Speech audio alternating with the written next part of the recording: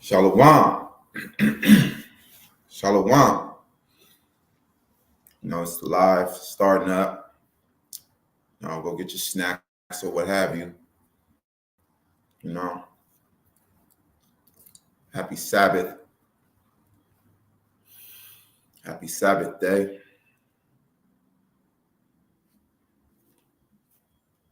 All praises to the Most High God, Yahweh.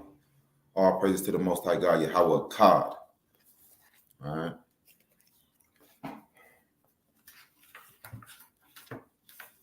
I hope everyone is enjoying their Sabbath day. Keep the Sabbath. The Sabbath is a sign between the Most High God and us. If you keep it, it's a sign that you are his people and he is your God. Keep the Sabbath. No work on the Sabbath. No buying or selling on the Sabbath. No cooking or cleaning on the Sabbath. No kindling a fire on the Sabbath. That's no smoking. If you smoke marijuana or anything like that, can't do it on the Sabbath. If you're struggling with tobacco, you can't smoke on the Sabbath. That's kindling a fire, with the flame match, and then you're keeping it lit when you're puffing it, right? So no smoking on the Sabbath. No work on the Sabbath, no buying or selling. Okay? No doing your own pleasures on the Sabbath. No sex on the Sabbath. No doing your own pleasures on the Sabbath. Right? This is a set apart day for Yahweh. We set it apart. We make this day holy. This is the Sabbath day. We make this day holy. We set it apart. We make it different from all the other days. So we don't buy, we don't sell. We really don't be going out of our house. Right? We really stay in our homes. We ain't cooking on the stove. Now, if you want to eat a snack or something, a sandwich, something that doesn't require heat, right? Something that doesn't require to be put on the stove or in the oven, like some cereal,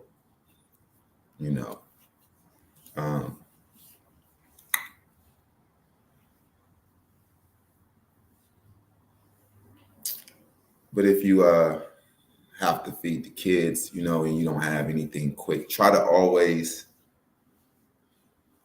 have something easy and just quick to eat for the kids. If you don't have anything easy and quick to eat for the kids on the Sabbath. You know that before the Sabbath comes.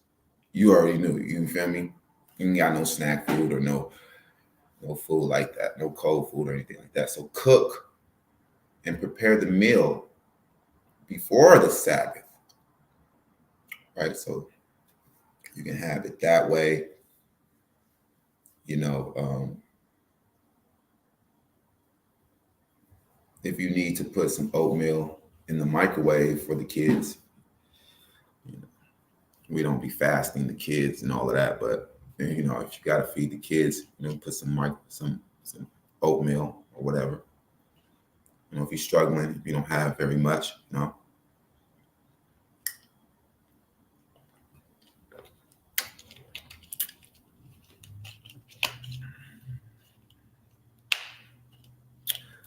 Yeah. Shalom. We got YOZ General Reggie. Shalom, brother. Salute. Lorenzo Smith. Peace and blessings, Brother Calvin. All praises to the Most High, Yahweh. Yeah, that's right. Peace and blessings to you too, brother. Brother Lorenzo. Peace and blessings to you, brother. All praises to the Most High, Yahweh, our God. Yes, that's right. Okay. Yeah. Now, I know a lot of us been seeing what Putin put out, right?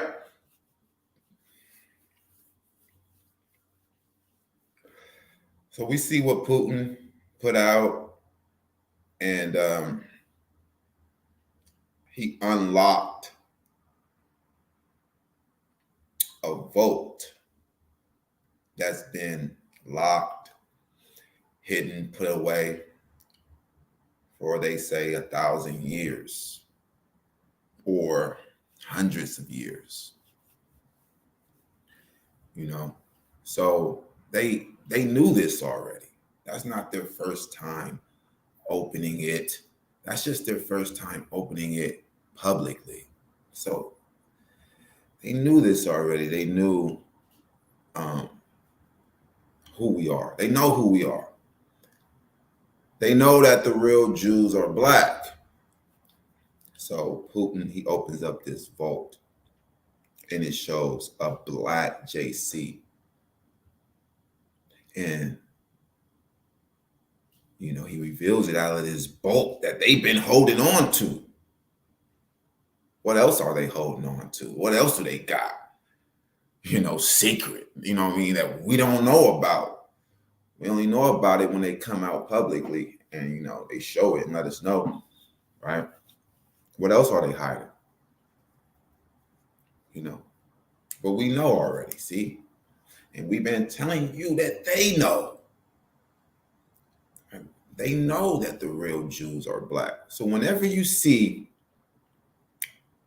something like that, like they're coming out showing you that JC is black, they're telling you that the real Jews are black. So that's what they're telling you.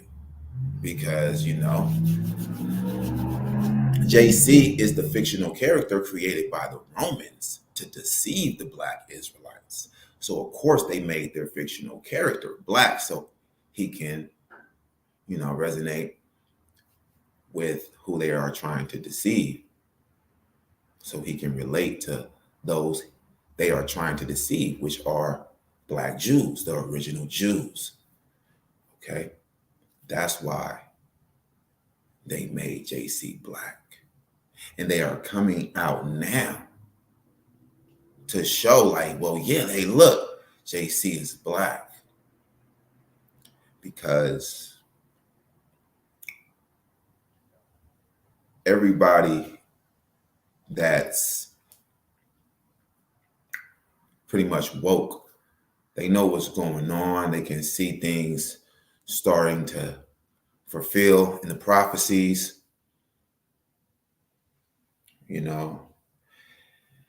And these elites, they're not dumb.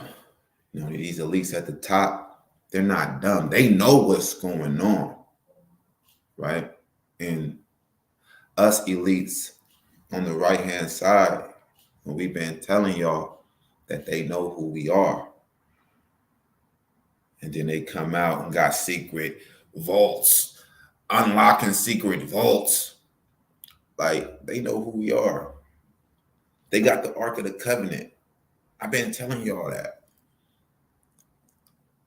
What else are they hiding? What else do they got that they're not letting us know? They got everything. They got the Ark of the Covenant.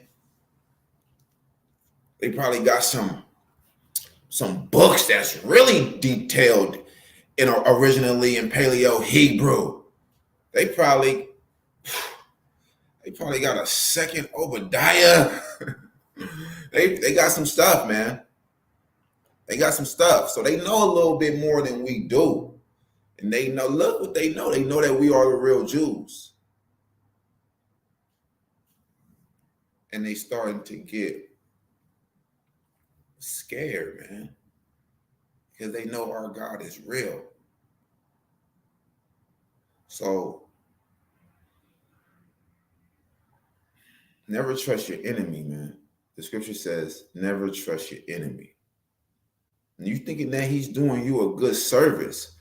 You know what I mean? No, he's trying to put you in idolatry again because they see, okay, the Israelites are waking up all over the world, especially in America. Okay, this is real. They still got letters handed down to them from their forefathers. Look, this is how you deal with the Negro. The Negro is the real Jew. You got to keep him in idolatry. You know, you use this black Christ. If you need to, bring this back out to put them back in idolatry. Whenever they start waking up, trying to seek their God and knowing who they are, you make sure you bring this back out like this is a big revelation so they can be drawn in again and be at awe that what the world knows to be the Son of God is actually black. So pull them back in. Pull them back into idolatry because the world knows who we are and the world knows how our God deals with us. Let's prove it. We're going to go to Judith in the Apocrypha. You know, they took this out the Apocrypha. They took this out the Salakia. They took this out the Tanakh. Right? Look. When you go to Judith 5,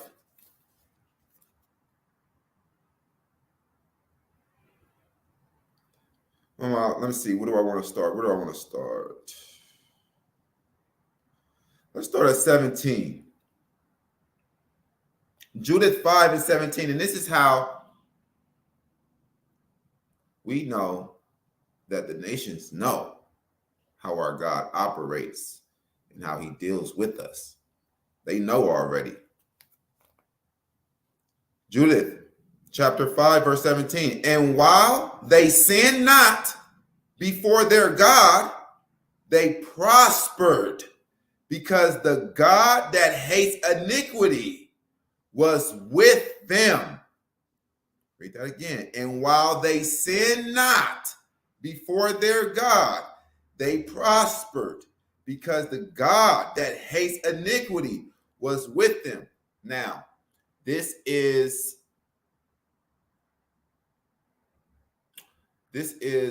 an African ruler inquiring about the Israelites to a Japanese ruler, right? And the Japanese ruler is telling them, he's telling this African ruler, like, look, hey, yo, this is how the God of Israel deals with his people.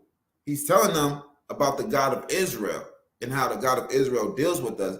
Like, before you attack these people, hold on, this is what you must know. Before you go to war with these people, this is what you must know about these people. So the Japanese is telling the Africans, look, before you go to war with these people and embarrass yourself, you got to know this about these people, right? While they sinned not before their God, they prospered, because the God that hates iniquity was with them. But when they departed from the way which he appointed them, they were destroyed in many battles, very sore, and were led captives into a land that was not theirs. And the temple of their God was cast to the ground, and their cities were taken by the enemies. Talking about the Babylonian captivity. But now are they returned to their God and are come up from the places where they were scattered, and have possessed Jerusalem, where their sanctuary is, and are seated in the hill country, for it was desolate. Now, therefore, my Lord and Governor, if there be any error in this people, and they sin against their God, let us consider that this shall be their ruin, and let us go up, and we shall overcome them. But if there be no iniquity in their nation, let my Lord now pass by, lest their Lord defend them and their God before them, and we become a reproach before all the world. All right? So, it's right here. It's letting everyone know how the Most High God deals with us. So this is what the nations know. So whenever they are trying to defeat us, or whenever they're trying to go to war against us, whenever they are trying to weaken us, what do they have to do first? They have to put us in sin. And when reading the Tanakh, it's very clear for anyone to see and understand what really irritates and makes the Most High God angry. What sin makes the Most High God angry the most? Idolatry. So that's why they are trying to put you in idolatry by showing you a black Christ, a black JC. Hey, hold on. They're not dumb. They're not blind. They see what's going on in the world. They can see the prophecies starting to pass. Hold on. We know what to do. Judith 5:17. We know what to do. We got to put them back into idolatry. We got to have them, believing back on this black Christ. Let's show them the black Christ. Let's show them that.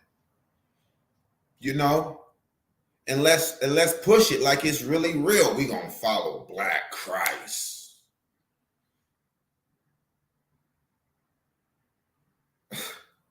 You know what I'm saying? You see? That really doesn't make any sense right there. We're going to follow black Christ. Whether he's white or black, you're following his words. You're following his words. So it's propaganda. We're going to follow black Christ. It's just trying to lure black people into believing in the New Testament and to believing in JC, to be at awe, because they know black people has been deprived of who we are, and we have been regarded as nothing, pretty much by all nations. So when you let the oppressed see that they are the image of God, in the image of God, and that the Son of God is black, you give these people that's been deprived of any type of glory, they've been robbed of all of their dignity, all of their self-worth and self-pride,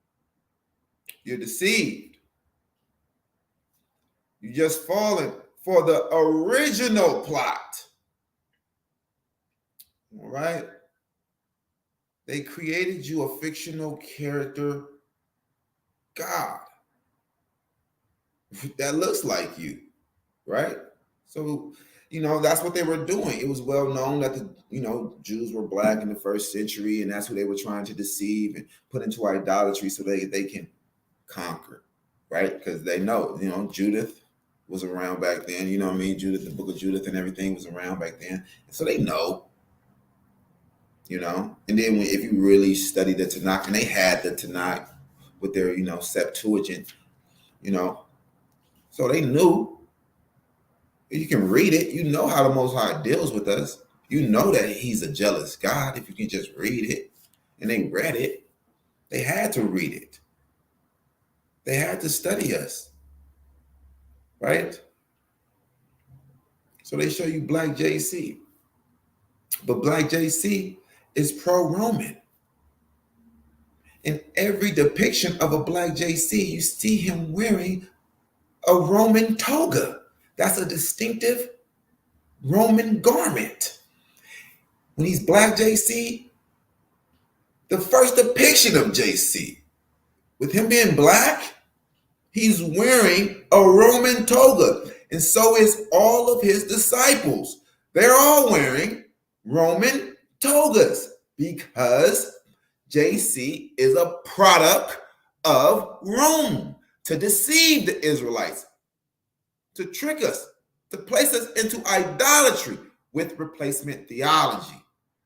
That's nothing. It don't mean nothing to them. Power means everything to them. You can go ahead and you can have the glory. And now the whole world knows you as being God's chosen people. The whole world sees JC as being black. So the Jews are black. So black people are God's chosen people. Okay. Well, what does that mean if God's chosen people are not in rulership? It don't mean nothing. You can have that. We'll take the rulership. Because as long as you're believing in a Black JC, you're in idolatry. Because regardless of black or white, the words don't change. His words in the New Testament don't change. And it's those words that place you into idolatry. Like Matthew 28:18. All power in heaven and in earth has been given to me. All power. If all power is given to you, all power means all power. All means all, right? So if someone gives you all power, that makes the other person powerless. You got all power, right? Now you're the God. Now you're the God in charge, right? And that's what the New Testament is, replacement theology. The words stay the same. So go ahead, let's let them believe JC is black, Let's paint JC black. Let's write him to be burnt like a crisp. And that's mockery, right? Whenever someone want to roast a dark-skinned person, they call him a burnt crisp. Look like you was burned in a furnace, right?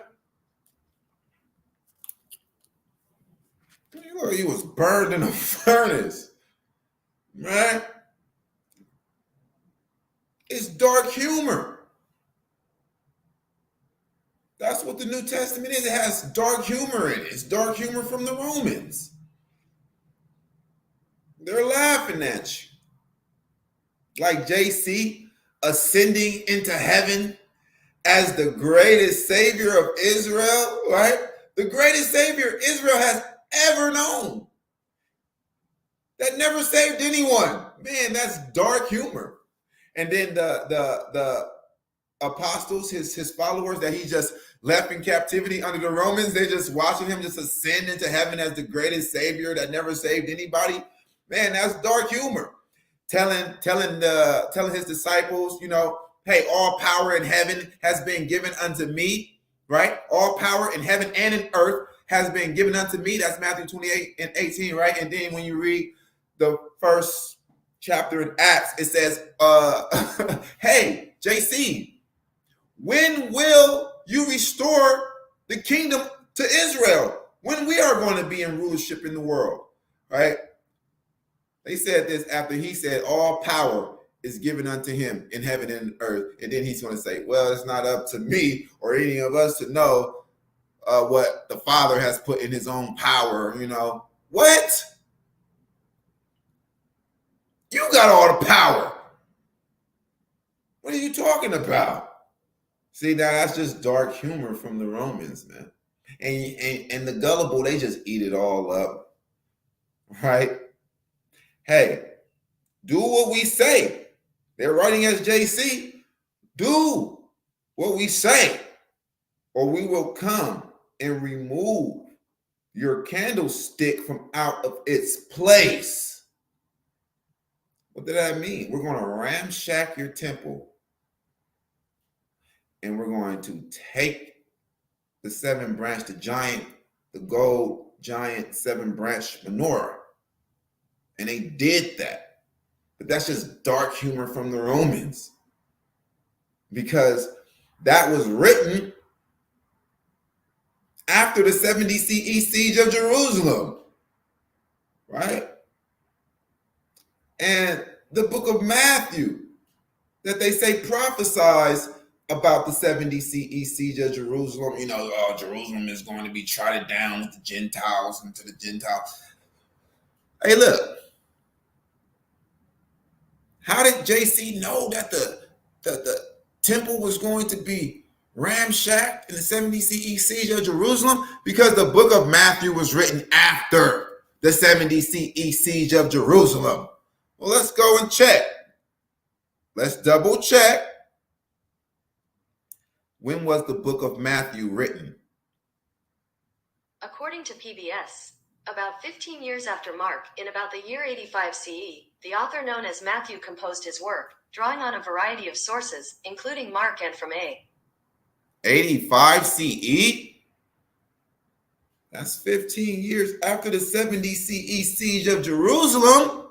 So how did he prophesy the 70 CE siege of Jerusalem when it was written after the 70 CE siege of Jerusalem? By anonymous writers, man, no one knows. The New Testament is written originally by the Romans to deceive. JC is a product of Rome. JC, the fictional character, Idle Shy, right? He's pro-Roman. He promotes the Roman way, rebellion against Torah and the Most High God. Now, some commandments they are okay with. Like do not murder, do not steal, right? But other commandments that they want to change, like they take the judgment from the adultery law, they change the dietary law, they change the eye for an eye law, self-defense law.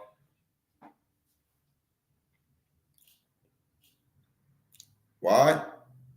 Because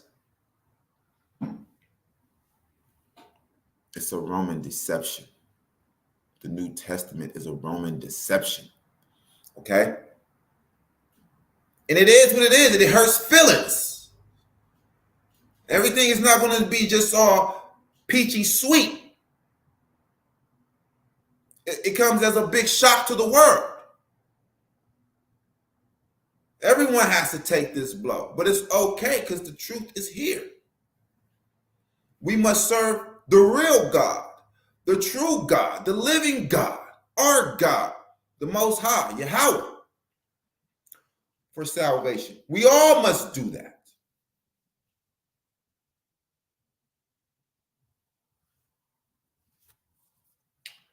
we're going to go to Isaiah 45 and 22. Isaiah 45 and 22.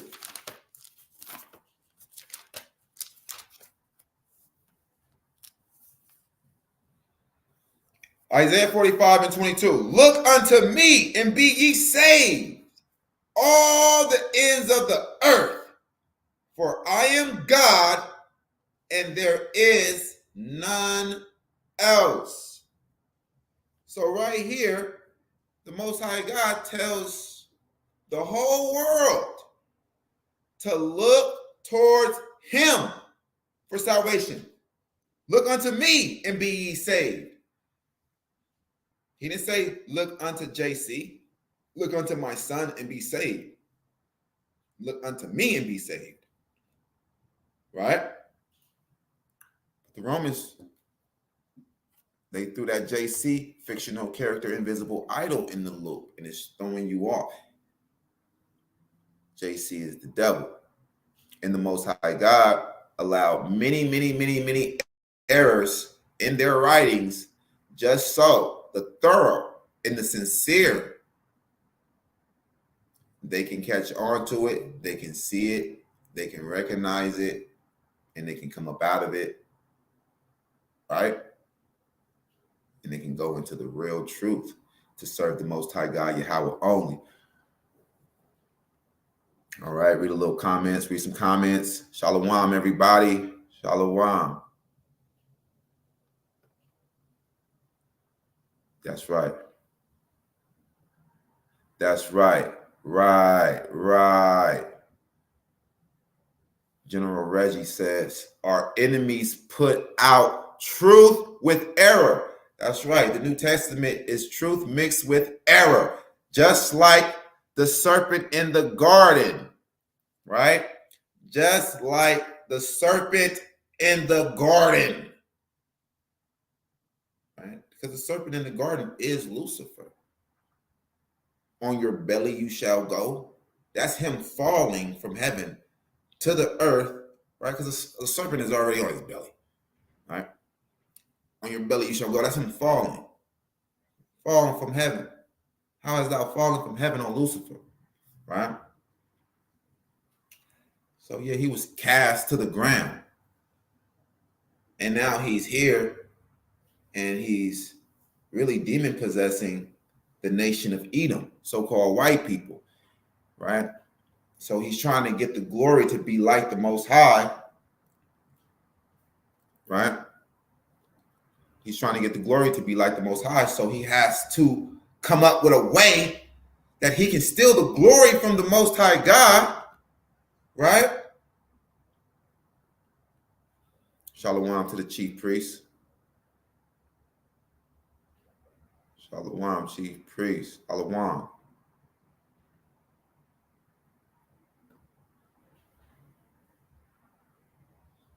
Yeah, hit the thumbs up button. Son of Yahweh. This message is not popular, right? It's the truth. And we bring it out scriptures to prove it, right? This message is not popular, man.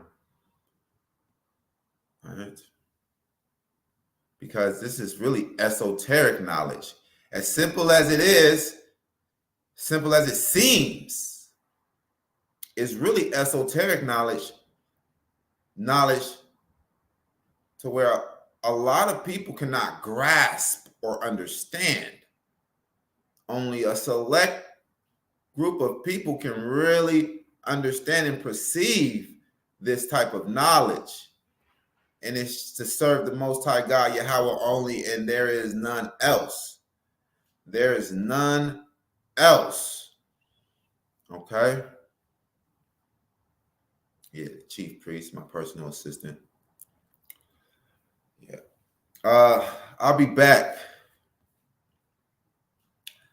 Short little intermission, little commercial break. I'll be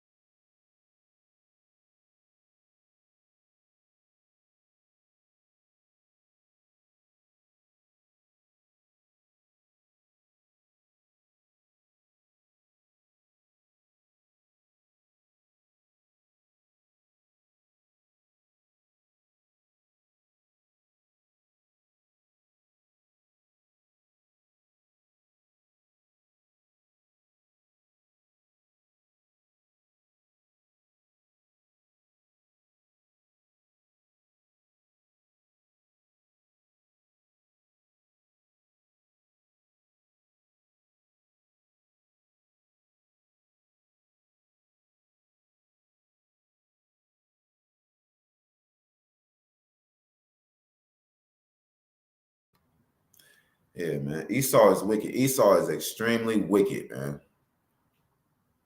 Okay. And very, very crafty. Okay. So back to Psalms 83, right? You got to understand, you got to always remember that they are crafty. Never trust your enemies, right?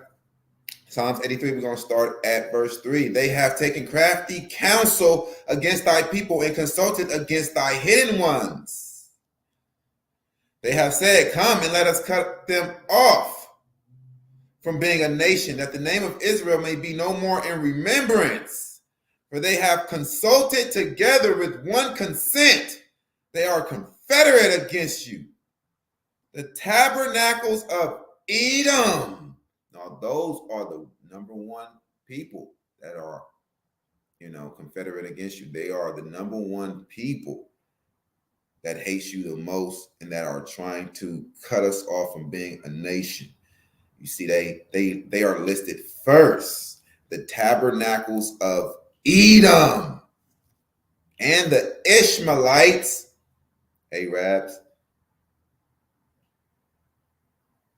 of Moab, right? The Chinese, and the Hagarenes, African tribe. So, man, you got to understand that these people are really in cahoots against us. And that's crafty counsel. Told y'all that the New Testament was crafty counsel. All right. Look, now they coming back out with the crafty counsel just to put us back into idolatry, showing us black JC. And it's working. It's so sad. Hey, they bringing it out. They bringing out their weapons. You think that that's no benefit to them? They just bring that out, and it's just all benefit to you, and there's just no benefit to them. They're bringing out their weapons. Yeah. Because they know it's a spiritual battle as well. Now,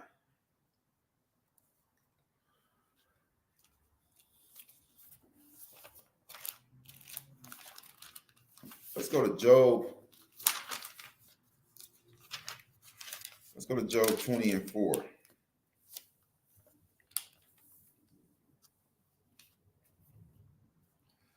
Knowest thou not this of old, since man was placed upon earth, that the triumphing of the wicked is short, and the joy of the hypocrite but for a moment. All right? So the white man is a hypocrite, man. The white man is the biggest hypocrite, man. Right? Say one thing and then do the other. Right? So you got to be aware of that, man. What are they going to do? You know, they did this, but it's a plot. It's a wicked, nefarious plot. Right? Thou, though his excellency mount up to the heavens, and his head reach unto the clouds, yet he shall perish forever, like his own dung. They which have seen him shall say, where is he? So these are their desperate attempts, like, right, in a deceitful way to get back into our good gracious, right? And a lot of people try to save these Edomites, man, right? Though his excellency mount up to the heavens, and his head reach unto the clouds, yet he shall perish forever, like his own dung. They which have seen him shall say, where is he? The Obadiah judgment. They're going to be exterminated, completely eradicated out of the earth. Yeah, white people are going to be completely exterminated, eradicated out of the earth. It's right here. So why even try to save them? They can't save themselves. Look what it says. Though you do a lot of good deeds and your excellency mount up to the heavens, and his head reach unto the clouds. Oh, what you do is over for you, boy. That judgment is coming. Yet he shall perish forever, like his own dung. They which have seen him shall say, where is he? Exactly. From precept.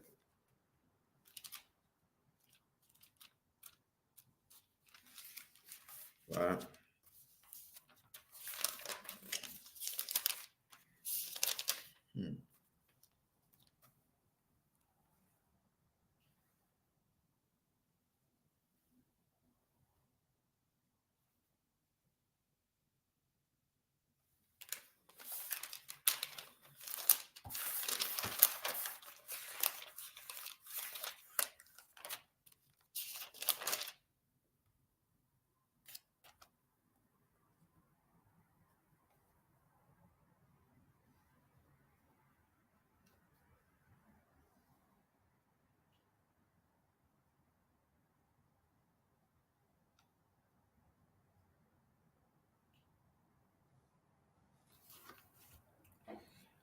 All right.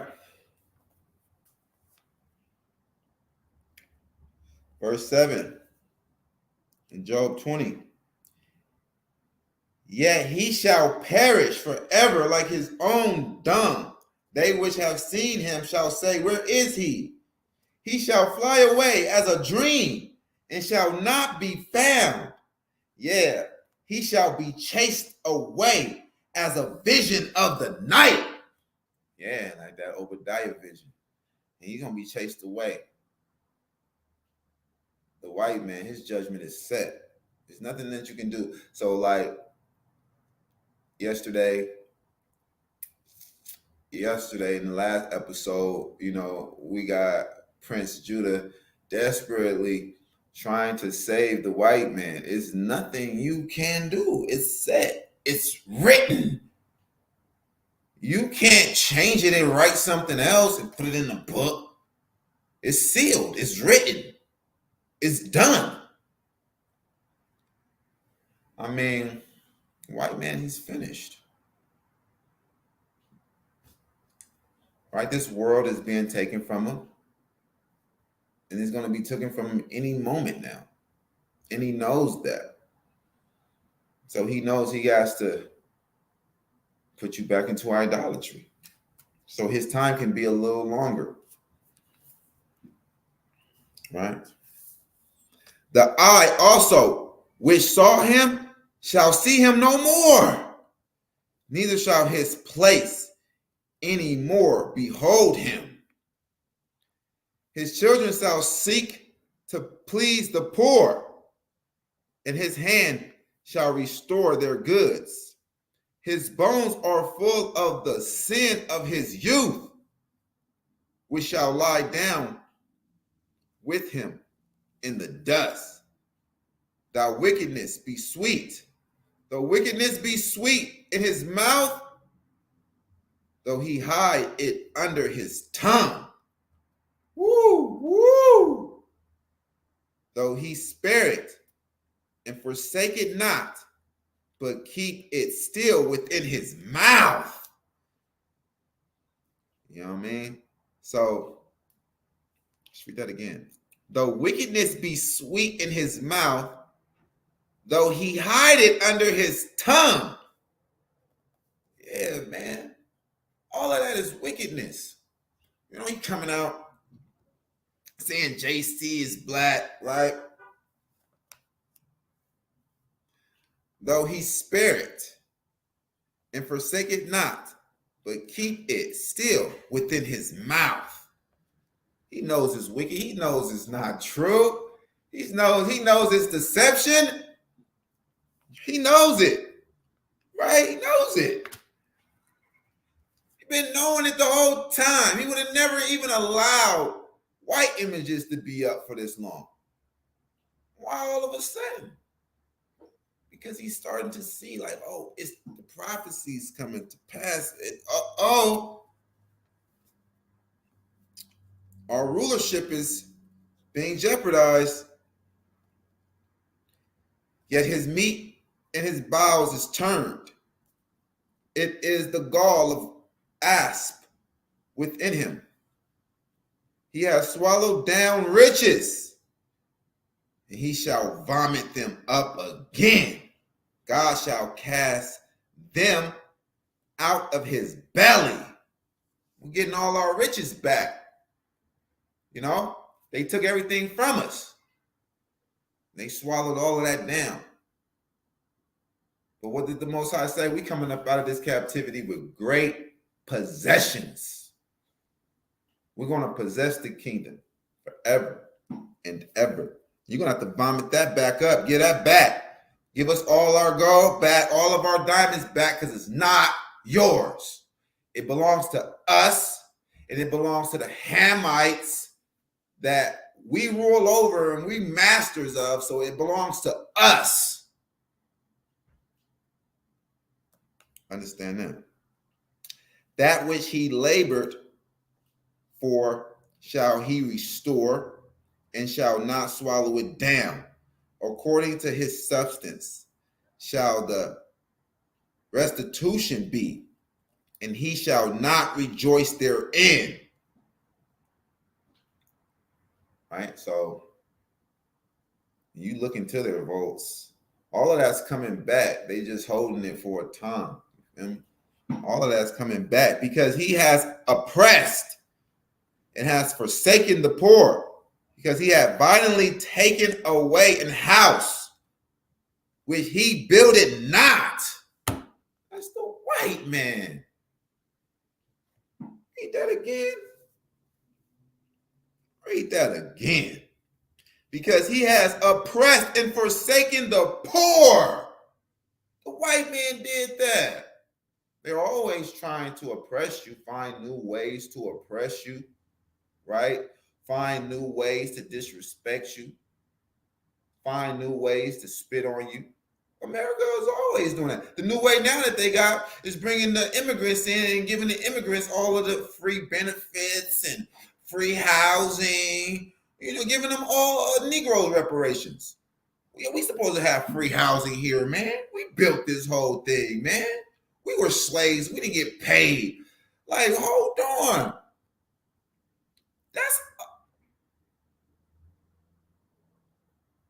Hey, yo. That's a lot of arrears building up right there, right? That's a lot of interest building up right there. Since slavery, you ain't paid us nothing? Bro, interest is building up. The Most High is coming. Yeah. Y'all playing. Yeah. Because he has oppressed and has forsaken the poor. Because he has violently taken away an house which he built is not.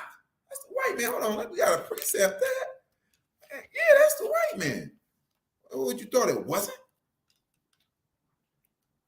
Huh?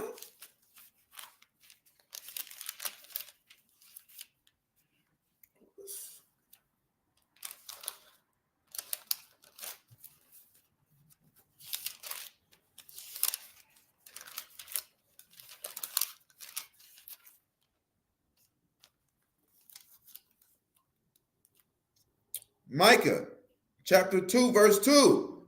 And they covet fields and take them by violence, and houses and take them away. So they oppress a man in his house, even a man in his heritage. Australia, our land of Israel, the Japhet, the Indian land, America. Hey, yo, man, the list just keeps going on and on. And they covet fields and take them by violence, Egypt, and houses, and take them away. So they oppress a man and his house, even a man and his heritage. Man, you want to even take our heritage from us, man. That's why they act like they Jewish, right? They act like they, like, even though we converted them, but then they act like they're not converts. They act like they the actual people, right? And then want to recognize not us as being the real Jews. You know, some of them recognize us as being the real Jews, but, you know, as their government, Netanyahu, he wants to recognize the damn Cushites, the ancient Babylonians, the Ethiopians as being the real Jews right along with them. You see how wicked that is? Because the ancient Babylonians are like one of our arch enemies as well, and they had done the same things to us. The ancient Babylonians, the Ethiopians, they destroyed the first temple. The daughter of Babylon, the daughter of the Babylonians, the daughter of the Chaldeans, Esau, Edom, the Edomites, so-called white people, they destroyed the second temple. You see what they got in common? And these are the same two people today claiming that they are the real Jews, the real Israelites, the same damn race and bloodlines that destroyed both temples. Blasphemy. Right? But this is what they do. And they covet fields and take them by violence. And we're here over here. And Job, what did it say? Because he has oppressed and forsaken the poor, because he has violently taken away an house which he buildeth not. Surely he shall not feel quietness in his belly. He shall not save of that which he desired. There shall none of his meat be left. Therefore shall no man look for his goods.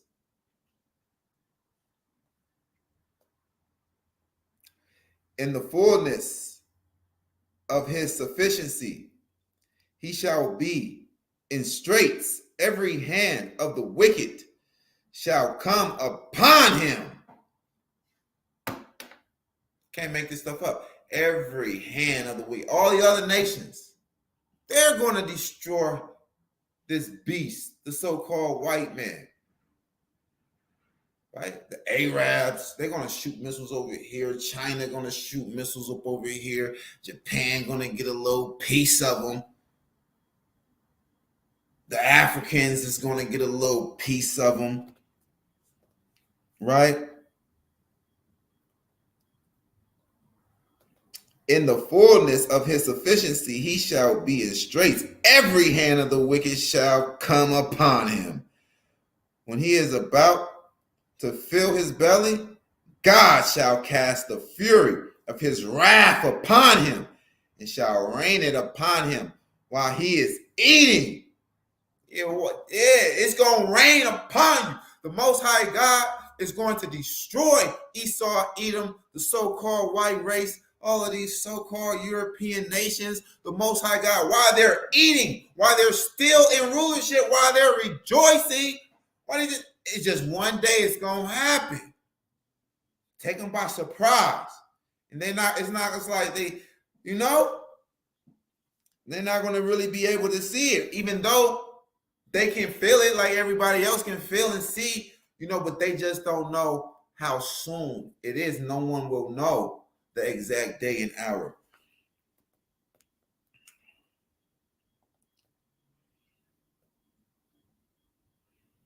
When he is about to fill his belly, God shall cast the fury of his wrath upon him and shall rain it upon him while he is eating. He shall flee from the iron weapon and the bow of steel that strike him through. It is drawn and cometh out of the body. Yeah, the glittering sword cometh out of his gall, terrors are upon him. Now that glittering sword, that's the sword of the Most High God, Yahweh, the destruction and the judgment of the Most High God, Yahweh. Terrors are upon him. All darkness shall be hid in his secret places. A fire not blown shall consume him. It shall go ill with him that is left in his tabernacle. The heaven shall reveal his iniquity, and the earth shall rise up against him.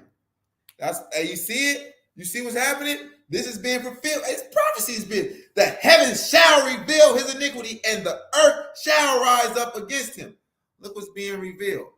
The wickedness of the so-called white man. Right? You're the wicked. You're the heathen. You're the savage.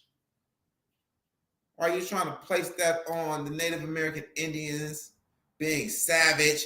Why are you trying to place being super predators on the real Jews, the so-called black people? You are the super predator. Cut it out. All of your lies are being exposed. The increase of his house shall depart, and his goods shall flow away in the day of his wrath. This is the portion of a wicked man from God, and the heritage appointed unto him by God. The wicked man. Who is the border of wickedness? Let's go and find that. Who's the border of wickedness? Who is this talking about? The wicked. Who is the wicked? The border of wicked, the so-called white man. And we don't have no remorse or no sympathy on the so-called white man. He's going to get what he deserves, and that's destruction. And fire burn his flesh until he's nothing but ash. That's what he deserved. And his women, a sex slave. Perpetually, forever.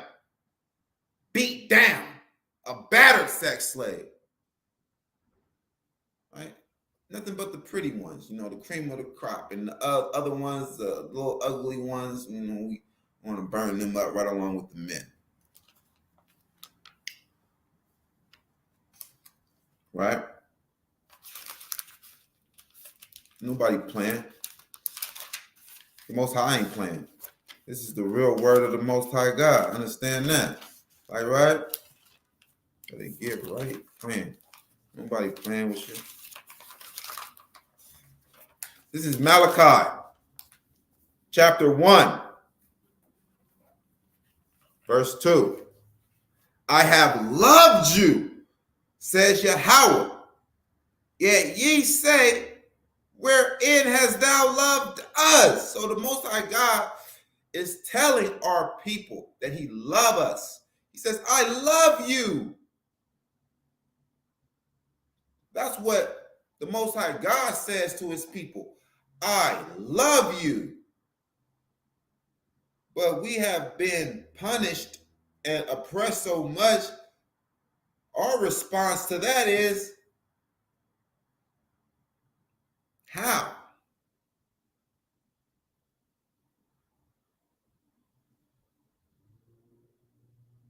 How hast thou loved us? Right? So the Most High is saying, what you mean, how have I loved you? I chose you, right? And so-called black person can really honestly feel like that. Like he's not loved by God. He's like, that's how much like these curses be kicking our ass. And like, that's how much turmoil we really be going through, man. This is how much stress and oppression we really be going through. Before I knew the truth, I felt the same way. I felt like God hated me. I made a song about it.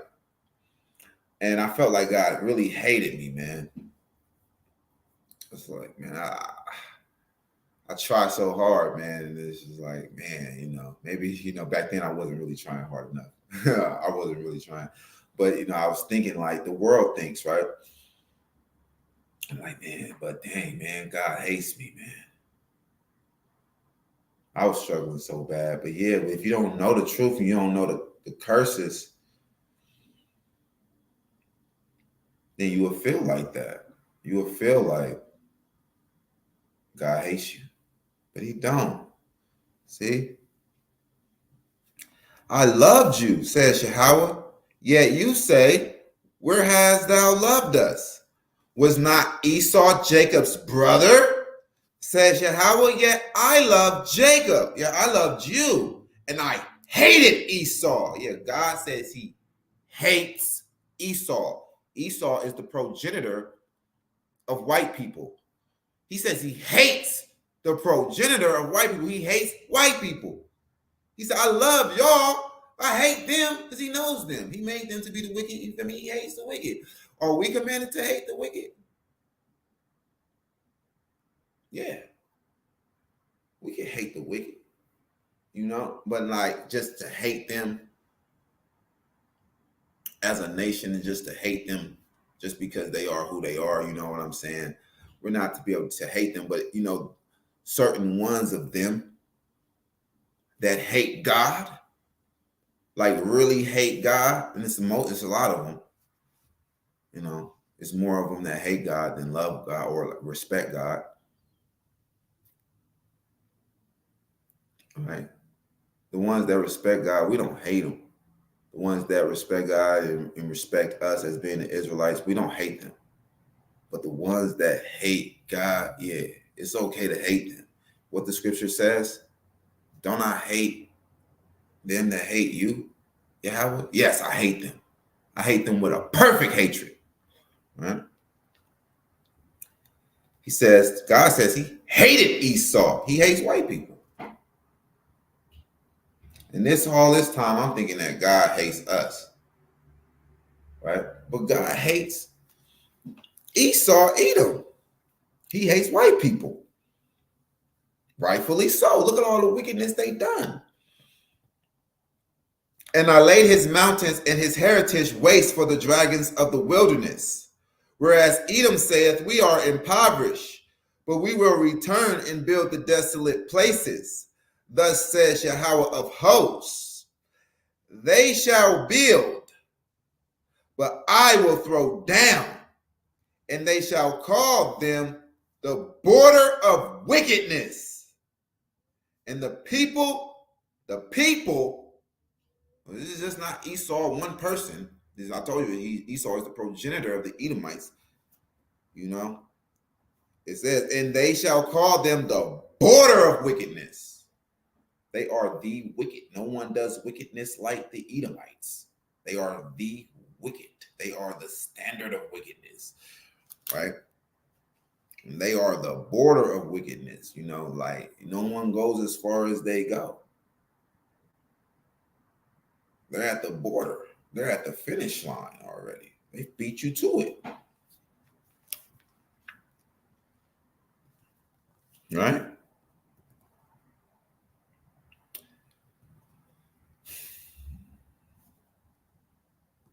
They shall build, but I will throw down, and they shall call them the border of wickedness and the people against whom Yahweh has indignation forever.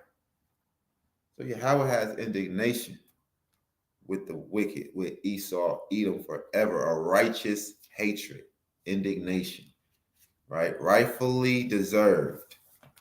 So you are hated by God, so-called white people, because you deserve to be hated by God. You earned it. You earned it. Yeah, stop trying to sweep your sins under the rug and know that you earned it. Stop trying to forget everything. Stop trying to forget history and know your history so you can know you earned it. You earned it and you deserve it. Deserve to be hated by God. And he hates you. And he's going to show his hate for you. Oh, whoa. Look what he did to those he loved. Us, Jacob. Cursed us. Allowed you sick Edomites to rule over us. Damn. So just imagine what he's going to do and how he's going to punish those he hate. Whoa! If he did a number on us, and y'all know what y'all did to us, if he allowed it to happen, wow, just imagine what y'all gonna be going through when it's our turn in the kingdom. You think we're gonna be light? Oh, let's hope the Israelites, they are some good people. They are forgiving people. They are docile people.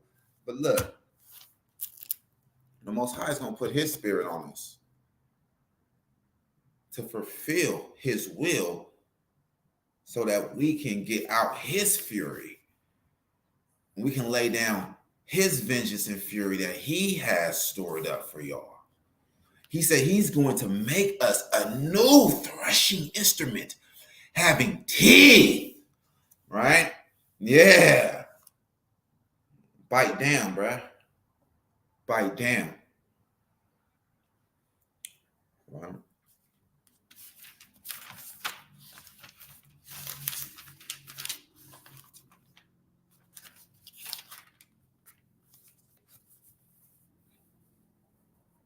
Psalm 73 and 12. I will meditate also of all your work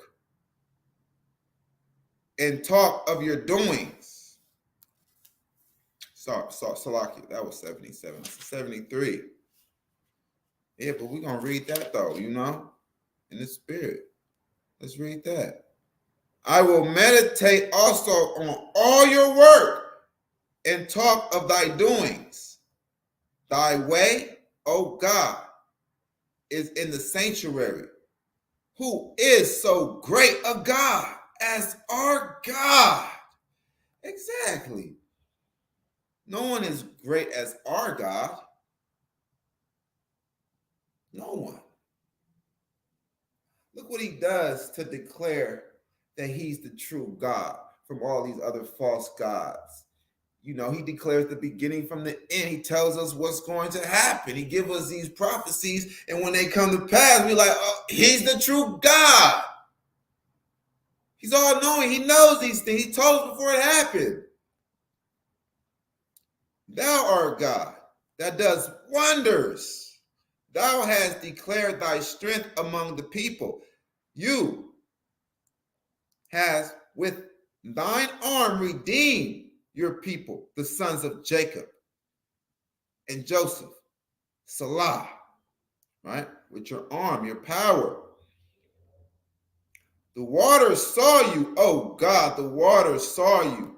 They were afraid. The depths also were troubled. The clouds poured out water. The skies sent out a sound. Thine arrows also went abroad. The voice of your thunder was in the heaven. The lightning lightened the world. The earth trembled and shook. Your way is in the sea, and thy path in the great waters, and thy footsteps are not known. Thou leadest thy people like a flock by the hand of Moses and Aaron. The Most High God leaded us, right? His footsteps is not known. You have not known him. What does that say? Isaiah 45 and 5. I girded you, but you have not known me, right?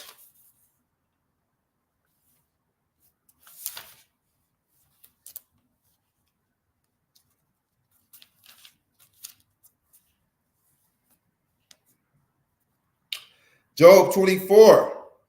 I'm going to start at verse 8.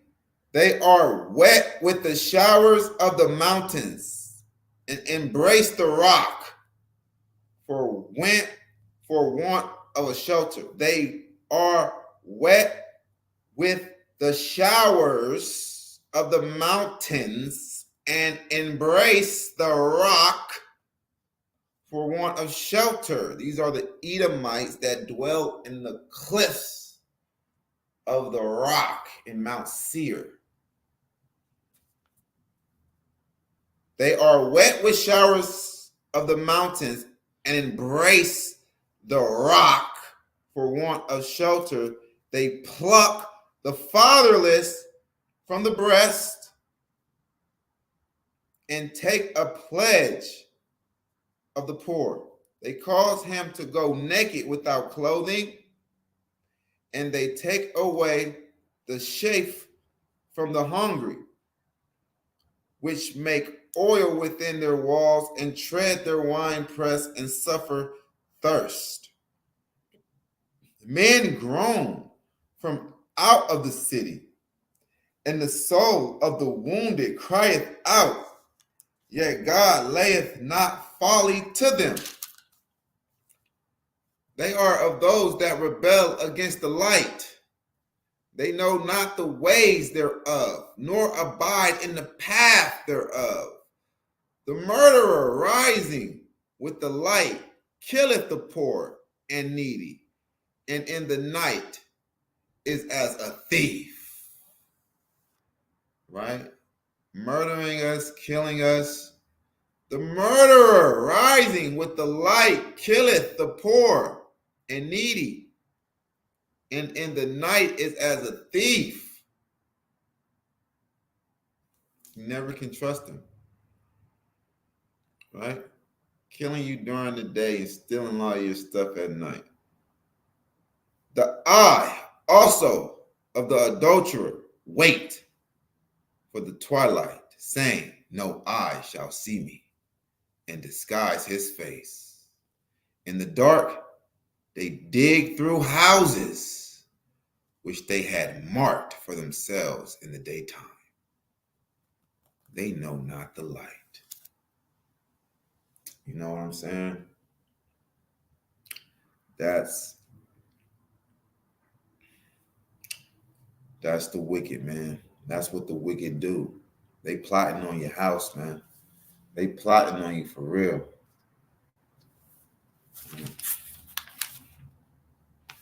Let's go to Psalms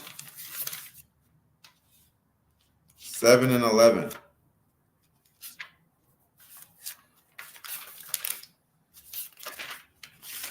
Psalm 7 and 11. God judged the righteous, and God is angry with the wicked every day. Yeah, God is angry with the wicked every day. The Most High is angry with these white people, man. Every day he has not forget. Remember, oh Yahweh,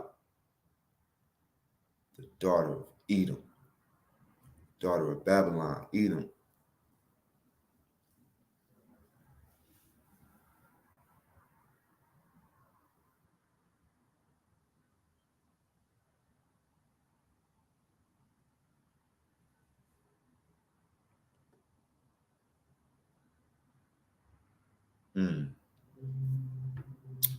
Kelvin Israel, what are your thoughts about the eclipse on April 8th?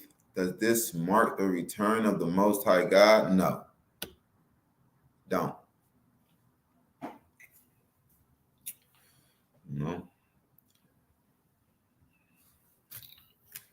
Nobody gonna know when the Most High God returns. Right? You're not gonna know. You're not gonna know. But definitely a sign to get ready. Definitely a sign to get ready. And it's been a bunch of signs for y'all to get ready. You know? A bunch of signs. Israelites waking up. Wars in the Middle East. Right? The heathens waking up. Also letting us know and letting others know who we are. Hey, man. A lot of signs that are coming. Right? But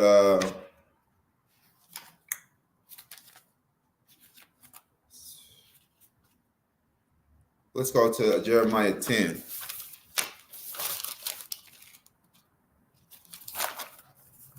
I'm not a stargazer, man. I don't be getting off into that stuff too much.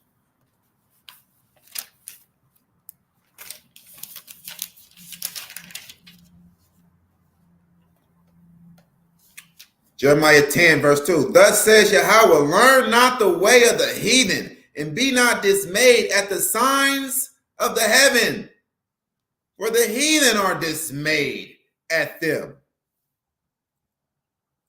read that again. Jeremiah 10, verse 2. Thus says Yahweh, learn not the way of the heathen, and be not dismayed at the signs of heaven, for the heathen are dismayed at them. So that's what the heathen do. They all excited about the eclipse and all of that. You know what I'm saying? The signs of the heavens. You know what I mean? That's what they do. That's their thing. That's what the Most High God told you. Well, we don't do that. You know what I'm saying?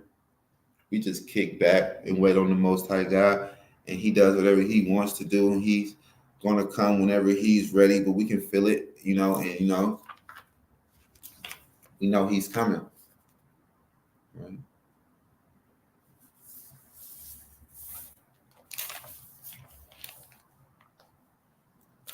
Now,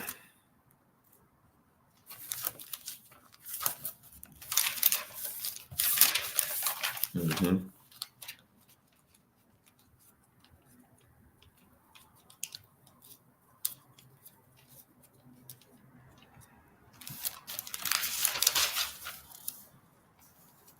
we're going to go to Habakkuk chapter 2.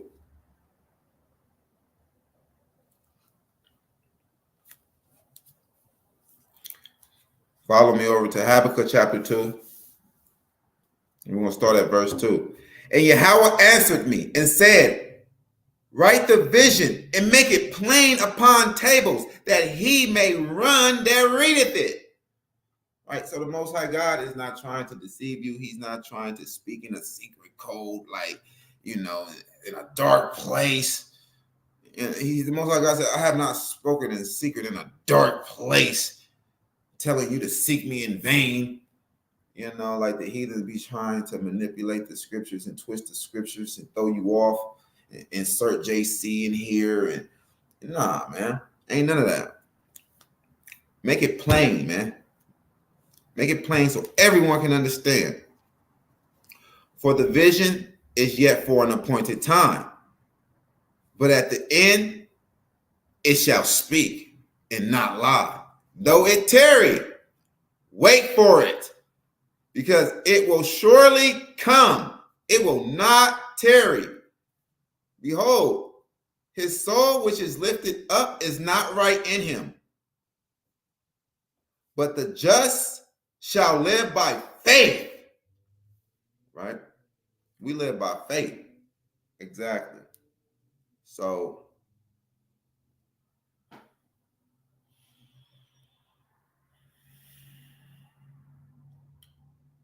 we live by faith. We have great faith in this doctrine. We have great faith in this truth. We have great faith in the knowledge that we have, the knowledge of self, of who we are, the knowledge of our God. We have faith and we walk in that faith. We walk in that faith. We walk in that faith. We have great faith that we are the remnant, the 1/3, because we serve the Most High God, Yahweh only. We have great faith in that. We walk by that faith. We have great faith that we understand the commandments.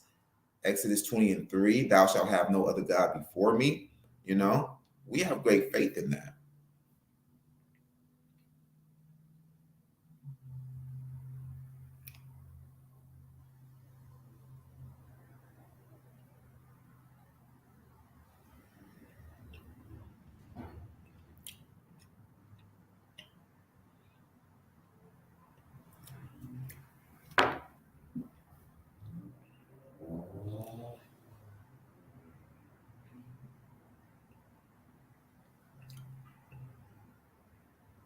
The just shall walk by faith. Yeah, also because he transgressed by wine. He is a proud man. Neither keepeth at home. The white man don't keep in his own land. He don't stay in his own land, right? He got, Navy bases on like all land, all territories. He don't stay at home. He's not a keeper of. He also, because he transgresses by wine, he transgressed by wine. The white man loves wine. He loves wine. For so long, he hated marijuana, right? He demonized that. He locked up so many Jakes. He locked up so many Israelites for smoking a herb, for being in possession of a herb. Then he turns around and legalizes it. Now, is he going to recompensate? Right? Is he going to reimburse those that he locked away and they spent so many months or so many years in prison for a damn herb that he later made legal and now he's reaping tax money off of? He just, he gets into the lab. Now he's destroying all of the weed. He's like, oh, well, we can destroy them with this if we make it legal. What we will do is we will just flood the market with all of this fake weed, all of this sprayed weed, and all of this THC extracted. They take all the THC out. And they take some, and they add some more stuff to hide or tone down the smell of the marijuana. Marijuana don't smell no more. Most marijuana, when you smoking it, it don't stink because the white man don't like the smell. He wants to be able to just smoke it and be out, being discreet, and like it's a cigarette. He don't want to get it too high because he can't handle the high of it, so he toned that down. Man, weed ain't like the same no more, man. He destroyed it because he's trying to tax it and make it more suitable for him. But he likes alcohol. He likes wine. You see the slave movies, it's always the drunk slave master going off, doing some raping, murdering. He got liquor stores everywhere, all over the place, right? Now, if you smoke a joint of some weed and you go and drink some alcohol and get drunk, chances are when you're drinking this alcohol and you're drunk, you're going to black out and do some things that you normally wouldn't do. It's going to make you careless. It's going to make you go off and do some crazy stuff. You might wake up in jail and not even know how you got there. That's what he likes, though. He okay with you indulging into that. You smoke some weed, you probably gonna get high, get the munchies, get stuck, get paranoid, lock yourself in a room from everybody. I don't know, right? But right? We all know it's been people that died from alcohol poisoning and alcohol abuse. No one dies from marijuana. You probably die from some marijuana that they got out now, all the little chemicals that they're putting in it. You probably smoke some weed now and die. For real. Right? He transgressed by wine. Wine have you having an outer body experience and all of that.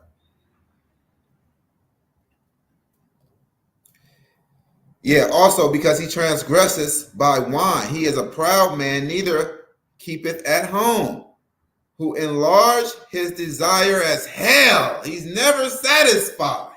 Who enlarges his desire as hell. Right? He want to be the Egyptians. He want to be the Israelites. He want to be Native American Indians. Right? He want to be Australians. Right?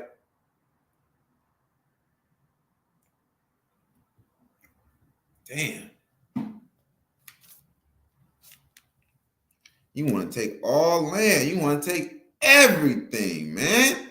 He enlarged his desire as hell.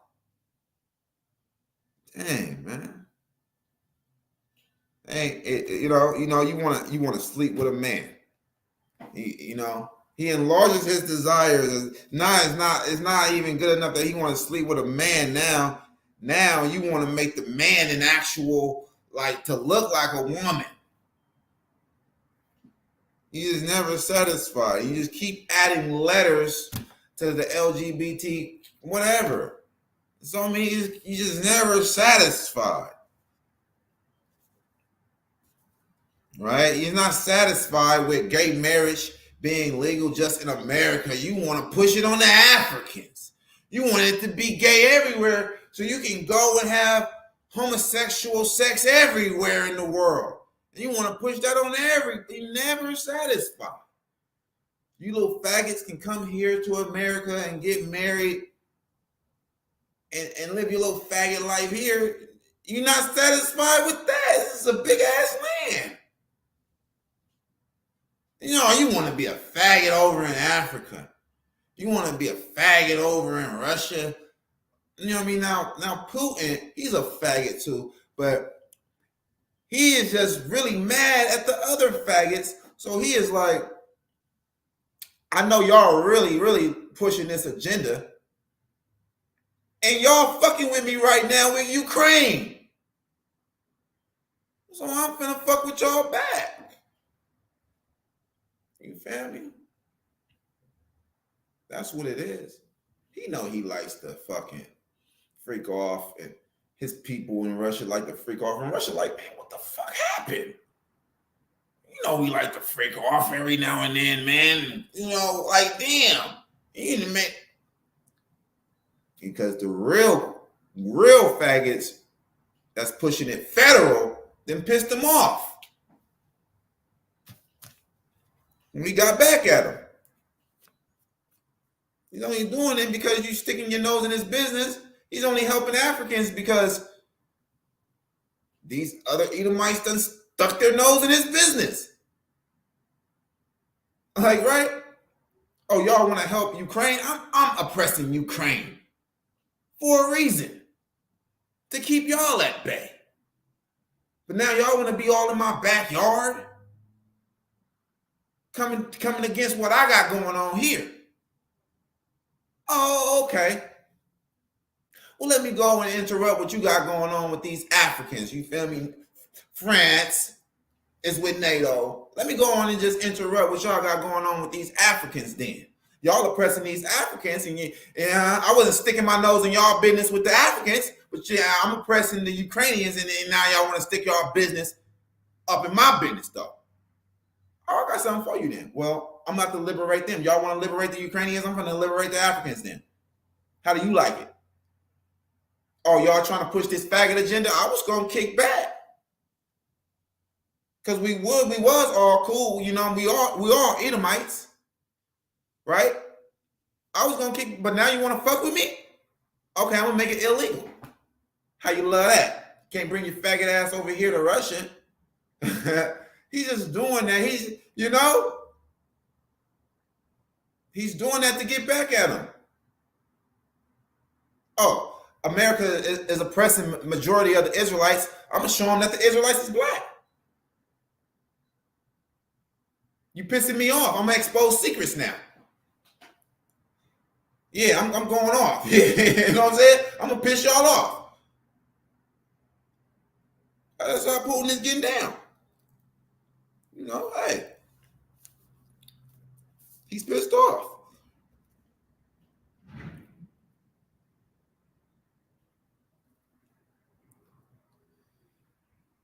Yeah, because he transgresses by wine, he is a proud man, neither keepeth at home, who enlarges his desire as hell, is as death, and cannot be satisfied, but gathereth unto him all nations, and heapeth unto him all people. That's the Edomites. That's the Americans. The American Edomites, right? Gather unto him all nations, and heapeth unto him all people. Yeah. Joe Biden just came out and said that they pride themselves on America being the biggest diverse nation in the world. What it says right here, right? He cannot be satisfied, but gathereth unto him all nations, and heapeth unto him all people. Shall not All these take up a parable against him and a taunting proverb against him and say, woe to him that increases that which is not his. How long? And to him that laid himself with thick clay. How long? How long? How long can you keep it going? How long can you keep stealing? How long can you escape judgment? How long? Not for very long. Not for much longer. Nah. Yahweh's coming. He's coming with judgment. Oh, yeah, he is. Oh, yeah. Yeah, he is. He's coming. He's coming with judgment.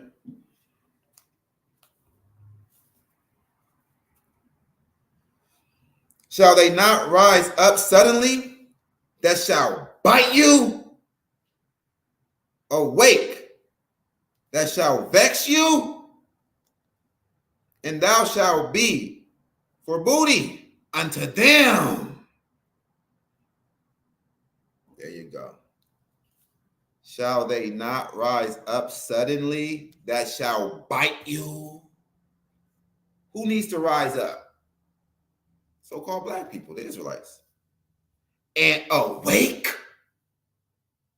Who's awakening?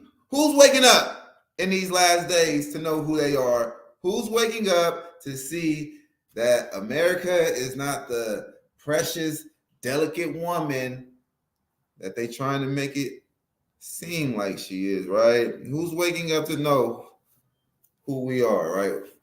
We are waking up, right? Shall they not rise up suddenly that shall bite you? And awake that shall vex you, and thou shalt be for booty unto them? Yeah, let's go and precept that.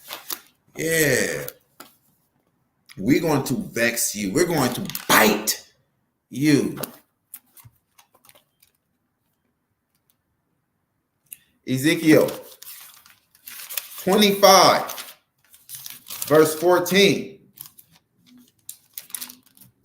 And I will lay my vengeance upon Edom by the hand of my people Israel. And they shall do in Edom according to my anger and according to my fury. And they shall know my vengeance, says Yahweh. Shall they not rise up suddenly that shall bite you, and awake that shall vex you? And you shall be for booty unto them? A spoil, yeah, booty, like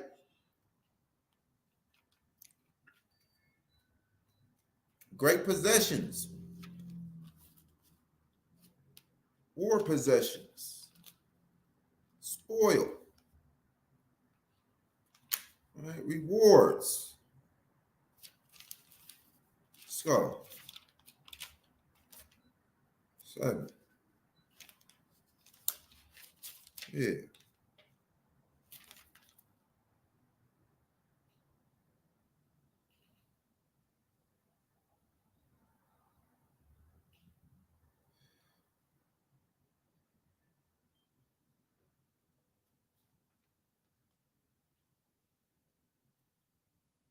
Right. So we're going to hear Daniel 7, and we're going to start at verse 21. It says,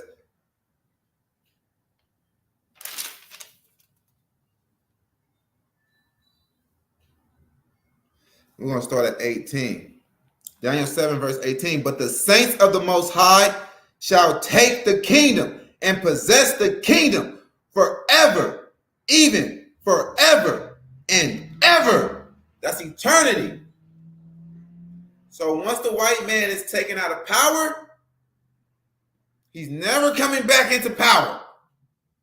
Once we move into power, we're never coming out of power. Forever and ever. Now, we already had a lesson on when the scripture says forever. Now, that just means a really long time. But when the scripture says forever and ever, now that's eternity. Okay? All praises be to the Most High God, Yahweh. Got to give praises and glory to our God, right? Because this world is coming back to us, and we're going to possess this world forever. And also, paradise belongs to us, and we possess paradise forever and ever.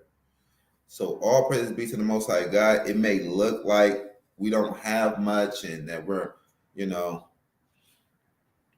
unfortunate and all of that, and we're cursed and all of that, and we are, but we're coming up out of that. We're coming up out of that, and we got a great inheritance, a royal inheritance, great riches, and much power, control, and rulership in the earth is coming to us, right? Kings and priests. We're going to shine once again. Okay? So that's why this says right here, shall they not arise suddenly that shall bite thee, and awake that shall vex thee, and thou shalt be for booty unto them. Right? Exactly. And we're going to have our way with them. And this is Habakkuk chapter 2, verse 8. Because thou hast spoiled many nations, all the remnant of the people shall spoil you, because men's blood, and for the violence of the land of the city, and of all that dwell therein, because thou hast spoiled many nations. Who is that? The white man, so-called white race. All the remnant. This is the joy that the remnant gets. The 1/3 of Israel that serves the Most High God, Yahweh. Yeah, that's our reward. That's what we got coming. Us, we are going to be used by the Most High God. We are going to be increased in power and in strength to beat down and rule over and to enslave white people. Exactly. It says it right here, the remnant, not the Christian lights, not none of those that believe in Black JC, Idol Shy. They're not the remnant. You want to know who the remnant is? Let's go and get it once again so you can see who the remnant is. Everyone can see. It ain't no confusion. It's very plain. You go to Isaiah 10 and 21, and he'll tell you, true prophet, the remnant shall return, even the remnant of Jacob, unto the mighty God. So everyone that's returning to the mighty God, the Almighty, that's the remnant. It don't say who's returning to the mighty God through his son. If you stand in rebellion, you just want to be a party animal in the daughter of Babylon, America, you are not the remnant. If you steady seeing all of these cuts that we putting on the New Testament and you still want to believe it because JC is black, you are not the remnant. Period. Period. Dot. Understand that? All right?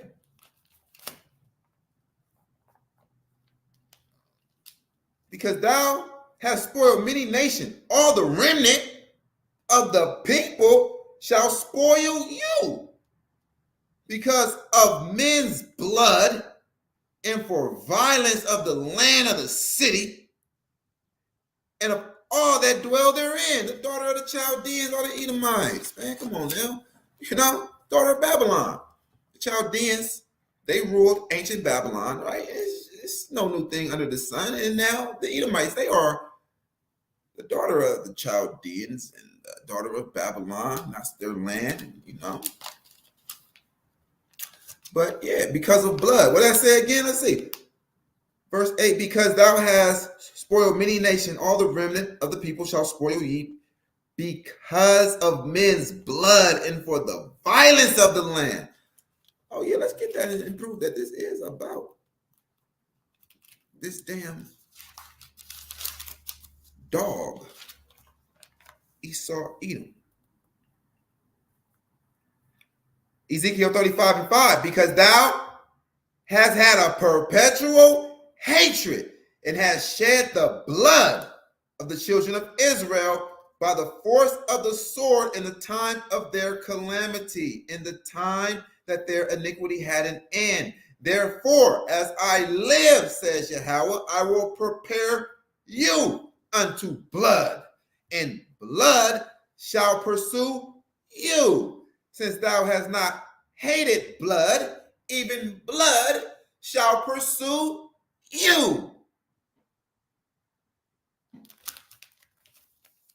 Back here in Habakkuk 2 verse 8, because thou hast spoiled many nations, all the remnant of the people shall spoil you because of men's blood and for violence of the land of the city and of all that dwell therein. Woe to him that covet an evil covetousness, to his house that he may set his nest on high, that he may be delivered from the power of evil. That's what the white man do. What it say? Woe to him that covereth. Woe to him that covet an evil covetousness. Right? You want envy and evil desire. To his house, that he may set his nest on high, that he may set his nest on high, that he may be delivered from the power of evil. Right? Right, what that saying, Obadiah, ain't that what he do?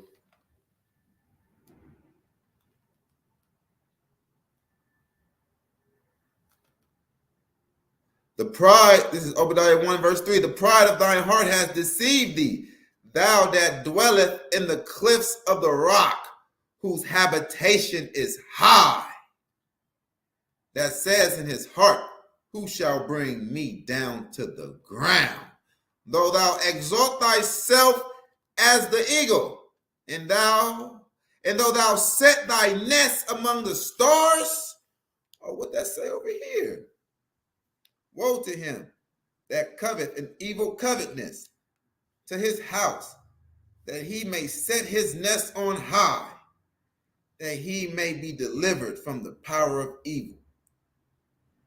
Thou hast consulted shame to your house by cutting off many people, and hast sinned against your soul. For the stone shall cry out of the wall, and the beam out of the timber shall answer it. Woe to him that buildeth a town with blood, and establish a city by iniquity. That's the white man. The white man did that. Woe to him that build a town with blood. America was built on blood, the blood of the Native American Indians and the blood of the Israelites. Woe to him that buildeth a town with blood and establish a city by iniquity. You established a city by iniquity in your constitution and in your crooked law system. It's all iniquity and geared against us, writing in your constitution. Yeah, listen up. The white man wrote in his constitution that the so-called black man is 3/5 of a human being. He's not fully human. But then now science comes out, and science is proving that the Edomites are not fully human and the Moabites are not fully human because they have a percentage of Neanderthal. Neanderthal DNA in their system. So like, right, but they want to say that we 3/5 of a human being. But then again, when you study our DNA, you don't find Neanderthal in it whatsoever. Right? So, the sci-fi Israelites, they all want to say, well, see, they're not human. Like, man, they're perverted. Just because they sleep with animals, do that make them an animal? No, that makes them into bestiality. You sleeping with Neanderthals. You know what I mean? You sleeping with monkeys. See? And they are the ones that do all of that. All right?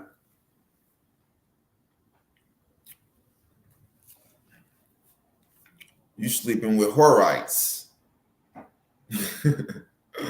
The Neanderthals, the Horites. All right? Damn.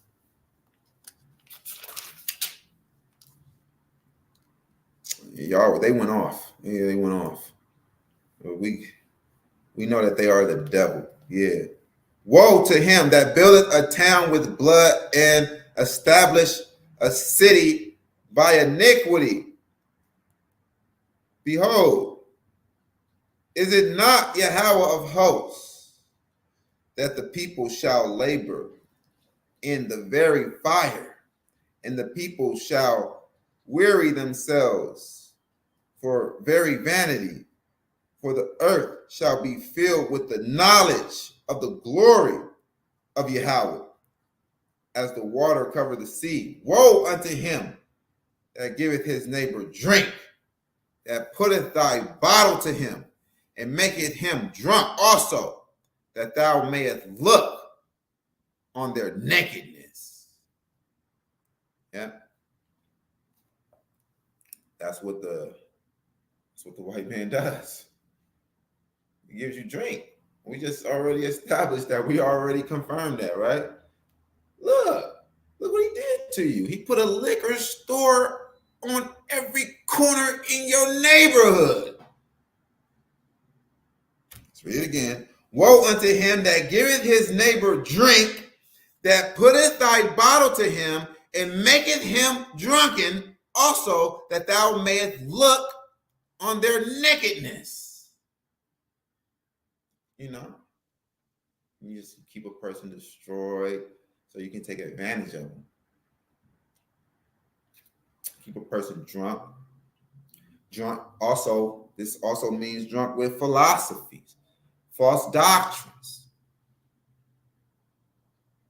They promote that. They push that. They don't mind. IUIC, they let IUIC get through. You feel me? All of these other Christian camps, right? Because they understand, like, okay, so what if they know that they're Israelites? We don't want them to know that they're Israelites. Some of them are going to get filtered through and find the real truth, the full truth. But man, we can't stop it. And we might as well push the Christian Israelites that believe that their Lord and Savior is still JC. You know what I'm saying? So Christian lights, they get pushed a little bit more than we do. They don't want this getting out. This has the power. This message, this has the power to really change things. Yeah, the paradigm get the shifting.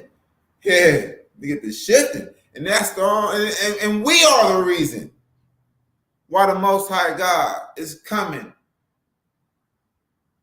faster. Because of us. Keep praying, yeah. Keep sending those prayers up, saints and zealots. Keep sending those prayers up to the Most High God, Yahweh, only that he comes quick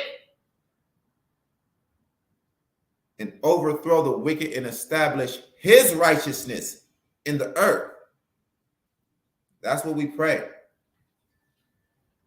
For the wicked that's in rulership, the wicked white man, the wicked Arab man, and the wicked Chinese and Japanese man, that they be overthrown and taken out of power, and that the Most High establish his righteousness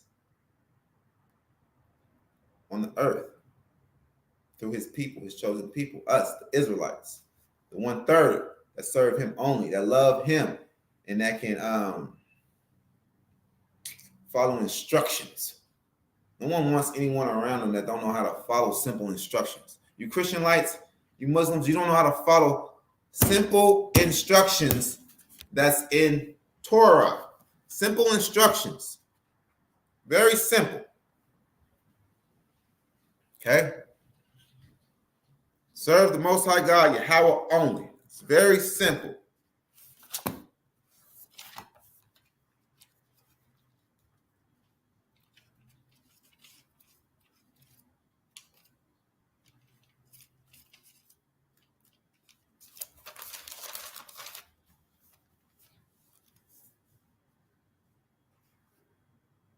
Thou art filled with shame for glory.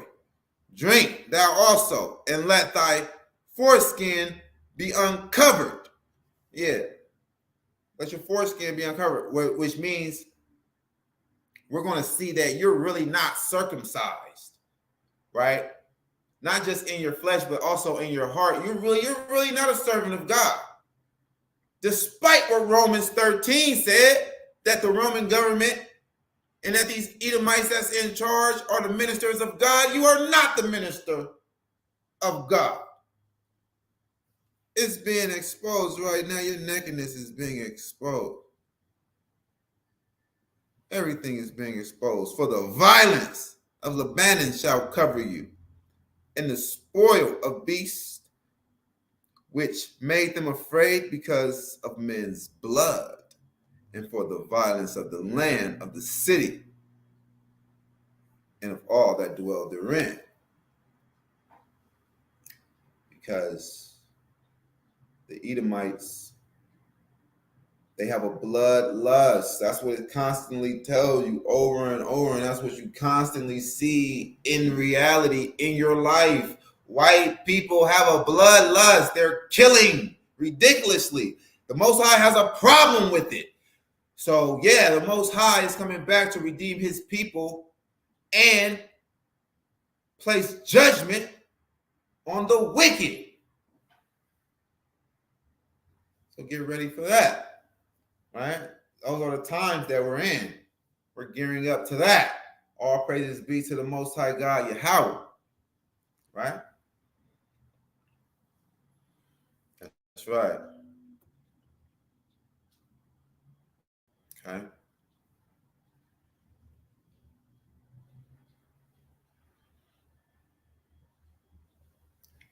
Miss Robin.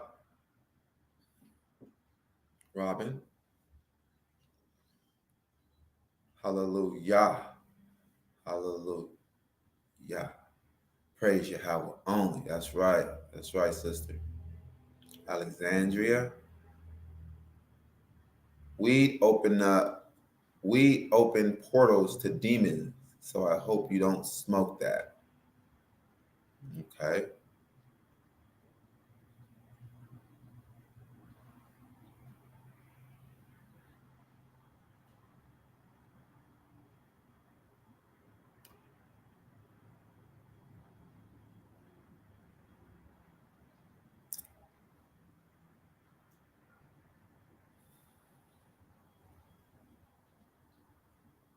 Okay. Son of Yahweh. The Old Testament is so easy to understand. The New Testament sounds like a William Shakespeare's novel. Exactly. Right? So,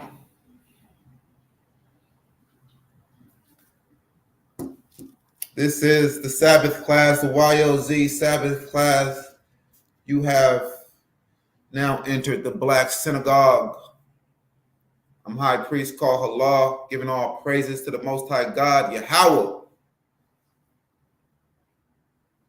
Okay?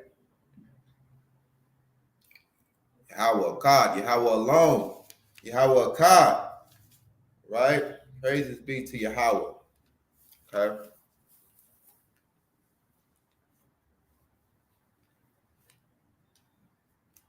Okay.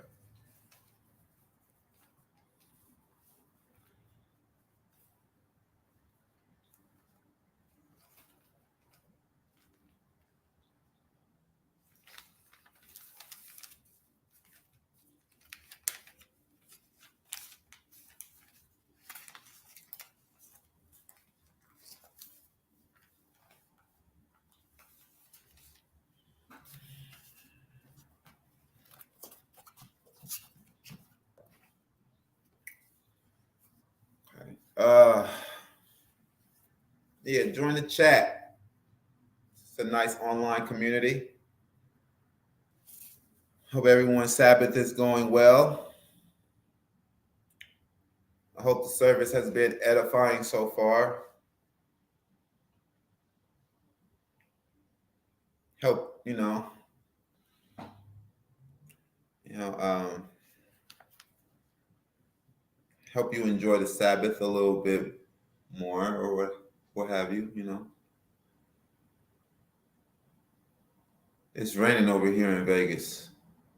It's raining in Vegas. It's all gloomy. It's raining lightly though. Well, fairly. Right? All praises be to the Most High God, Yahweh. We got YOZ Street Ministry coming up. Yeah, YOZ Street Ministry right here in Vegas. It's coming soon. Um, could be April, May. I really left that up into the hands of the chief priest. Chief priest Alawan. So if y'all wondering when the YOZ Street Ministry is gonna start, don't ask me. Ask the chief priest. Ask Chief Priest Alawan.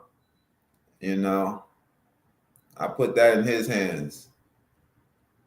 So go ahead and bug him if you want to.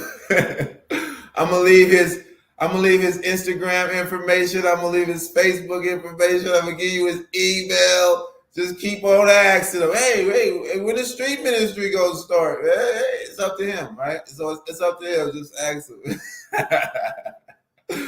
Yeah, otherwise you're gonna get flooded with messages now. You know what I mean? So yeah, just ask the chief priest all I want, man. When the street ministry gonna start, man? Okay, so yeah, it's definitely in the works. Yahweh willing. Hey, Yahweh might come back before then. Yahweh might come back any day now. You never know. We just really know like it's gearing up because we see the prophecies coming to pass. All of the prophecies, right?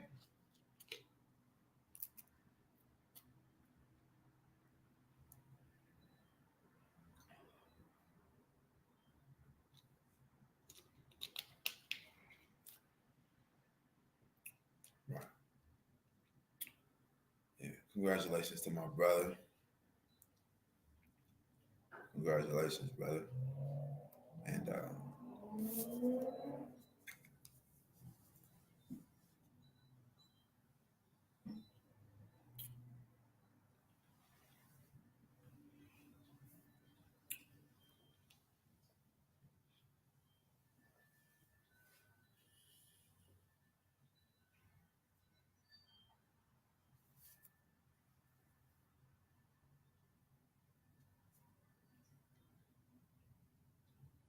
okay. Let's see if I can share my screen. Okay, I want to figure it out. Like, let's see. Okay.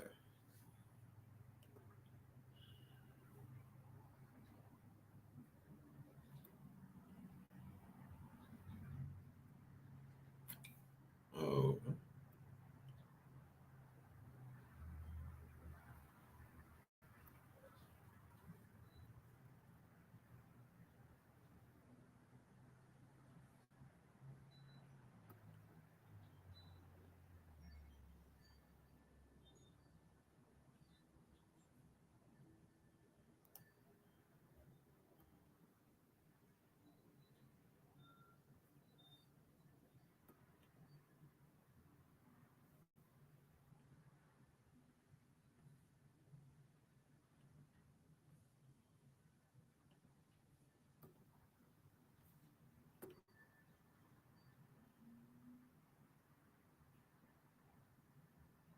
Share the screen.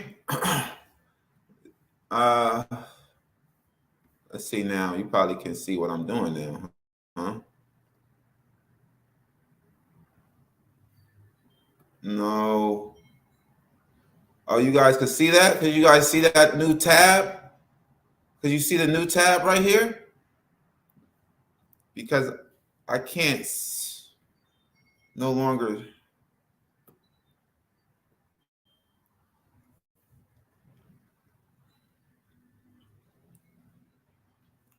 Okay, so let me remove that. We're working on it. We're working on learning how to share the screen and everything like that. I got it. I know, like, but it's like, let's do it again. Let's see.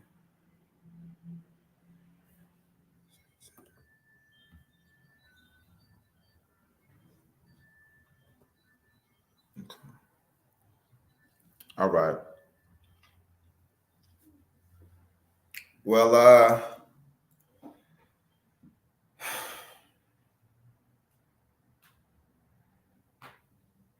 we can keep it going. We definitely can keep it going. It's the Sabbath. Relax. It's the Sabbath, right?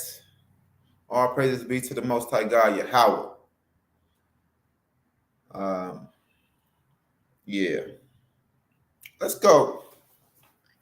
Well, I want to share my screen. Okay. I want to share my screen so I can put the scriptures up on the screen.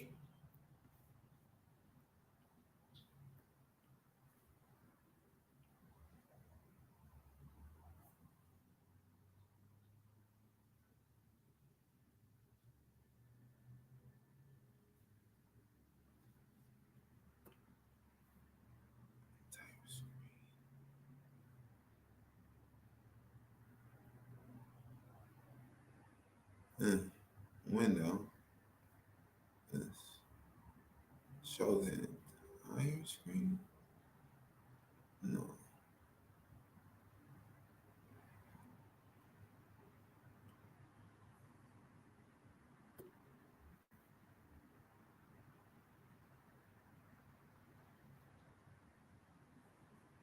All right, so okay, so you can see it. You can see that.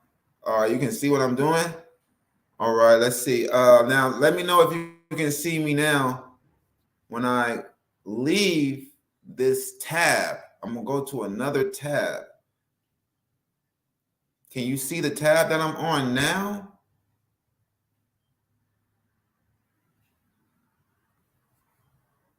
Because I can't see that you guys can see. I'm in a new tab. Can you hear me?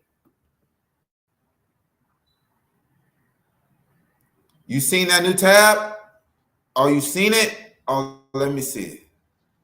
Okay. All right.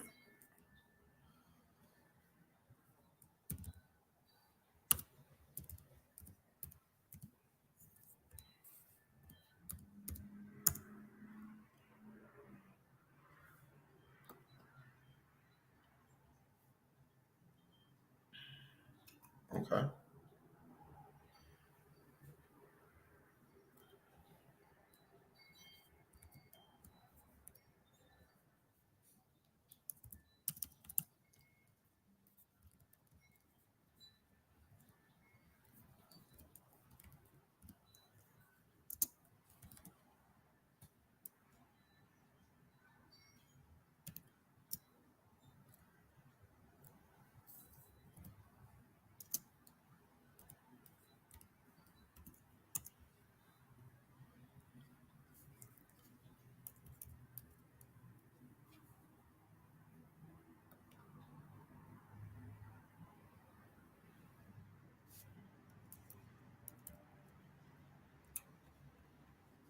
Y'all can see that? Let's see.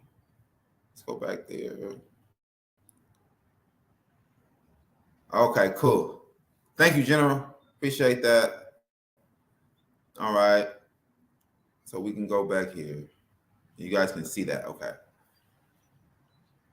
Can you still hear me though? You can still hear me too?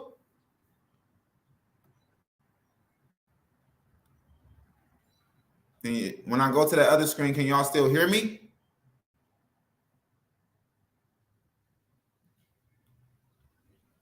Let me know in the chat if y'all can still hear me when I go to this screen. See, when I go to this screen, Jeremiah 17:5. Thus says Yahweh, cursed be the man that trusteth in man and maketh flesh his arm, and whose heart depart from Yahweh.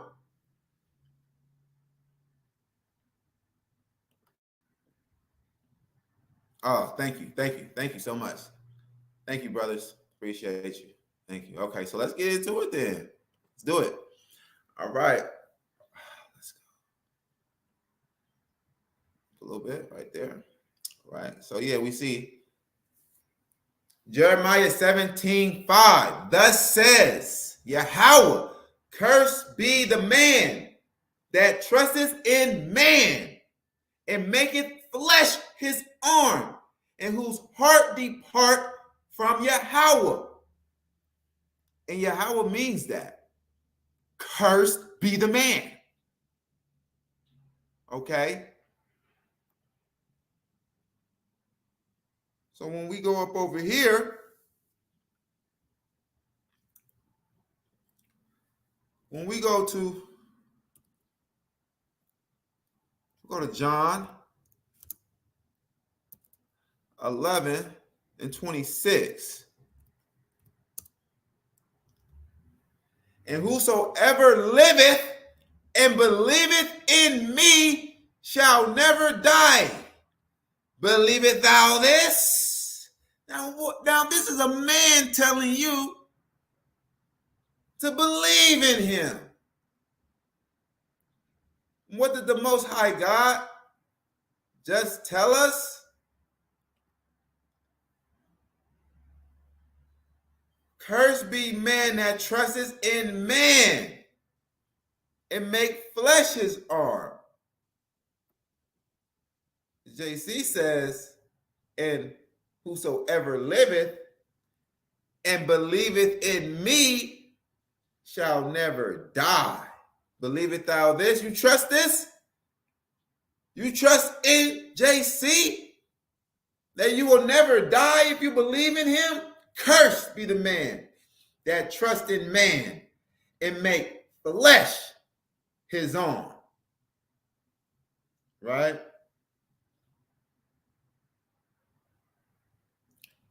Now let's go to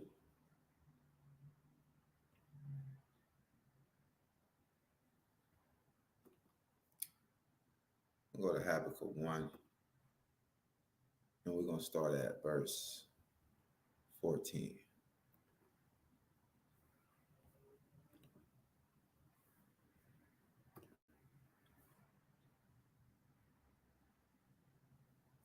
Habakkuk chapter 1, verse 14. Yeah, let's show these Christian lights something real quick.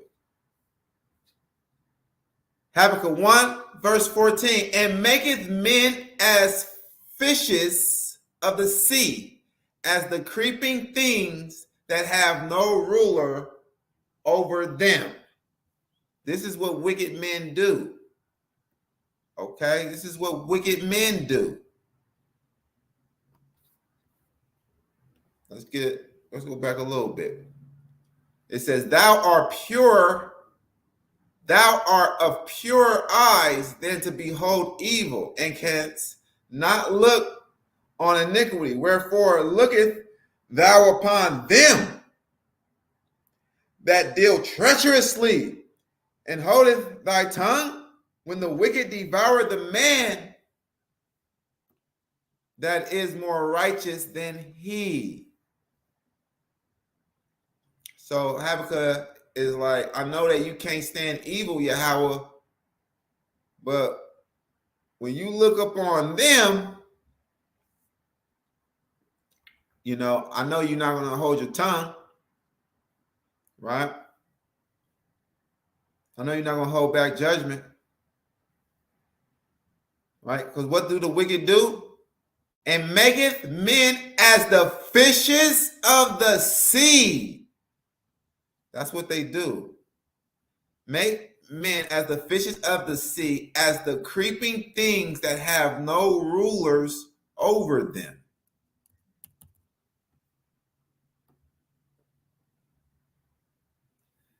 They take up all of them with the angle.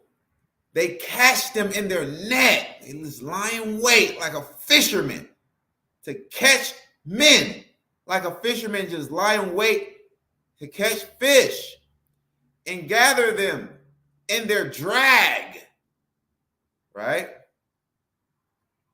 Gather them in their drag, in their net, their false doctrine. Therefore, they rejoice and are glad. Therefore, they sacrifice unto their net, their false doctrine, and burn incense unto their drag, their idols, fictional character, invisible idols, because because by them their portion is fat and their meat plenteous.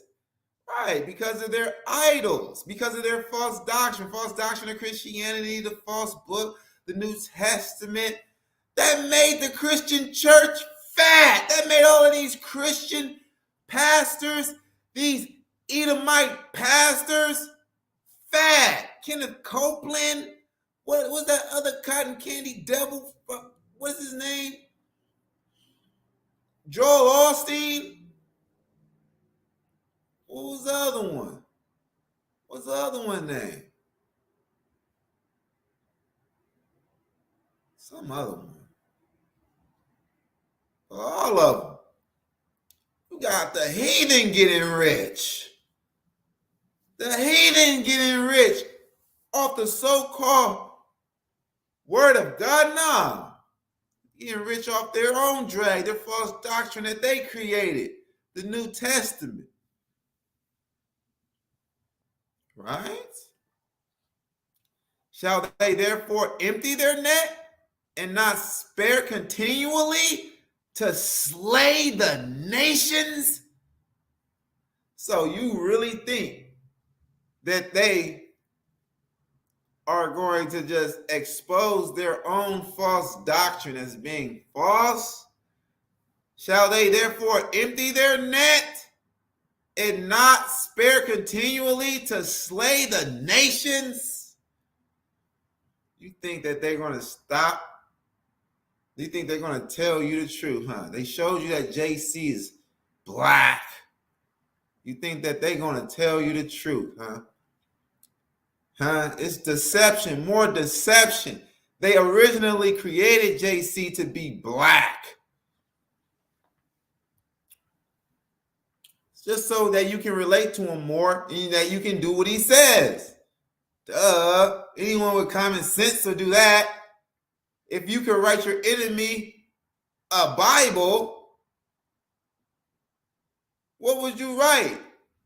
You will write them to love their enemies, to love you, to not fight you back. And then you will have to, write that this God that's coming to them look like them. You can't say that he looks like you when you don't look like them. They're going to know that it came from you. Come on. Use your coconut. But what we wanted to get up in here mainly is this is JC right here, man. This is all JC. The wicked. You see that? Let's go. Go back one more verse. And maketh men as the fishes of the sea. So this is what the wicked do. They make men as the fishes of the sea, as the creeping things that have no ruler over them. So you just kill men like fish. Like the fish of the sea that has no God. Yeah, that's what the wicked do. Who do we see doing that? Well, we see JC doing that. Let's go to Matthew.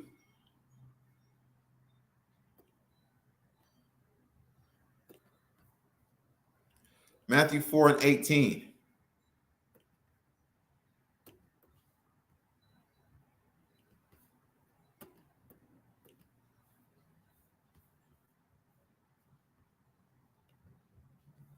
And JC, walking by the Sea of Galilee, saw two brethren, Simon, called Peter, and Andrew, his brother, casting a net into the sea, for they were fishers. And he said unto them, follow me, and I will make you fishers of men. Right? So that's what the wicked do. We just read that. Right? In the New Testament, they know that that was in the so-called Old Testament, but you know, wicked white boys, they like associating themselves with being of the devil when, you know, they just rejoice in wickedness, right? And they think being evil is cool. They think wickedness is cool. That's what white boys think. You ever went to a rock concert? Yeah, me neither. But you know, you can see it. You know what it's about. You know, headbangers, right? And all of the evil that they spew out, and they think that that's cool. They think death is cool, so that's why they wear a lot of skulls, skeletons, and stuff like that in their fashion. They think the devil is cool. That's why they wear 666 little chains and, you know, stuff like that. So this is purposely put in here because we see in the Tanakh that this is what the wicked do, right? The wicked make men like the fish of the sea. He says, follow me and I will make you fishers of men. So the Most High God also wants you to see this. So that's why this stuff is also put here, so you can compare it, put it together, you know, and see JC as being the wicked invention that he is, created by the wicked Edomite Romans. And they straightway left their nets and followed him. They left their doctrines and followed him. Ain't that what happened? Because these were regular Jews. They were regular Jews, believing in Yahweh, serving Yahweh only until JC came along, right? They left their doctrine, they left their net and followed him. To be fishers of men, to slay men with false doctrine. To slay men, because that's what's happening in Habakkuk 1.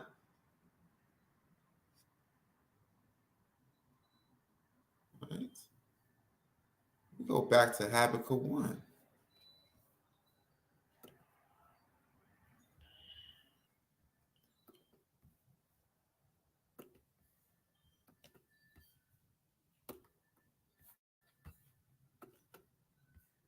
Habakkuk 1:14. And maketh men as the fishes of the sea, as the creeping things that have no ruler over them. Right? They take up all of them with the angle. They catch them in their net and gather them in their drag. Therefore, they rejoice and are glad. They say the whole heavens rejoice when someone joins Christianity in the false New Testament, start believing in the false New Testament, serving JC. Therefore, they sacrifice unto their net and burn incense unto their drag, because by them their portion is fat and their meat plenteous. Shall they therefore empty their nets and not spare continually to slay the nations? So, this metaphor right here, this is a metaphor. And then it's a metaphor of what the wicked do. And then JC in the New Testament writers, they take this same wicked metaphor, right? That describes the wicked, and they place it on JC like this is what he's doing. Hey, that's wicked. That's wicked, man.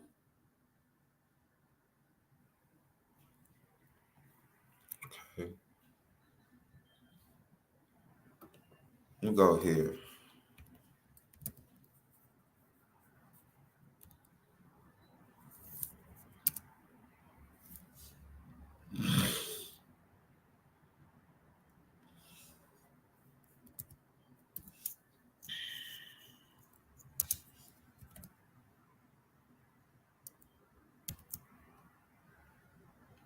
Let's go to Isaiah 14 and 12.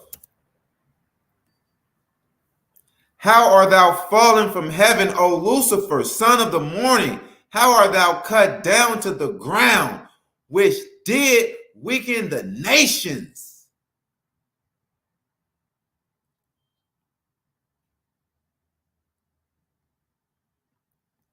Isaiah 14 and 12. How art thou fallen from heaven, O Lucifer, son of the morning? How art thou cut down to the ground, which did weaken the nations? For lo, for thou hast said in thine heart, I will ascend into heaven.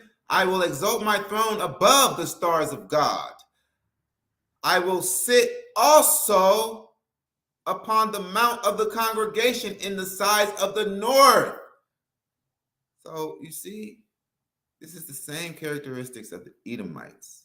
They said what? What did they say? They set their nest among the stars of God. Who are the stars of God? The Israelites. We are the stars of God, right? So they want to set their nest among us, like they want to be in our position. They want to be the chosen people. And here, Lucifer, their God, their spiritual demon God, he wants to be like the Most High. So they want to be like us, and they envy us because of the birthright. And Lucifer envies the Most High. He wants to be like the Most High. So that's what they have in common, right?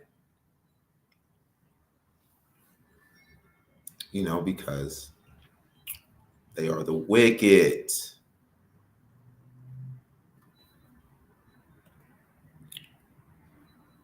I will ascend above the heights of the clouds. I will be like the Most High.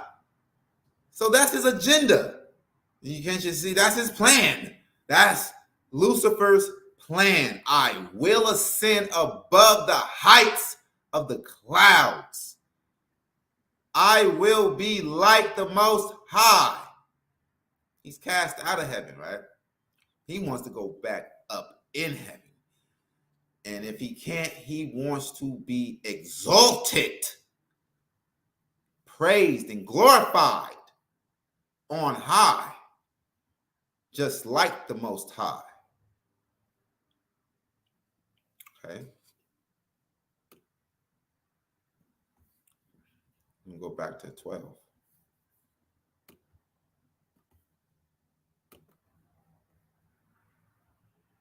Back to 12. Let's read it again.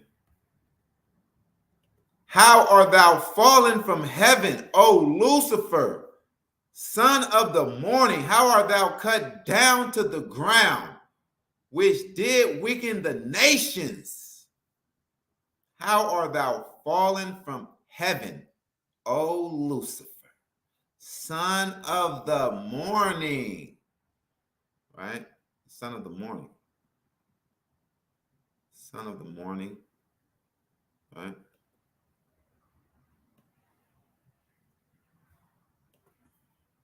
So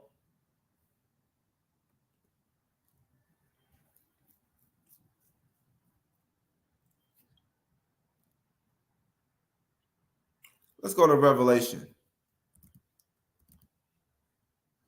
So we know that this is the agenda of the devil. This is the agenda of the spiritual demon, Lucifer, right?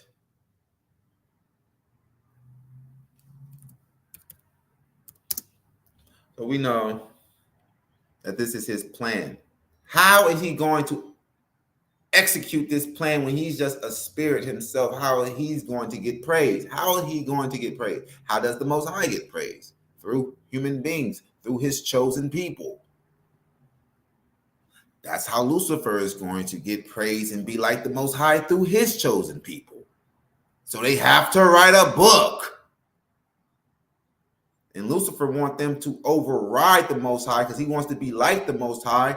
He wants to take the praise from the Most High. He wants to be like the Most High. He wants all the praise. So that's why the New Testament is overriding the real word of God, the Hebrew scriptures, which they named the Old Testament. That's why the New Testament is saying that Hebrews 7:22, the New Testament is a better testament. It's better than the Hebrew Bible. That's what they're saying. It's better than the so-called Old Testament. But then again, these dumb Christianites that's not woke and they're too asleep to see this, they saying that it flows together. It don't. Okay? It don't flow together. Now here, right here in the New Testament, we see that JC is Lucifer in disguise. It says, I, JC, have sent my angel to testify unto you these things in the churches. I am the root and the offspring of David and the bright and morning star, son of the morning star, sun worship, morning star, right? Lucifer, the son of the morning, the light bearer, right? On the left hand side.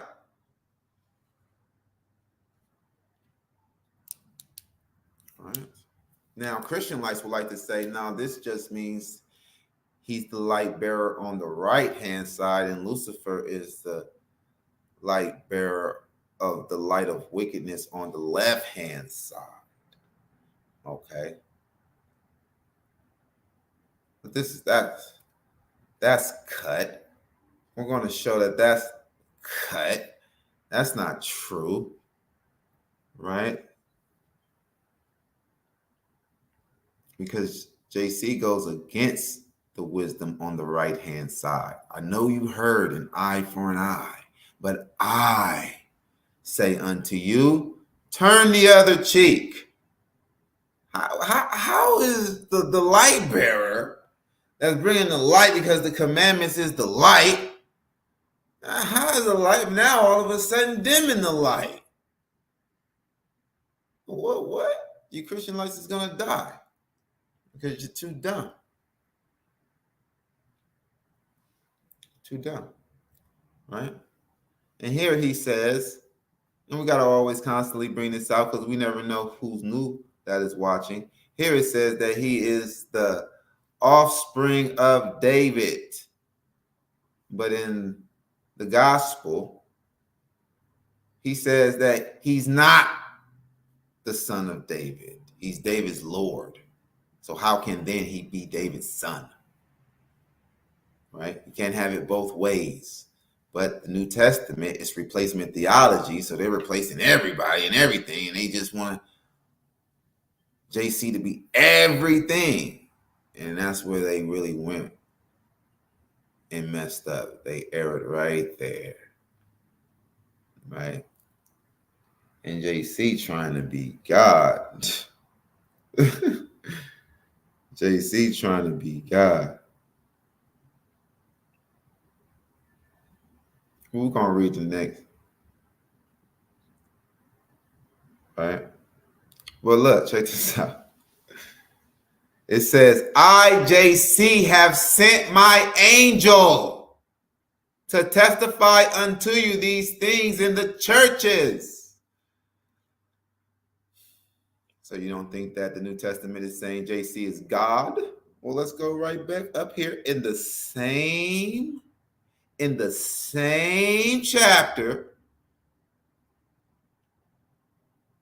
And what do it say? Right here in the same chapter. Now, you just heard that it was I, JC, sent my angel. And now here in Revelation 22:6, it says, and he said unto me, these sayings are faithful and true. And the Lord God of the holy prophets sent his angel. And the Lord God of the holy prophets sent his angel to show unto his servants the things which must shortly be done. Behold, I come quick. Blessed is he that keepeth the saying in the prophecies of this book. Right? See? It says the Lord God sent his angel. Right here, right? And the Lord God of the holy prophet sent his angel. And then when you go right back down here to 16, you see who the New Testament is saying God is. I, JC, have sent my angel, not an angel, my angel, to testify unto you these things in the churches. The New Testament is saying that JC is God. Duh, you big dummy. Couldn't see that? Right? He wants to be exalted. Right? Lucifer wants to be exalted as God. And you got to take heed to this stuff. It's very crucial for you to know these things, man. It's very crucial for you to know these things, man.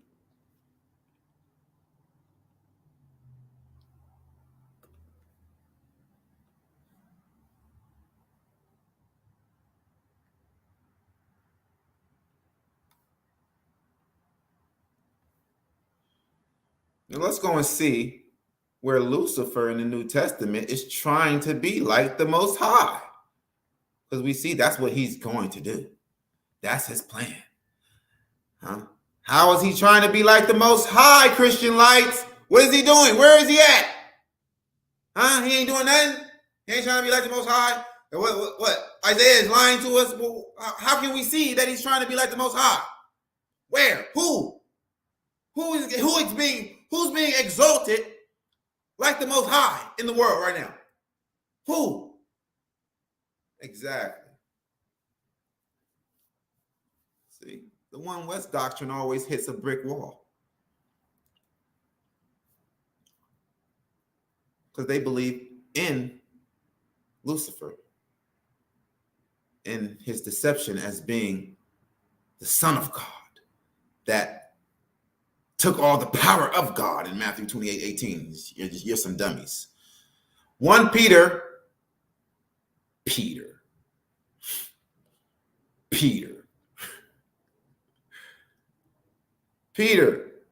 Pecker.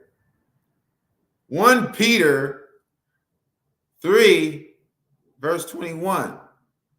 The like figure whereunto even baptism does also now save us, not the putting away of the filth of the flesh, but the answer of a good conscience towards God by the resurrection of JC,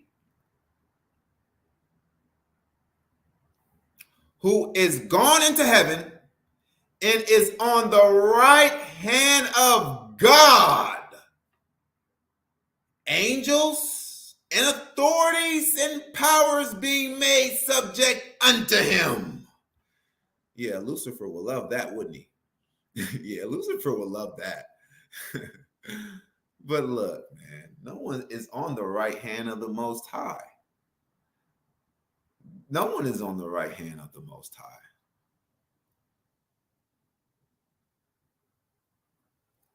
No one, absolutely no one, is on the right hand of the Most High God.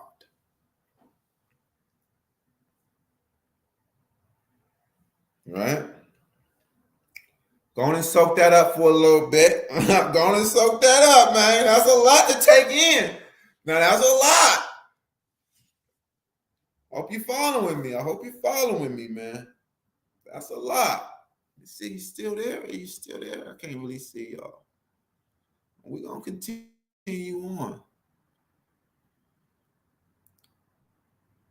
Okay. Were y'all hearing that?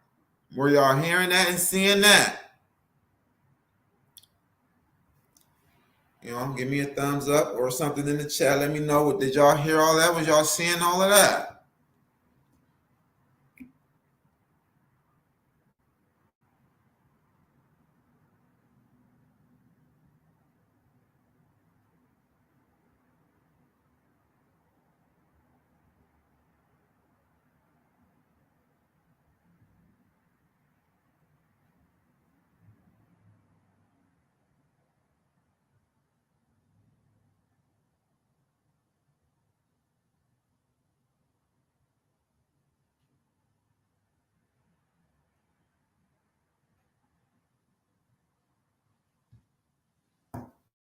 All right.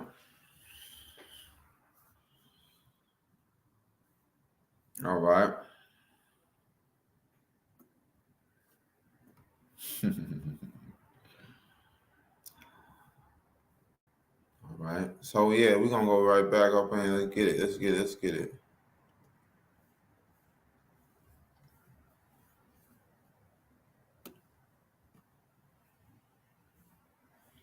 Who is gone into heaven and is on the right hand of God, angels and authorities and powers being made subject unto him. Wait a minute, man. Wait a minute. Hold on.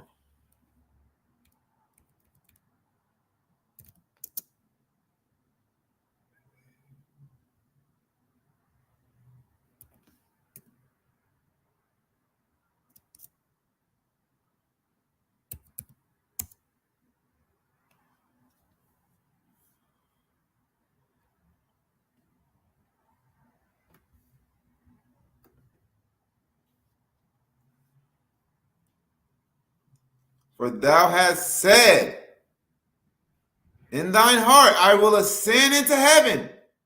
I will exalt my throne above the stars of God. I will sit also upon the mount of the congregation in the sides of the north. I will ascend above the heights of the clouds. I will be like the Most High.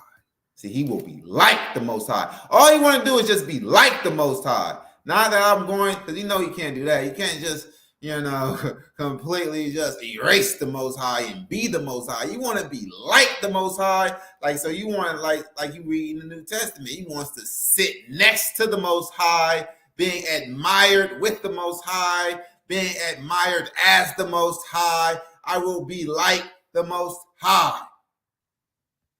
Right? And we just read that in Peter.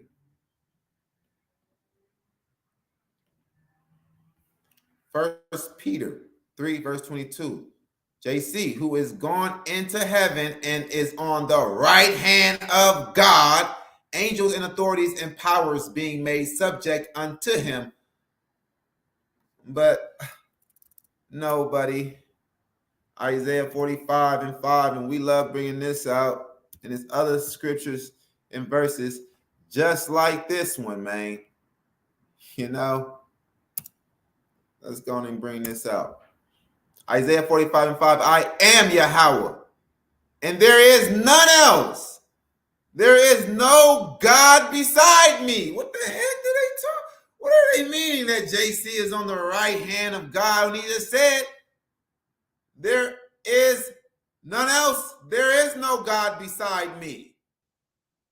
I girded thee, though thou hast not known me. Well, there you have it. That's his answer. It's him. He the one that saved you from cancer. He's the one that saved you in that car accident. He's the one that kept you from getting STDs all of the times when you was freaking off going raw and all of those whores. It was the Most High God making sure you was still healthy. You dig what I'm saying? It's the Most High God. But you didn't know it was him. You credited JC. It was him the whole time. And that's what he's telling you.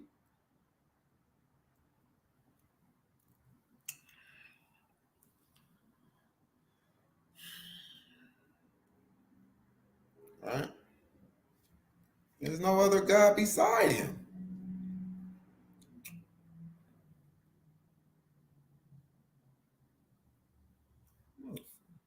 Playing with me.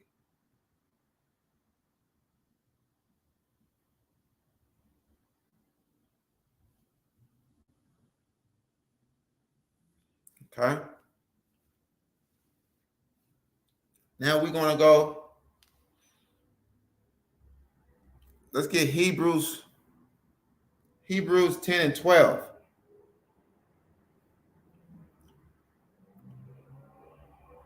Because JC is a mask over the Romans.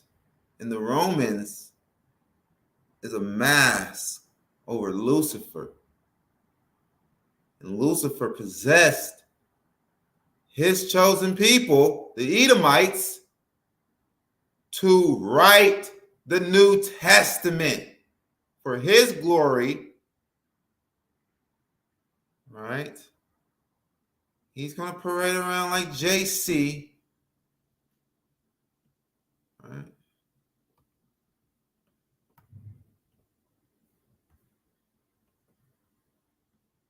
Now, Salakia, it's taking a minute.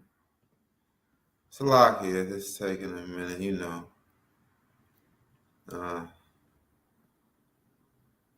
We talking about Lucifer here. He's trying to confuse some things, slow up some things. You know.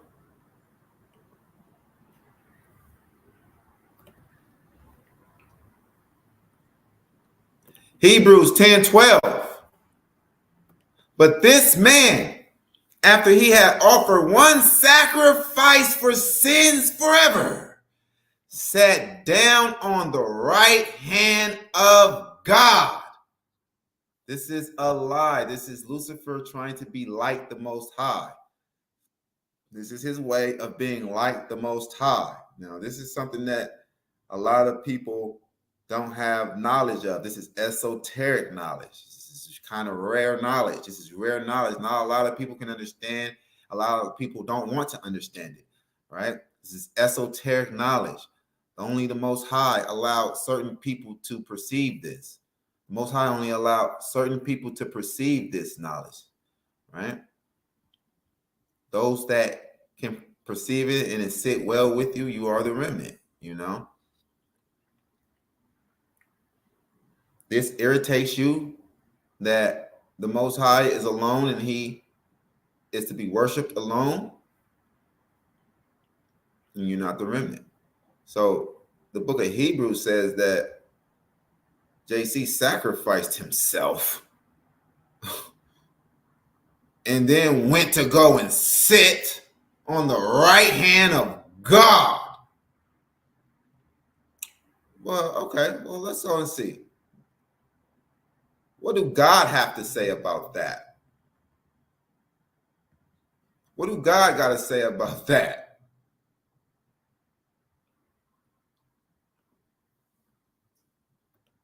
Hosea 13 and 4. Yes, I am Yahweh, your God, from the land of Egypt. You remember what he did from Egypt? You remember what he did in Egypt? Yeah. He killed all those Egyptians. When he killed and slaughtered all of those Egyptians, he killed and slaughtered all of the firstborn in Egypt. You remember that when he brought us out of captivity in the land of Egypt? Yeah, that same God. Yet I am Yahweh, your God, from the land of Egypt.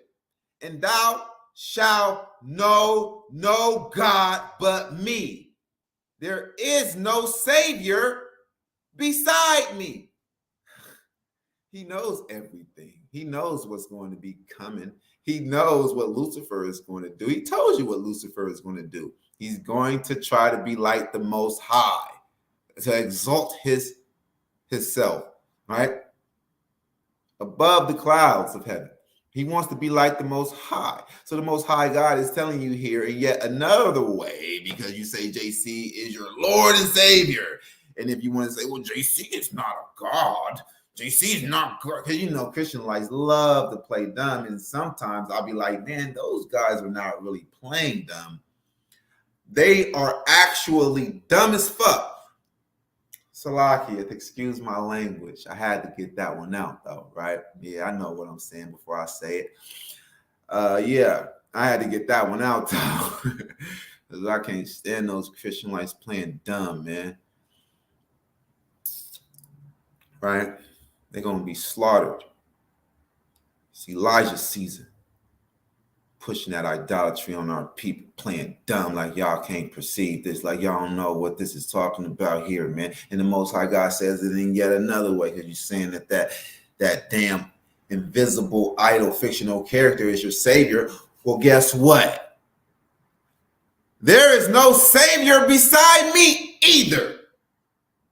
Now what? And that means next to. That beside right there means sitting next to, not beside like apart from. That'll be with an S on the end of besides. No, that actually means next to me. Look how the Most High God put that there like that. Oh, wait, yes. No excuse. No excuses. No excuses. He left no excuses. This is a perfect test. I see it. I see how it's a perfect test. Like, you can't say, well, they deceived me. No, you didn't study well enough. Look here. Look here. And look here. And look here. And look what I said here. And look what I said here. And look what I said here. Look what I said here. They deceived me.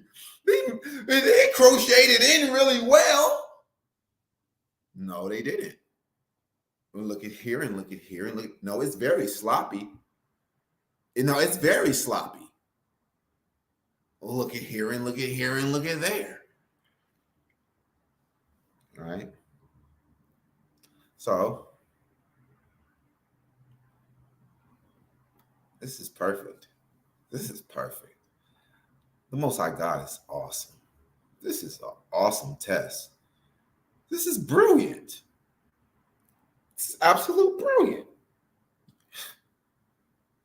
You want to test your creation, right? You want to test your chosen people on how well they can follow your instructions? Oh, wow. This is just brilliant stuff. This is excellent for testing purposes.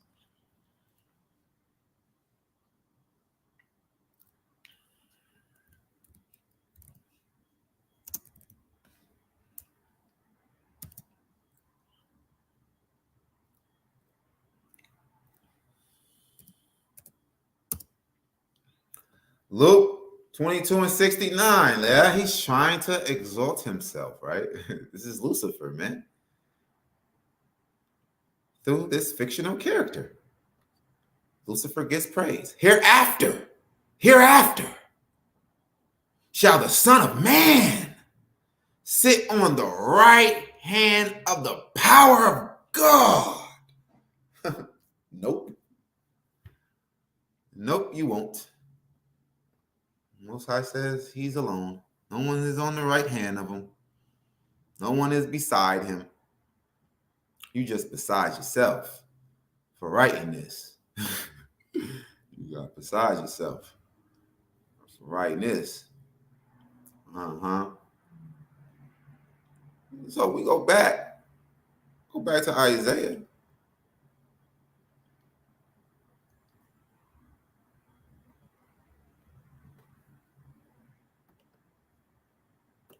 We'll go back to Isaiah 14.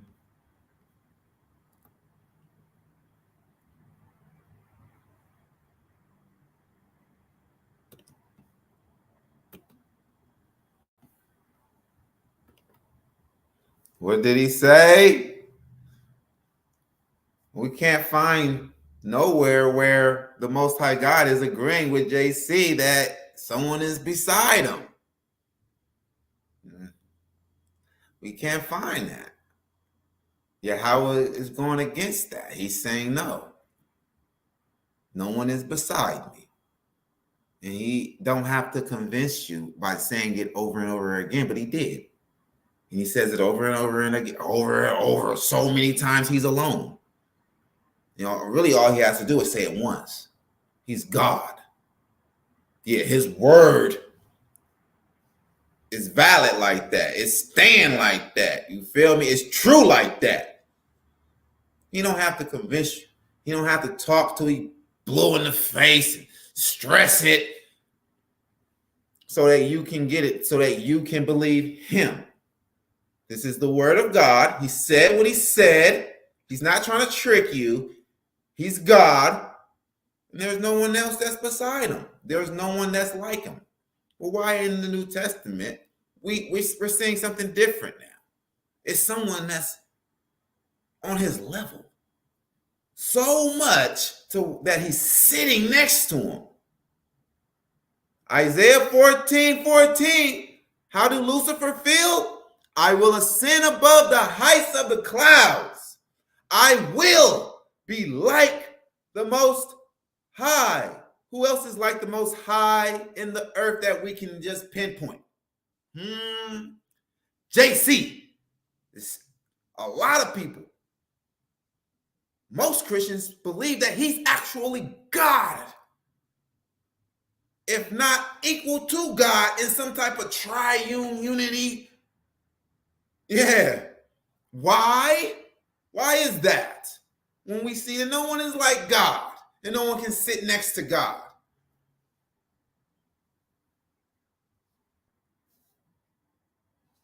Okay.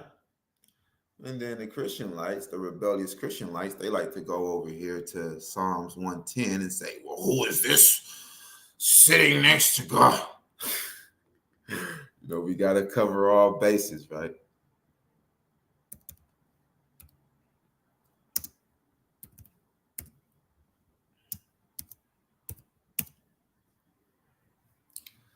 A Psalm of David. A psalm about David. That's what that of means. Not from.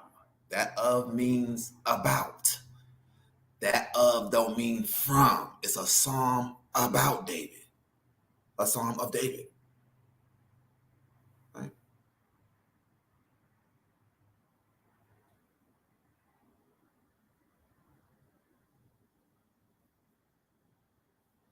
So it says, Yahweh said unto my Lord, sit thou at my right hand until I make thine enemies thy footstool.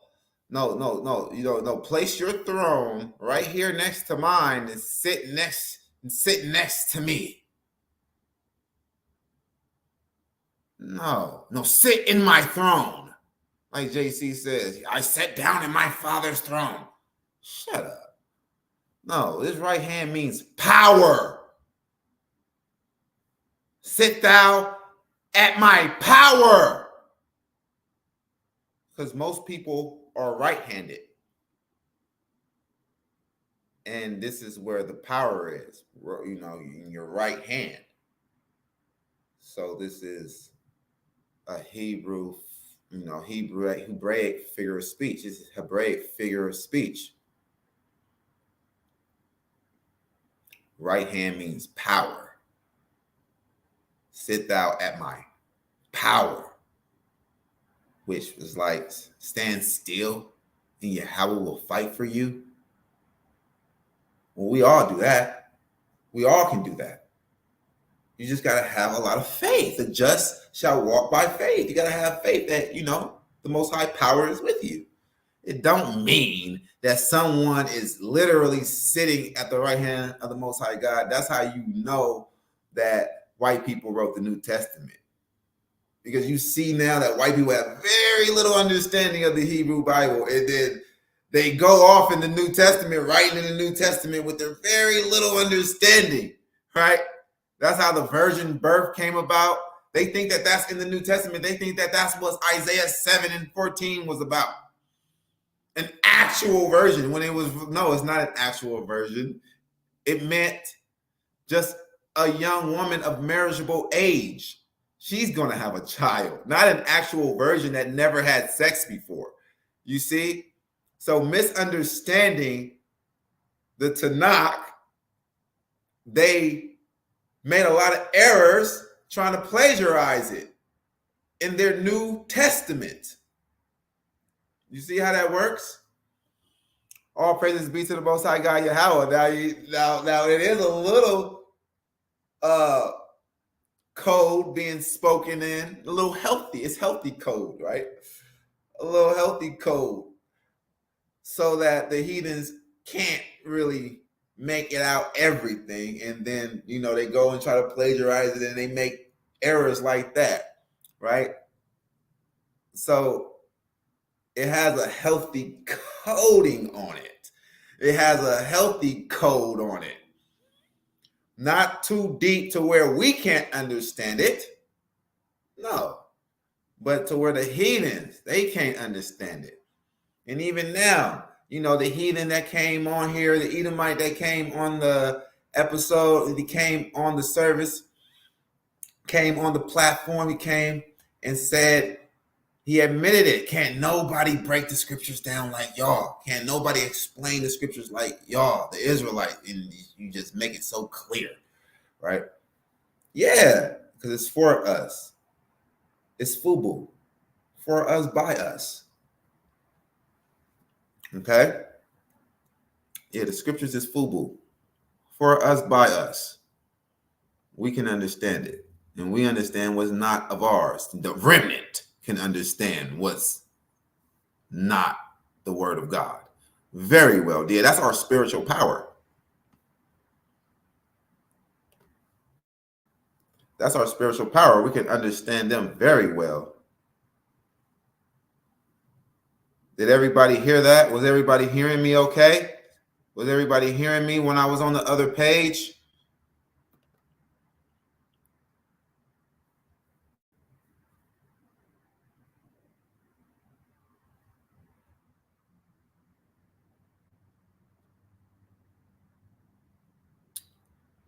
Okay, cool. I know you guys was hearing me. Okay, so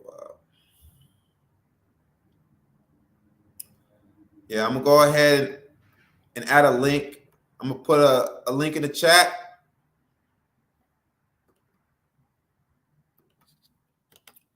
Anybody want to come on and debate the high priest? Anybody want to come on and debate the high priest? Anybody have any questions? Thank you, Miss Robin. Thank you for letting me know that you heard me when I was on the other page. All right. Glad you guys heard that. That was powerful. I hope that some Christian lights heard that. That was very, very powerful, very edifying, very informative. Okay. If anyone wants to come on and talk, anyone, Muslims, yeah, Muslims, Christian lights, Christians, anyone that want to come on, have any questions? Anyone have any questions for the high priest? This is the Sabbath class in the Black synagogue. Okay.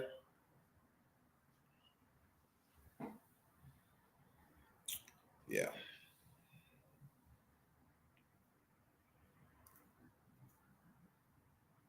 I'm really satisfied with the lesson. I'm really satisfied with this live. All praises be to the Most High God, Yahweh. I love you guys, and I want you guys to receive the kingdom. I want you guys to receive the kingdom. I just want to do all that I can do to get the blood off my hands and to help you guys. Yeah, this is live. Ben Naphtali, this is live. Yeah. Link in the chat if you want to come on. I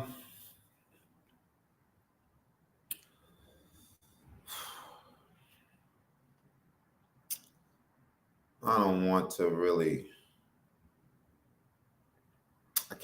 I want to show you guys my email and that I did reach out again to Sakari.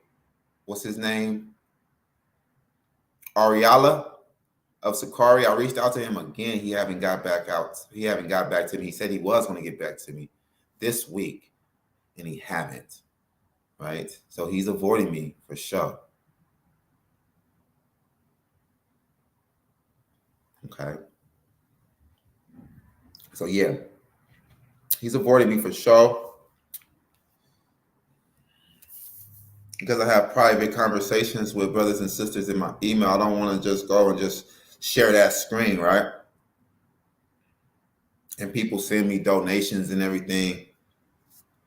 And I don't want, what people send, to be shown.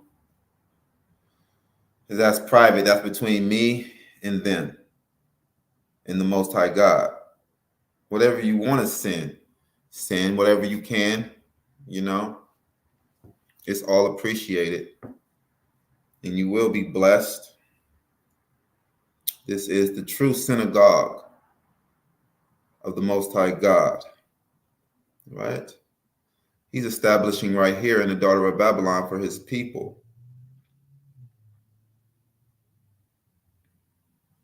Okay. Well, let me see if I can get on the phone and show you. Well, I really don't need to show you because you guys trust my word. I did reach out to the guy.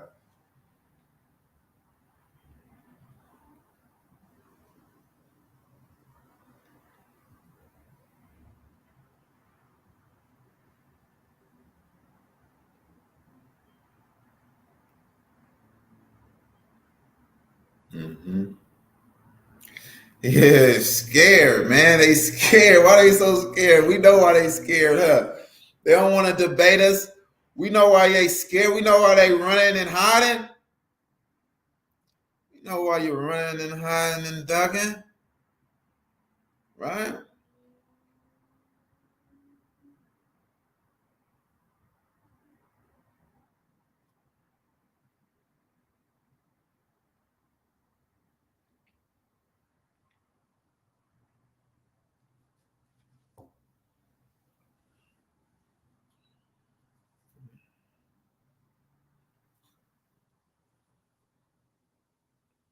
Got that glare on it, huh?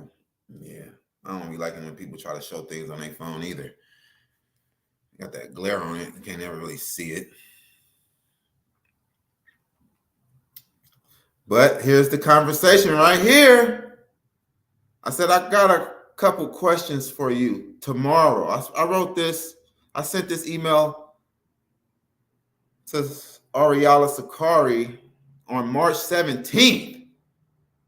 I said, I got a couple questions for you tomorrow on your platform. On your platform. You can mute me and be all unfair all you want.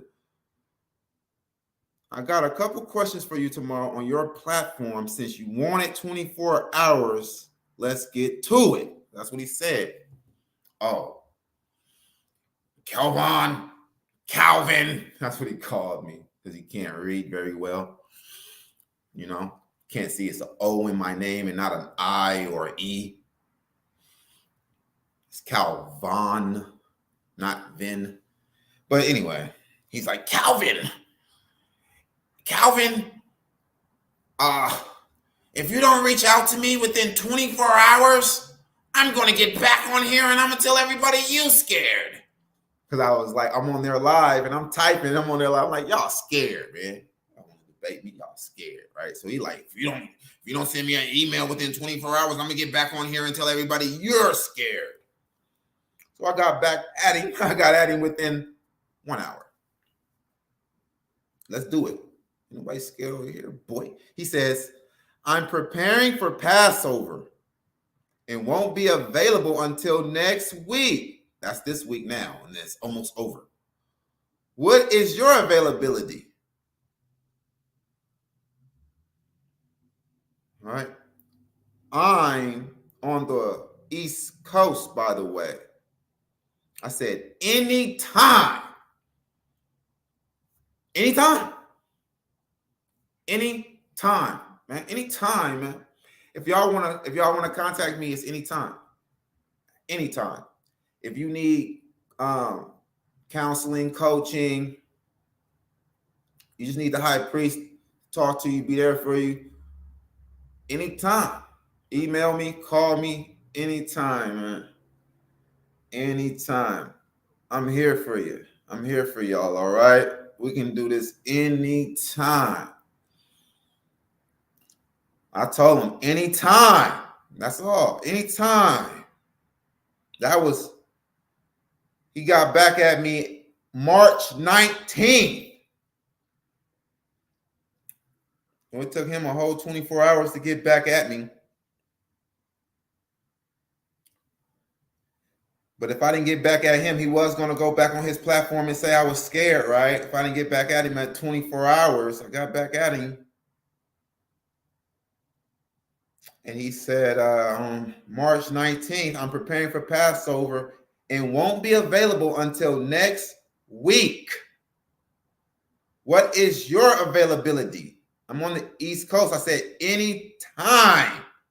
March 19th, I got back at him the same day. Anytime. And then just yesterday, I sent him another message. I said, you said this week, what's going on? Question mark. No response. They're scared. Sakari is scared to debate. The real zealots.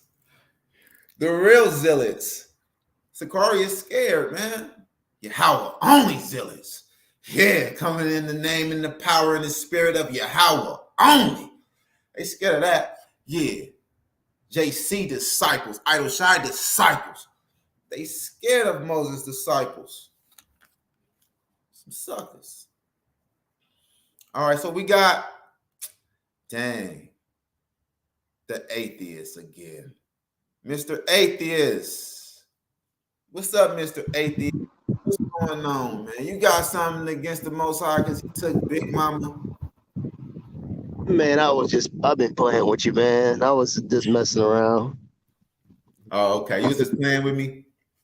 Oh, yeah, man. We ride with the God of Israel all day, every day.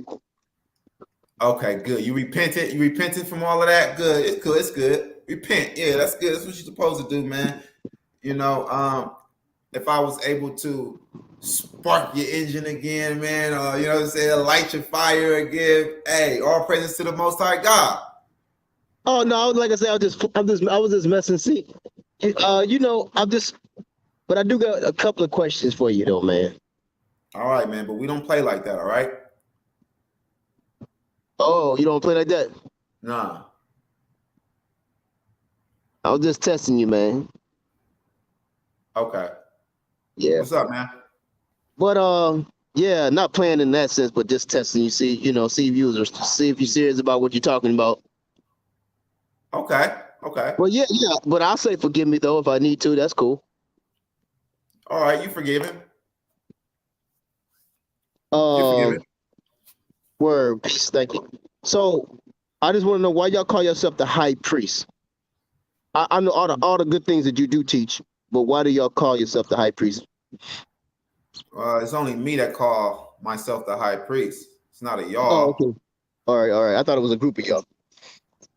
Nah. It's me, and then it's my personal assistant, the chief priest.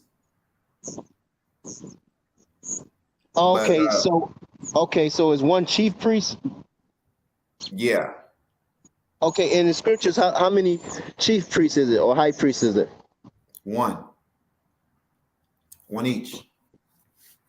There's a chief high priest and then there's a high priest. Then Nope, there's high priest. nope. It's just a high priest, and then it's a chief priest, and then you know, that's what it is. Okay, It's only one. I'm just trying. I never heard of a chief priest, but I heard of high priest. Uh-huh.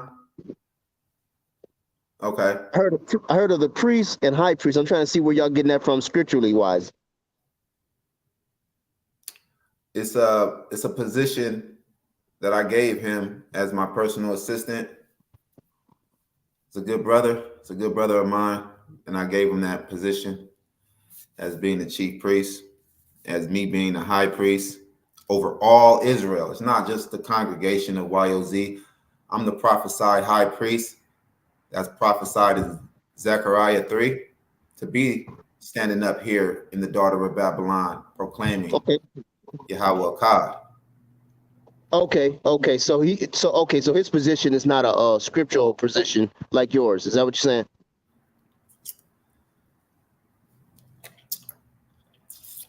You know who the high priest is, right? Well, yeah. You only can have one high priest at a time. All right. Right. So you said you the high priest, but his position is more like an assistant then to you. Right. All right. No worries. That's enough for right now on that. I was just curious. Now, since you said you prophesied, where is that prophesied at about you being the high priest in scripture? Zechariah chapter 3. Okay, what does that say? Let's go to it. I'm not saying you're not. I never heard you say that. So I'm just. I know. It's all good, man. Any questions that you got, I No, love it. I'm glad you're beating down God, the Most High, using you to beat down and crush the Edomite doctrine of Jesus Christ. That's a beautiful thing. So keep up the good work on that. I mean, that's what the Most High leading you to do. It's a good thing to have people that's able to do it effectively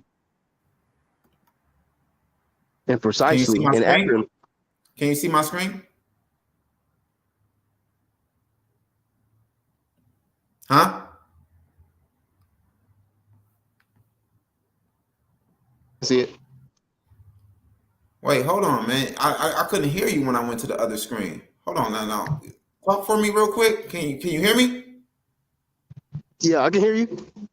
Oh, okay. Because I couldn't hear. I was like, can you see my screen? And you wasn't saying nothing. I'm like, wait, what's going on? So you can see my screen. You can see me scrolling right now. Psalms 110 and 1. Yeah, I can see your screen. I accidentally had it on mute. Oh, okay. Cool. So we're going to go over to Zechariah. Let's go.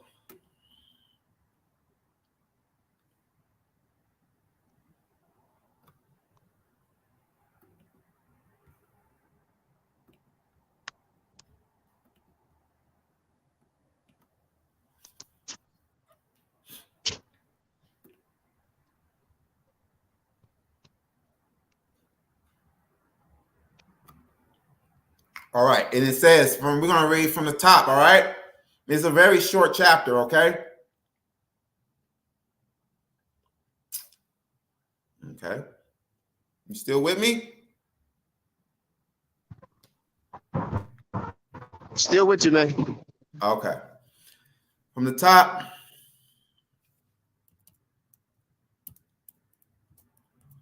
And he showed me Joshua, the high priest, standing before the angel of Yahweh, and Satan standing at his right hand to resist him. And Yahweh said unto Satan, Yahweh rebuke you, O Satan. Even Yahweh that has chosen Jerusalem rebuke you. Is not this a brand plucked out of the fire? Now Joshua was clothed with filthy garments and stood before the angel. And he said and spake unto those that stood before him, saying, take away the filthy garments from him. And unto him he said, behold, I have caused thine iniquity to pass from you, and I will clothe you with change of raiment. And I said, let them set a fair mitre upon his head. So they set a fair mitre upon his head and clothed him with garments. And the angel of Yahweh stood by, and the angel of Yahweh protested unto Joshua, saying, thus says Yahweh of hosts, if thou wilt walk in my ways, and if thou wilt keep my charge, then thou shalt also judge my house, and shalt also keep my courts, and I will give you places to walk among these that stand by. Hear now, O Joshua, the high priest, thou and your fellows that sit before you, for they are men wondered at. For behold, I will bring forth my servant the branch. Okay. For behold, the stone that I have laid before Joshua, upon one stone shall be 7 eyes. Behold, I will engrave the engraving thereof, says Yahweh of hosts, and I will remove the iniquity of that land in one day. In that day, says Yahweh of hosts, shall ye call every man his neighbor under the vine and under the fig tree. Okay, so now what we want to get out of here is that the Most High God,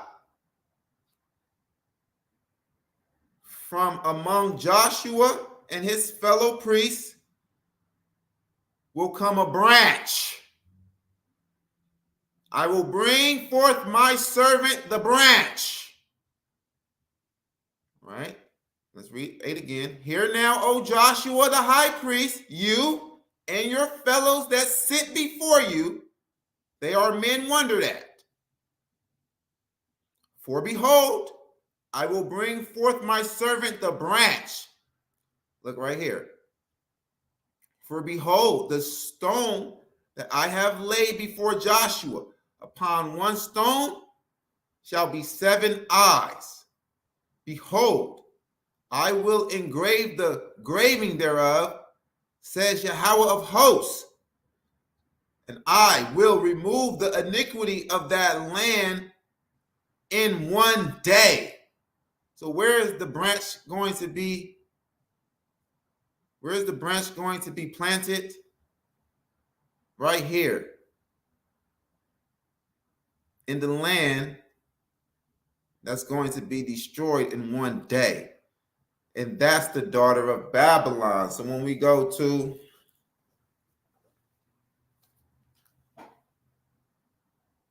Isaiah, let's go to Isaiah 47, right? That's Isaiah 47, right?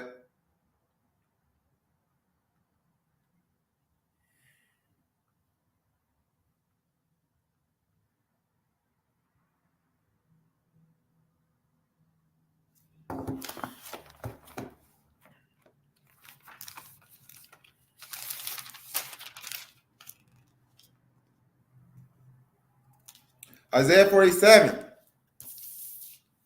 It says, come down and sit in the dust, O virgin daughter of Babylon. Sit on the ground. There is no throne, O daughter of the Chaldeans. For thou shalt no more be called tender and delicate. Right? So,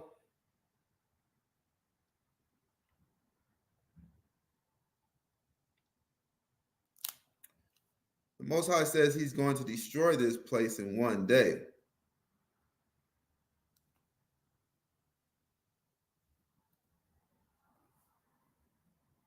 Right? The Most High says he's going to destroy this place in one day.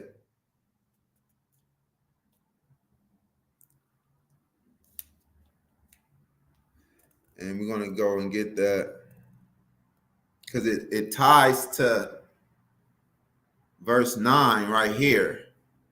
So you will know where this place that the high priest is going to be planted in the future, right? The branch.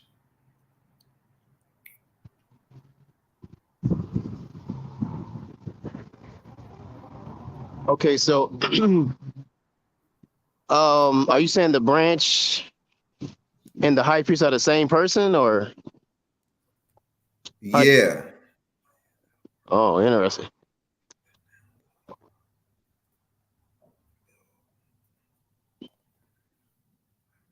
So then, if the branch and the high priest is the same person, then who is the seed of King David who's going to rule on the throne?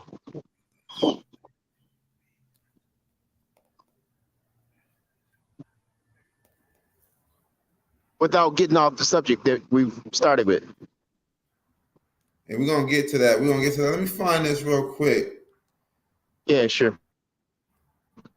Okay, so it's verse 9. It's like, wait, verse 9 and verse 9, huh? But these two things shall come to thee in a moment, in one day. The loss of children and widowhood, they shall come upon thee in their perfection, for the multitude of thy sorcery, and for the great abundance of thine enchantment. One day.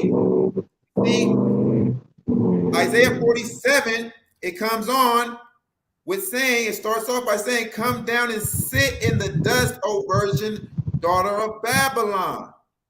Right? And then down at verse 9, it says, but these two things shall come to thee in a moment, in one day. The loss of children and widowhood. They shall come upon thee in their perfection. Right? So the daughter of Babylon will be destroyed in one day. Right? So when we go here, we see that the branch of the high priest will be planted here in the daughter of Babylon, right? It says right here, and I will remove the iniquity of that land in one day. That's the daughter of Babylon that we read about that's going to be destroyed in one day. That's where the high priest, the branch of the high priest is going to be at. Not the branch. Not the branch. It's a different branch, but it's not. It's the branch of the high priest. It's not the branch of King David.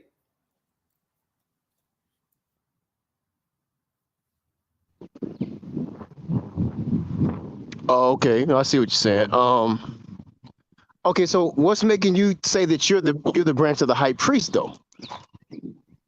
Because when I look around, I don't see nobody as zealous as me. I don't see no one that's really pushing Yahweh only, and that has my zeal, my spirit, right? And another thing, Well, no one has brought out what I have brought out. No one has brought out the, you go check out my Revelation Demolition series. It's groundbreaking information. And I completely destroyed the book of Revelation. Like, I exposed it for being subliminal blasphemy towards Yahweh, our God. Like, right?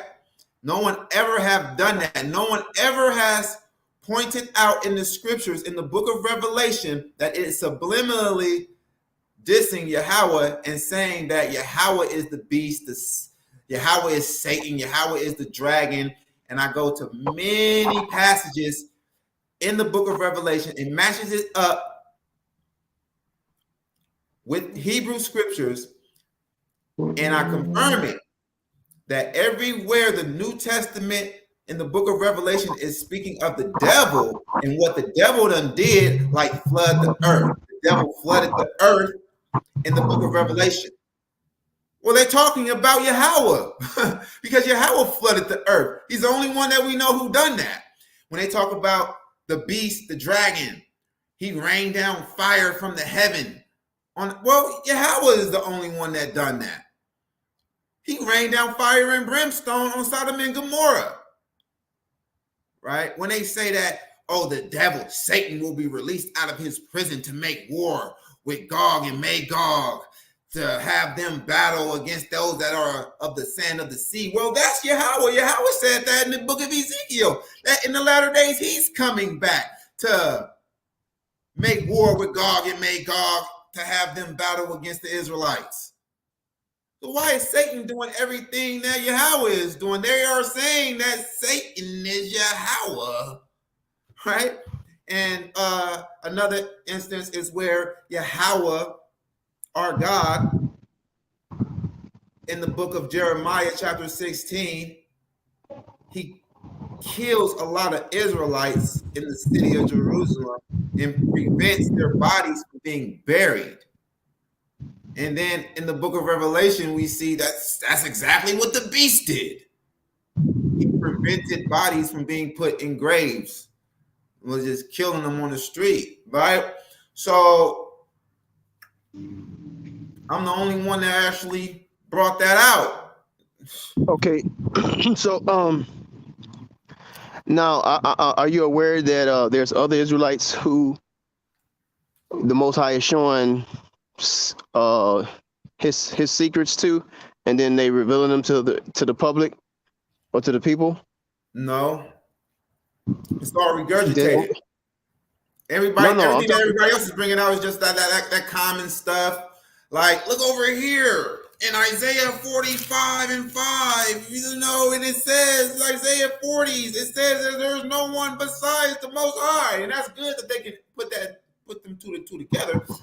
But that's kind of like basic information. I've been seeing just basic stuff. But groundbreaking information, I have not seen any groundbreaking information. I published it first. And even earlier than this, it was published on my old channel before they took it down. Published it again.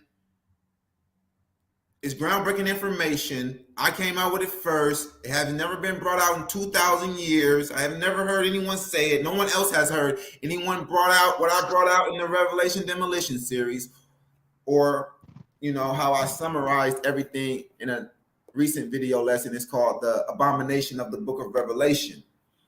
No one has rung that information out. If anybody ain't going to look at those videos, you never heard that information before. I am the high priest. I didn't come up with that on my own. No, I'm not. Listen, I'm not saying you're not. I mean, I just wanted to see, because I'm, look at it, thinking about it and stuff. Okay, so, but I just want to, did you know you may not know them, but there's other brothers who teach just out the Tanakh, who got some information that,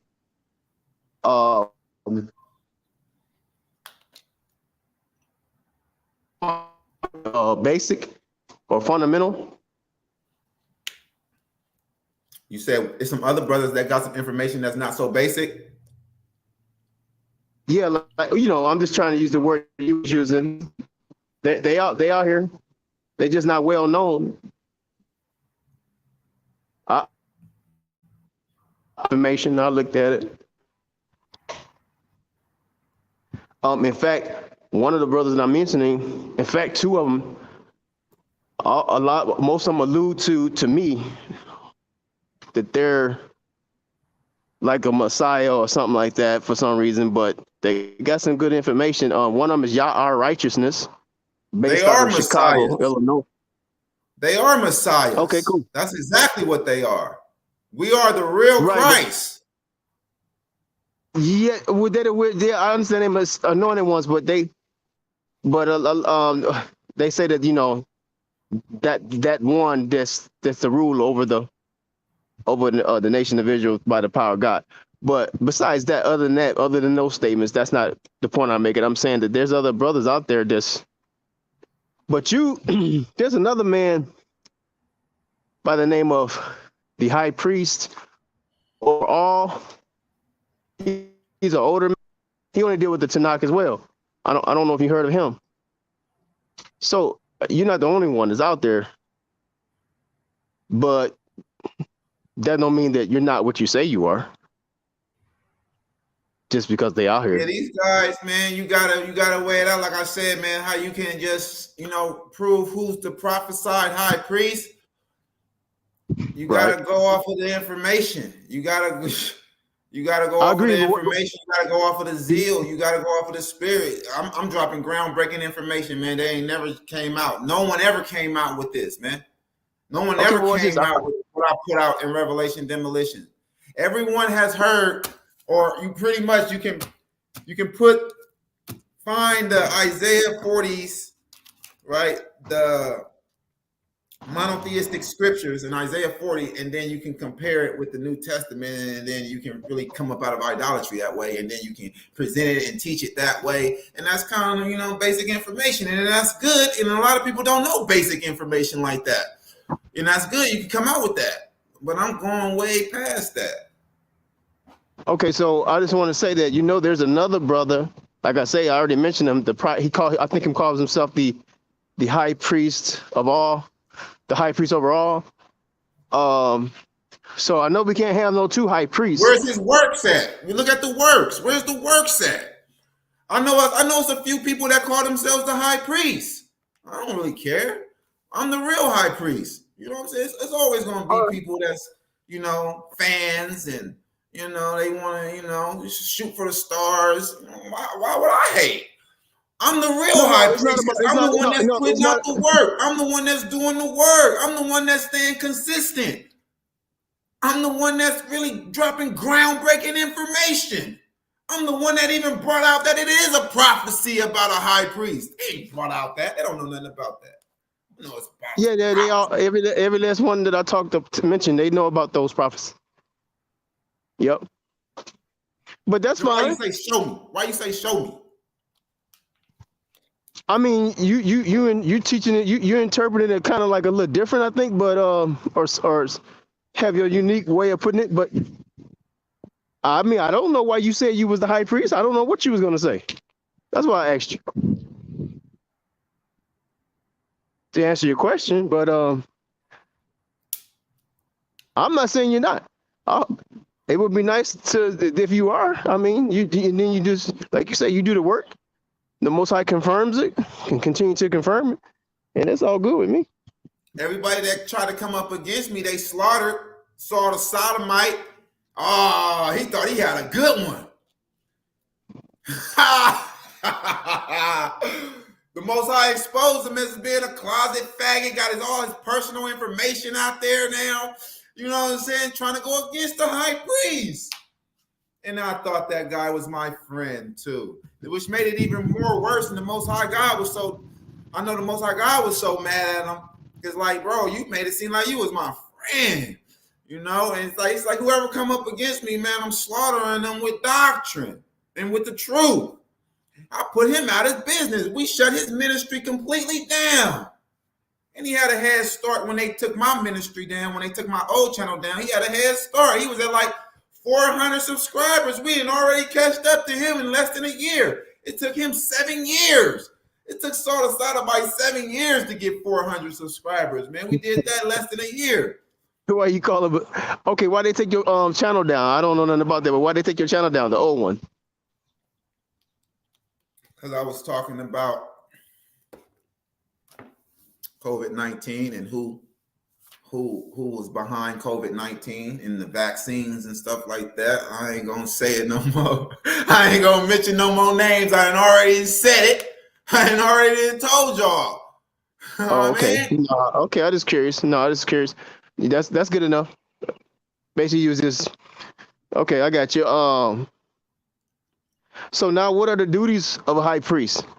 What are some of the main duties? Like 3 main duties, or I know it's more than that, but what is your duty?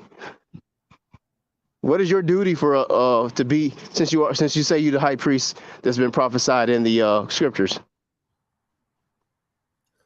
My duty as the high priest that's prophesied to stand up here in the daughter of Babylon that's going to be destroyed in one day.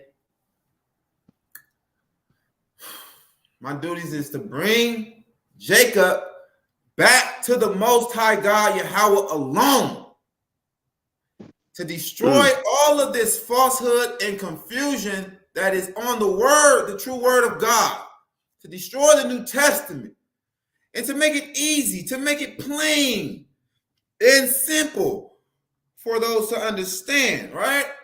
Make it plain. Make it simple. It's real simple.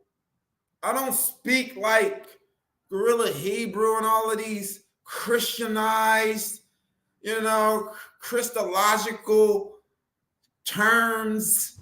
Like, Yeah, it was a brother it's today. not hard to understand. I make it plain for you to understand what I'm saying. I'm not trying to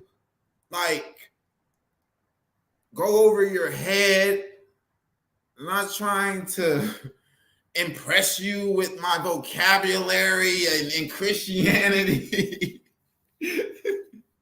No, I got you. So No, I'm brother. not trying to do none of that stuff. That's the same. That's what Jake do, man. When he learn a new word, he learn a big word. What's the first thing Jake do? He go and take it to the hood, to the people that he don't know what the hell this word mean. You know what I'm saying? But he want to use it on the little guys in the hood, man. When he can really just use another word that they understand. He want to use, what's your exegesis? Instead of saying, what's your understanding? What's your exegesis?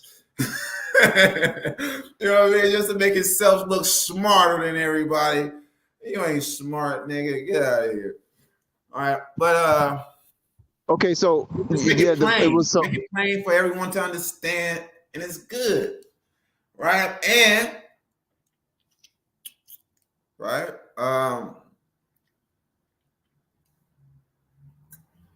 what's the duties of the high priest, man? To establish a congregation for the remnant. And then, those that want to give offerings to the Most High God, they can give offerings to someone that the Most High God is really dealing with. The prophesied high priest. Okay, so all right, like in our kingdom, when the kingdom manifests, when the Most High established our kingdom on earth, the high priest gonna have to deal with them animal sacrifices. You know that, right? Yeah, but I'm not that high priest, man. It's gonna be other high priests that's greater than me, man. Moses, King David is a high priest as well as a king. Yeah, well, okay, hold on. The one Joshua, that high priest you talking about in the scriptures, that's a Levitical high priest. So yeah, they're gonna have to deal with that temple. Are you aware of that? Yeah. Okay, so are you a Levitical high priest? I believe so. And I might have some duties. I might have some duties in the temple. And we might most likely rotate and switch off. We'll have my days, my scheduled days. They'll have some scheduled days, and run it like that. A real true business, Yeah, I'm just want to know, was you aware that you're gonna have job? You know how a real true job. Everybody got their shifts. You can work here. Yeah. I'll leave you your shift. That's how it's gonna be in the kingdom. Yeah, I'll have my shift. Well, the high priest is there's only one high priest, which I'm sure you're aware of that, and you're gonna have to go into the Holy of Holies. You know that too, right? You're gonna be, if you're the high priest that you say you are, you're gonna have to go into, when that temple was built, and we start doing the sacrifices unto the Most High. You're gonna have to go into the Holy of Holies. Yeah, and in the if I'm not mistaken, to come, yeah. It's going to be more than one high priest. It's going to be more than one king. It's going to be a lot of kings under King David, because it's the land of our rewards. It's the place of our rewards. It's not really too much work to be done no more. It's the place of our peace, enjoyment. It's paradise. So the Most High is rewarding us to be like King David. You know, that's in the scriptures. Well, it's going to be, you know, a lot of positions available, a lot of royal positions available. It's going to be a lot of Right. kingship, I a understand lot what of you're saying, but priesthoods available. I'm just being specific. I'm saying in Ezekiel, when that temple is built and we're doing animal sacrifices unto the Most High, That's not me. and I mean offering, there's going to be a high priest. So there's only one high priest That's going not to be able to me. go. Okay. Mm.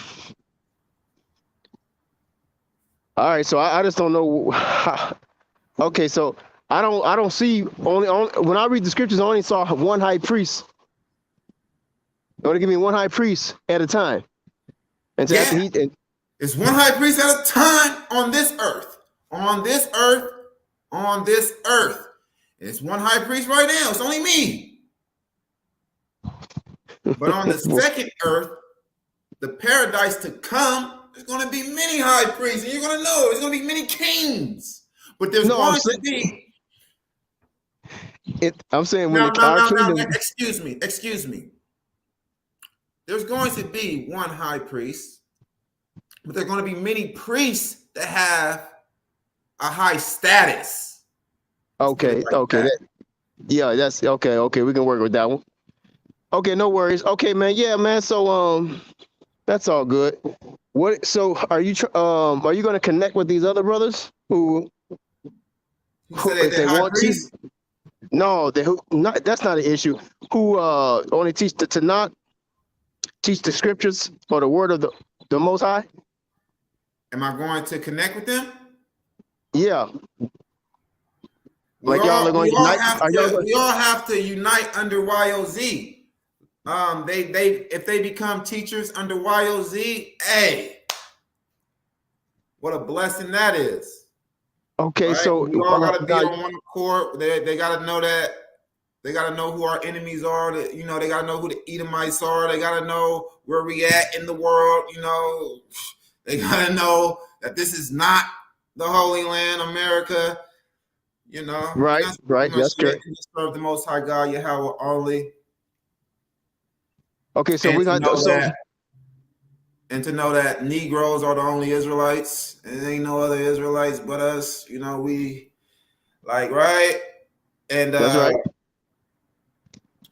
That's right. You are who your father is, the first generation, right? The seed determines who the child is. The blood determines what the seed is. So, yeah, someone like what is his name from Sakari? Alazar, Gorilla Hebrew. He's an Israelite, you know, because he's mixed, first generation, but he's not. He's an Israelite. Those that are mixed with, they have their father is black, and they have like a Gentile mother, you know, first generation. Those are Israelites. So mixed people also, if their father is an Israelite, then they are Israel. Mm-hmm. But if they go to reproduce with a white woman, let's say Alazar reproduce with a white woman, that next child, man, it's gonna be like, you know, it's over for it. It's pretty much because the seed determines. I see you got some concerns with that one. Huh? Yeah. I see you got some concerns with that one. Yeah, it's the seed determines who the child is, and the blood determines what the seed is. So when the blood so let's go ahead and break it down, all right? So let's say someone who was mixed, like Alazar, he has a baby with a white woman, hypothetically, right? And then that child come out, that child is going to be 25% Israel's blood. And it's going to be 75% Edom's blood. Because Eleazar, he's already 50-50, right? So then when you mix it again with a white woman, now it knocks down to 25. And then now when you go to the third generation, if they mix with a white woman too, their child is a complete white person because the blood has conquered the seed and it completely engulfed the seed. And the Most High God tells us the life of a thing is in the blood. You get it? I hear you. I never heard that before, but Makes sense? I guess you got scriptures to back that up.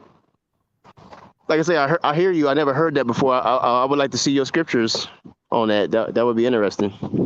One day, you know, when you get time to do that. Okay, yeah, for sure. Yeah. So, Yeah, I any would like more to see. questions? Let me put another link in the chat. I never saw that too. Put another link in the chat. All right. So, yeah, who's going to be over? So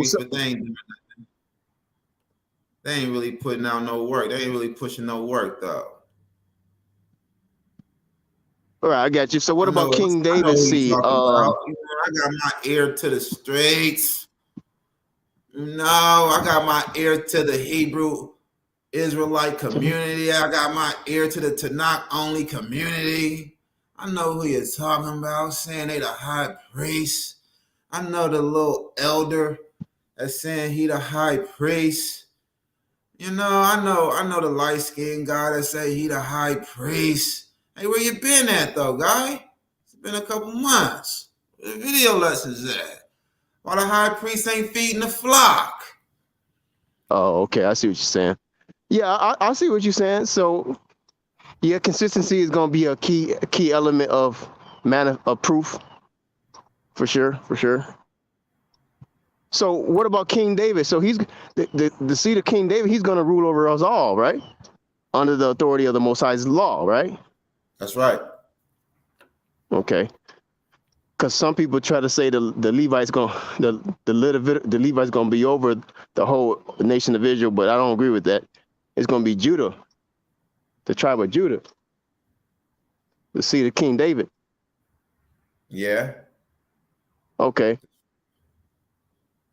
Okay. So, was you ever into the? Yeah, all these other brothers who's preaching Jesus Christ. I was on the talk. I mean, listening to some brothers today. They say that they trying to gather the children of Israel together.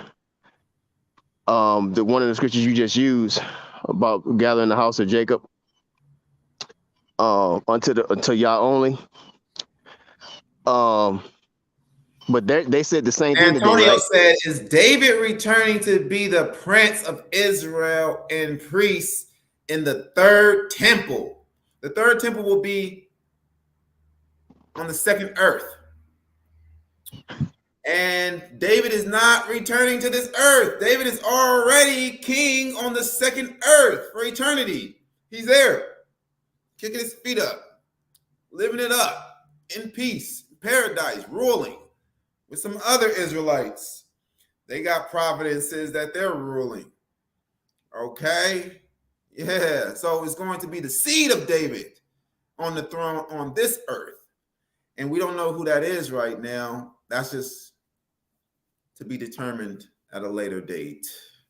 Okay, so isn't that the guy that's prophesied in Jeremiah and some other scriptures about the branch of righteousness, the branch of the Lord? The branch is not just one person. The branch is a group of people. It's the 1/3. It's the 1/3. That's the branch. The 1/3. Yeah, I hear you. No, I'm talking about specifically the branch that's prophesied about being used by the Most High in Jeremiah. I think it's chapter 31, 32, 33. That's the people. That's the people. Okay, so whatever you say. Right, where's the scriptures about the specifically just talking about the branch, the seed of King David ruling over the house of Israel? You got scriptures where that is? Because we do know that's in the Not book somewhere. the branch. The Yeah, branch.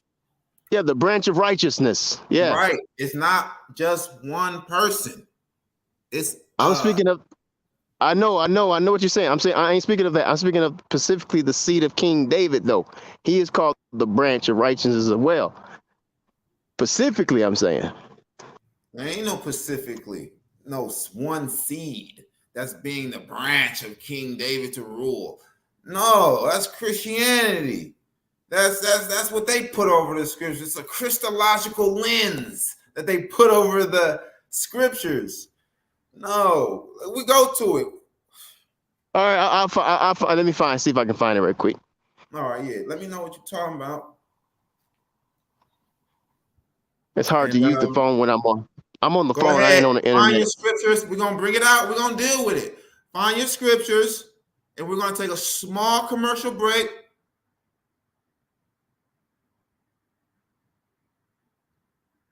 Shalom. Shalom. Yashal.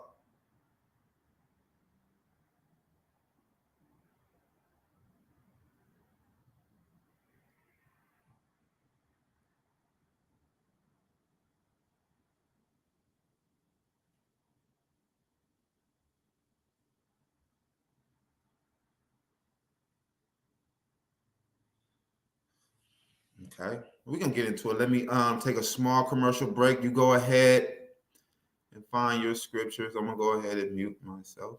And small commercial break, about 2 seconds.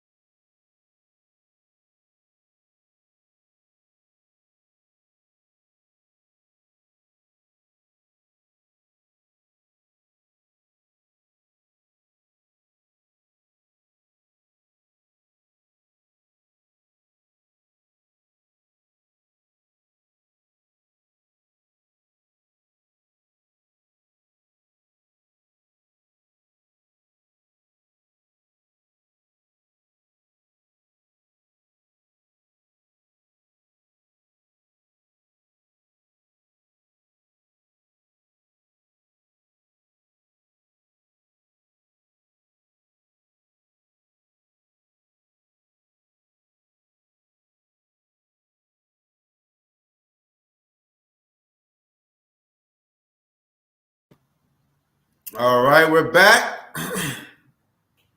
I told you guys it was a small little commercial break, a couple seconds.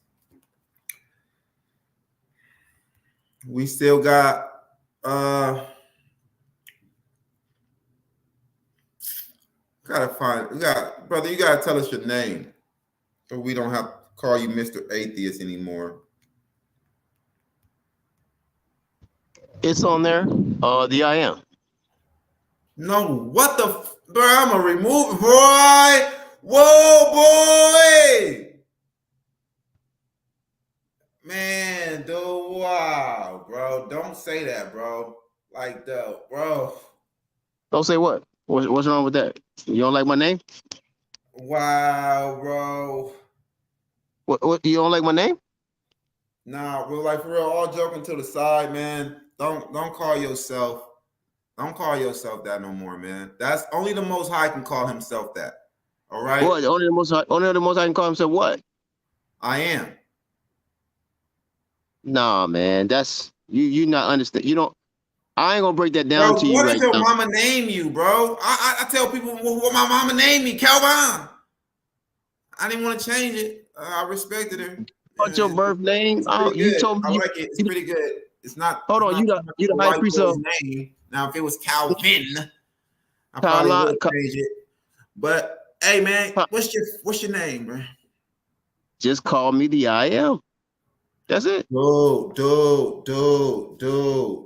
Man, I really want to go into this whole branch thing with you so that people can be Stumble edified over and the everything, though. But I don't think I can, bro. If you keep on doing this weird ass shit, bro. you Stop saying focusing on. that. I already told you what that means. For real, just be respectful, bro. So Oh, the lesson can continue on and run smooth. bro, we got hey, God told, hey, you stumbling over a name? Why you stumbling over a name? That's just not nobody's name. That's the name of my God that you playing with, bro. Don't do that. You just said you wasn't on that atheist stuff no more. I didn't say I was the creator, man. I said my name is the I am. I didn't say I'm the creator of the I am, bro. Do you understand that? I didn't say I was the creator of the I am. I didn't say I'm the one that created But the we heavens and don't the play earth. like that. We don't play like that, bro. Damn, No, bro. We don't play like that, man. For real.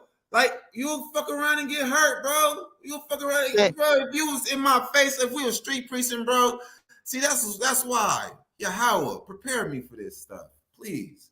This is crazy right here, bro. The fuck out of here, man, with that weird ass shit. I'll fucking explain it without you. Weird ass shit talking about you to. Man, I can't stand people be doing that weird ass shit. Trip.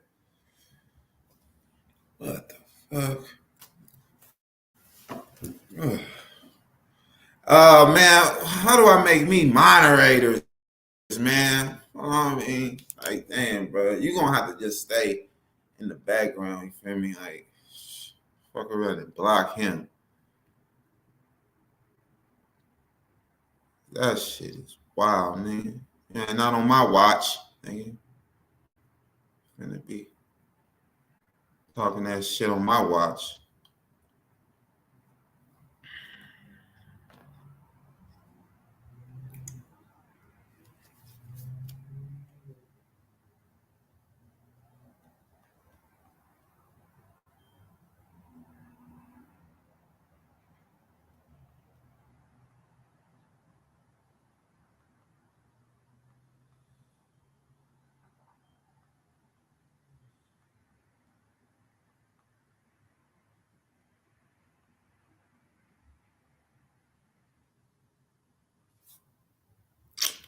Fucking bitch.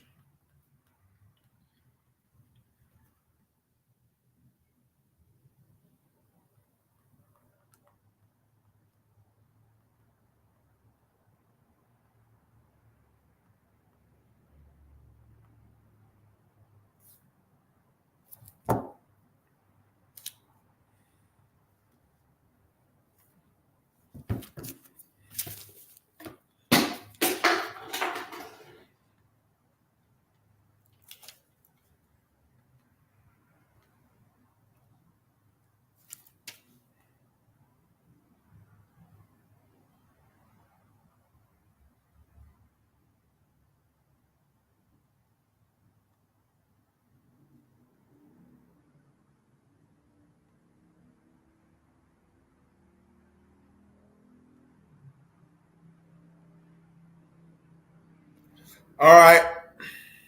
Yeah. Come on now.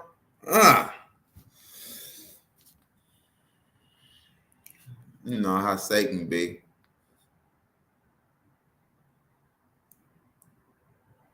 You know how Satan be.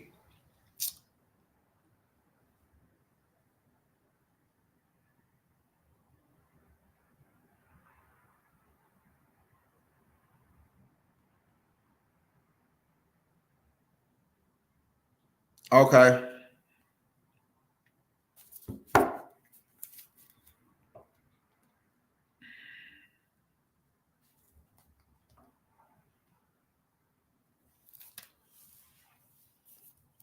Let's go to it. Let me share my screen again. And let's explain it. It's not one person, man.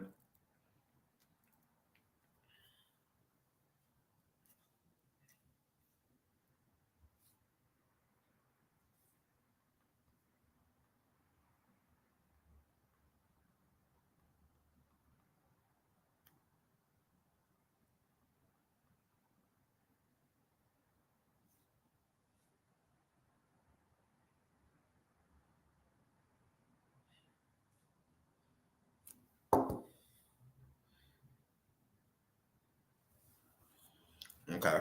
Now, let's go and explain it. The branch. Who is this branch? Let me share my screen again. Let's see.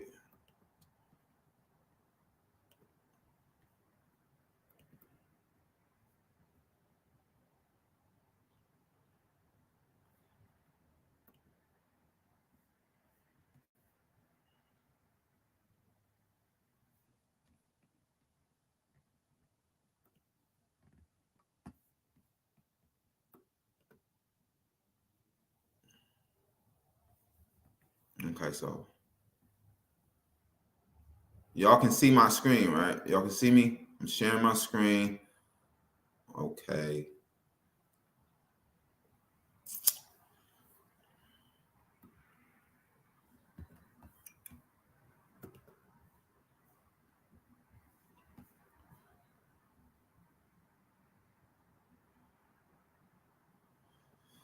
Okay, so let's go.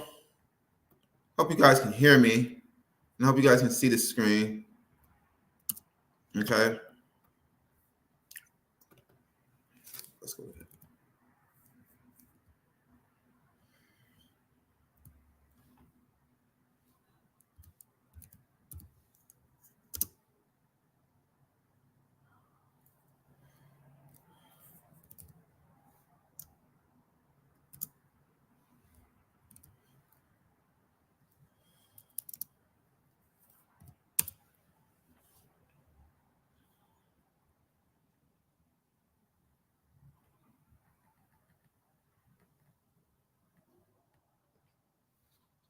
Jeremiah 23, verse 6. Can you guys hear me? Can you guys see that screen? You see the scriptures on the screen right here? You see that? Jeremiah 23, verse 6. Y'all see? Let me know in the chat if y'all can see that. Everything is good. Because this is showing something else right here. I don't know. No. He says no. He can't see. Right here? You can't see?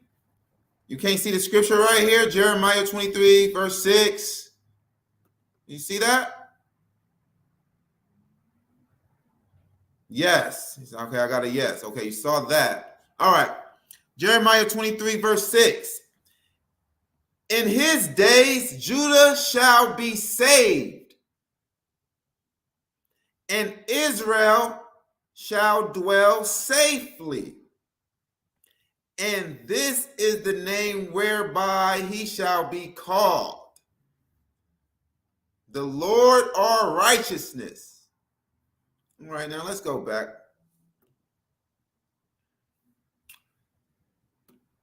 And here it goes. Behold, this is Jeremiah chapter 23, verse 5. Behold, the days come, says Yahweh, that I will raise unto David a righteous branch. Okay? A righteous branch. I will raise unto David a righteous branch. He's raising this righteous branch up to David. For David. He's raising them up unto David. I will raise unto David a righteous branch, a righteous people, not a righteous person. What King David going to do with that? Just one God. No, he's going like a righteous village for you to govern over.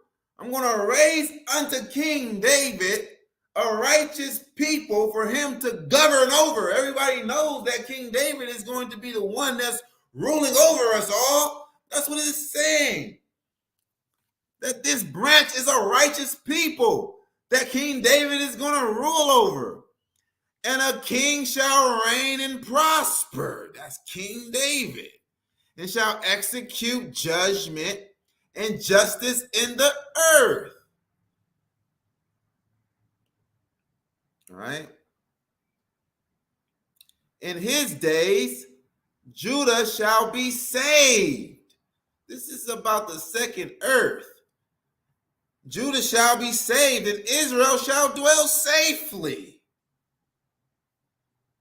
This is paradise. And this is the name whereby he shall be called. The Lord our righteousness. Right? This he right here. Right? This he right here is Israel.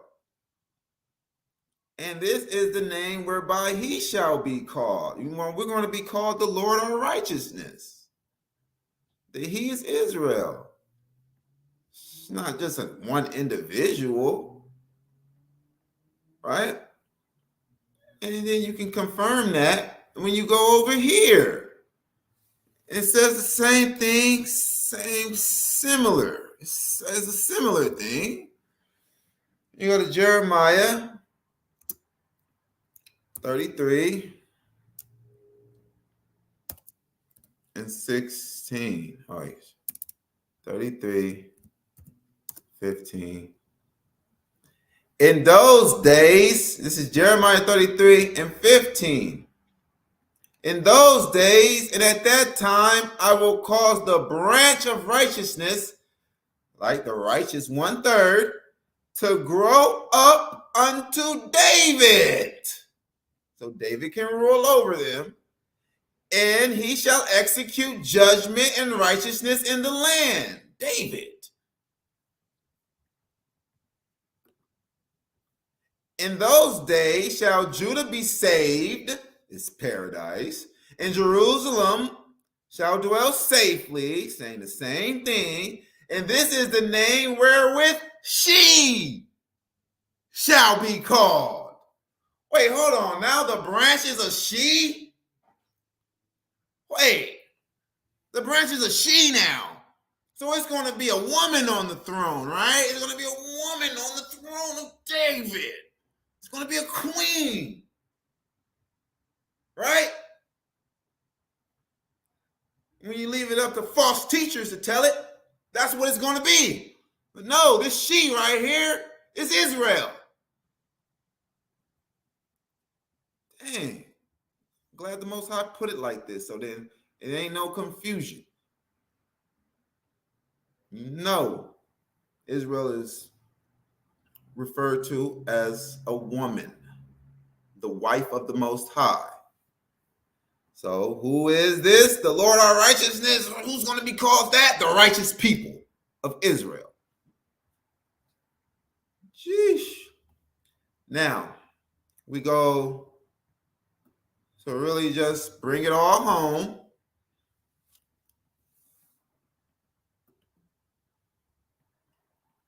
We go to Isaiah chapter 60.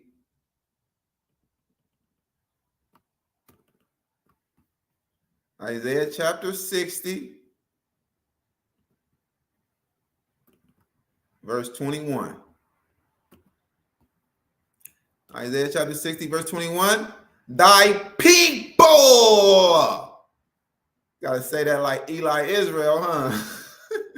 It let you know you get it. Thy people. Thy people.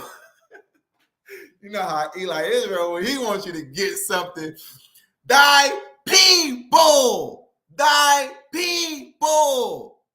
also shall be all righteous. They shall inherit the land. They shall inherit the land forever. The branch of my planting, thy people, plural, the branch of my planting. Damn, one person, Christian shit. Now, did anybody see that? Did we all see that?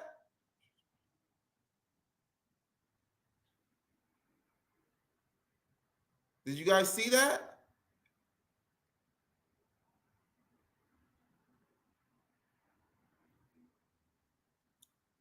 Did you guys see me reading that? And let me know, please. Nice. Oh, so I guess you guys did see that. Okay. Gabriel says, no, you didn't see me sharing my screen? Well, if you didn't see it, you heard it, and you should have followed along. Dang, why the screen wasn't sharing? What the heck is that about? The screen wasn't sharing?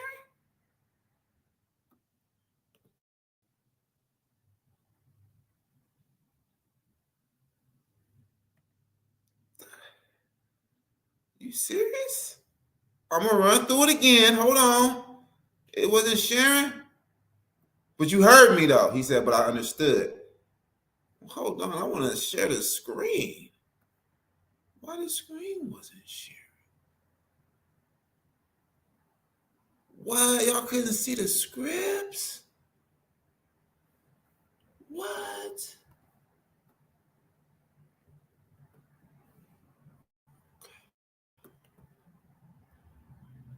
Okay, the scripts. Okay, hold on. Yeah, y'all can see now. I know y'all can see now. We're going to run through it again. With just as much zeal. Do it all over again.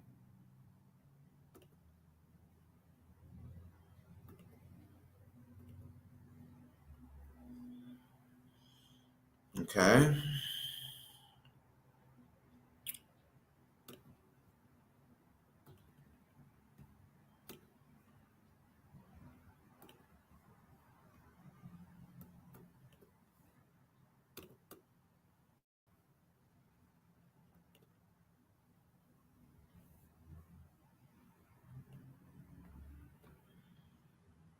Okay, now, Jeremiah chapter 23, verse 5. Behold, the days come, says Yahweh, that I will raise unto David a righteous branch. He's going to raise unto David a righteous people so that David can govern over. He's going to raise unto David one person to do what? He's going to raise unto David. Here you go, David. Here's one guy. And what I'm going to do with this guy? What I'm going to give him my position? All right. Okay, here you can sit down. Now what do I do as King David? You can sit on my throne. Now what do I do as King David? No. He's raising unto King David a righteous people, the 1/3. Behold, the days come, says Yahweh, that I will raise unto David a righteous branch, and a king shall reign and prosper. That's David reigning and prospering with the branch, the people under him. He's reigning over them. How is a king going to reign? Huh? And it's just one person. Come on. And the king shall reign and prosper and shall execute judgment and justice in the earth. Yeah, it's King David. And we're going to be his righteous government, the righteous citizens in his government. In his days, Judah shall be saved. Right, on the second earth. This is happening on the second earth, right? The days of these people on the second earth, and Israel shall dwell safely. And this is his name whereby he shall be called, the Lord our righteousness, that he shall be called, that he represents Israel. Israel shall be called the Lord our righteousness. The people. Right?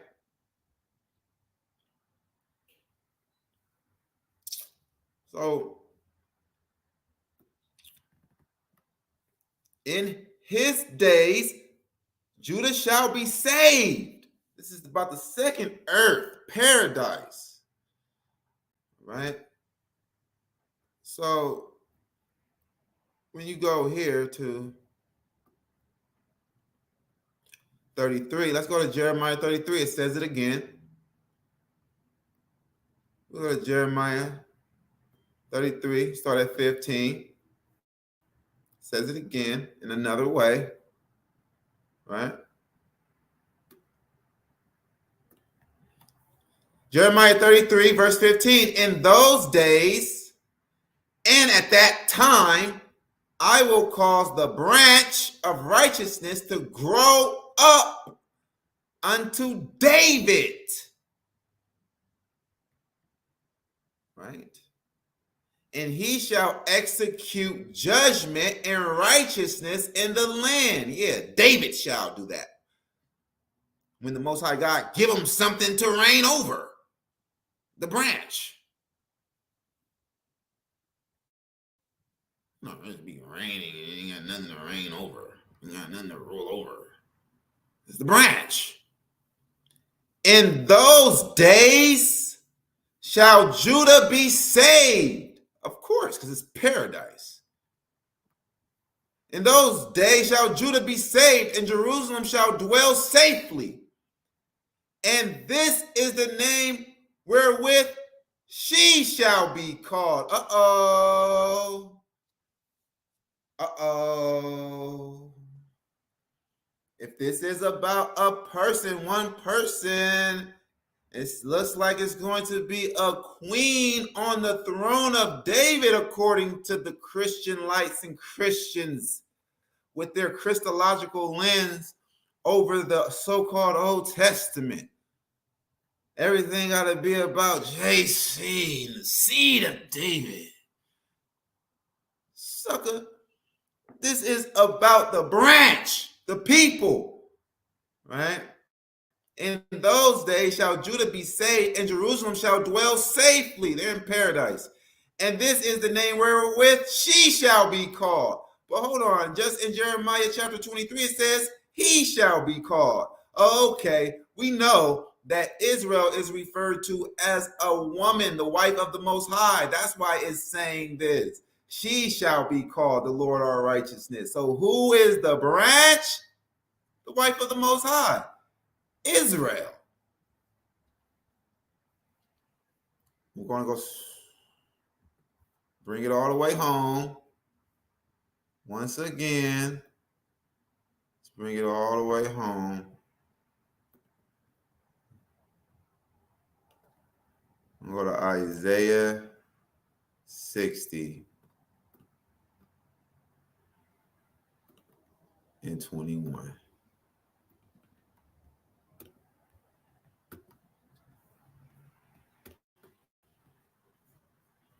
Isaiah 60, verse 21. Thy people. Let's do it again. Thy people shall be all righteous. They shall inherit the land forever. Who are they? The branch of my planting. The work of my hands, that I may be glorified. Thy people shall be all righteous. They shall inherit the land forever. Who are they? The branch. Thy people. The branch. So who's the branch? The righteous 1/3 people. There it goes. Very simple and plain. Did everybody understand that? Was that shown? Yeah, it was shown. I see it. It's right here.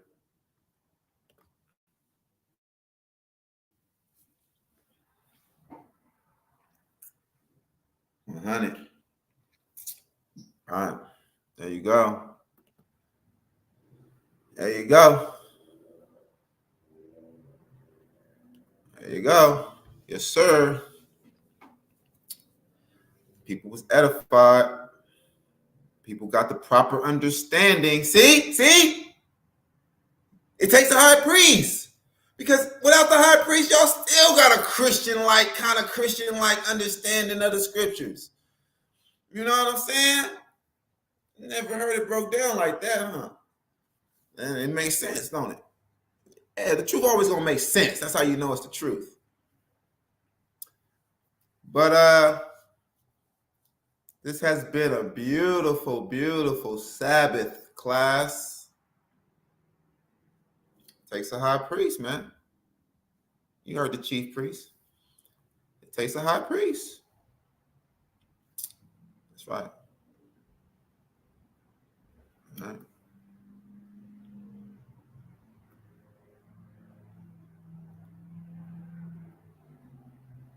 Nice. Nice. Fabulous. All right.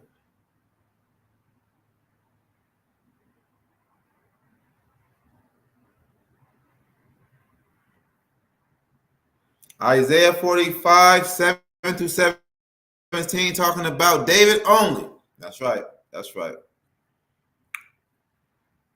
That's right. Okay. So the seed of David will reign on this earth, but we don't know who that is. It can be from the midst of us, you know, from among us. That's what it's going to be. It's going to be someone that we appoint head over us. All right. So when the Most High knocks this place down, you know, it's time for us. He brings us up out of this place via chariots. He snatches us up out of here with the chariots, and then places in our own land. We're going to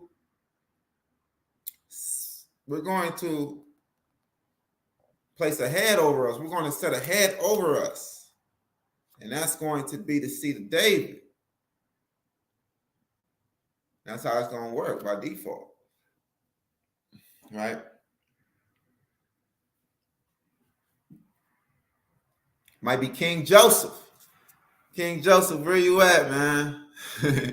Might be King Joseph. He set king over us, you know, a great, mighty, righteous man of the Lord. Could be you. Could be you, or you, or you, you. Could be any one of us.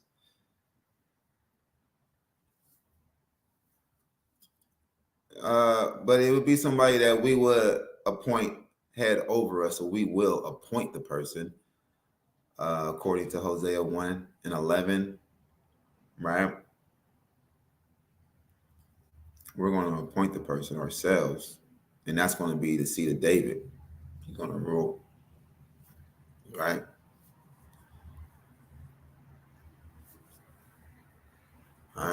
It's not going to be hard to miss the seed of David. We're pretty much all the seed of David, because we're Judah over here scattered. All right, so all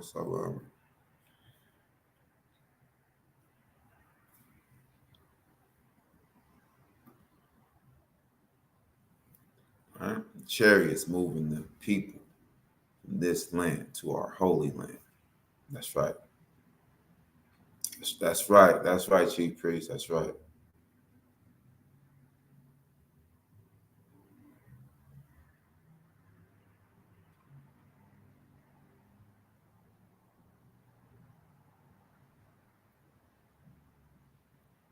All right, so I'm gonna put another link in the chat.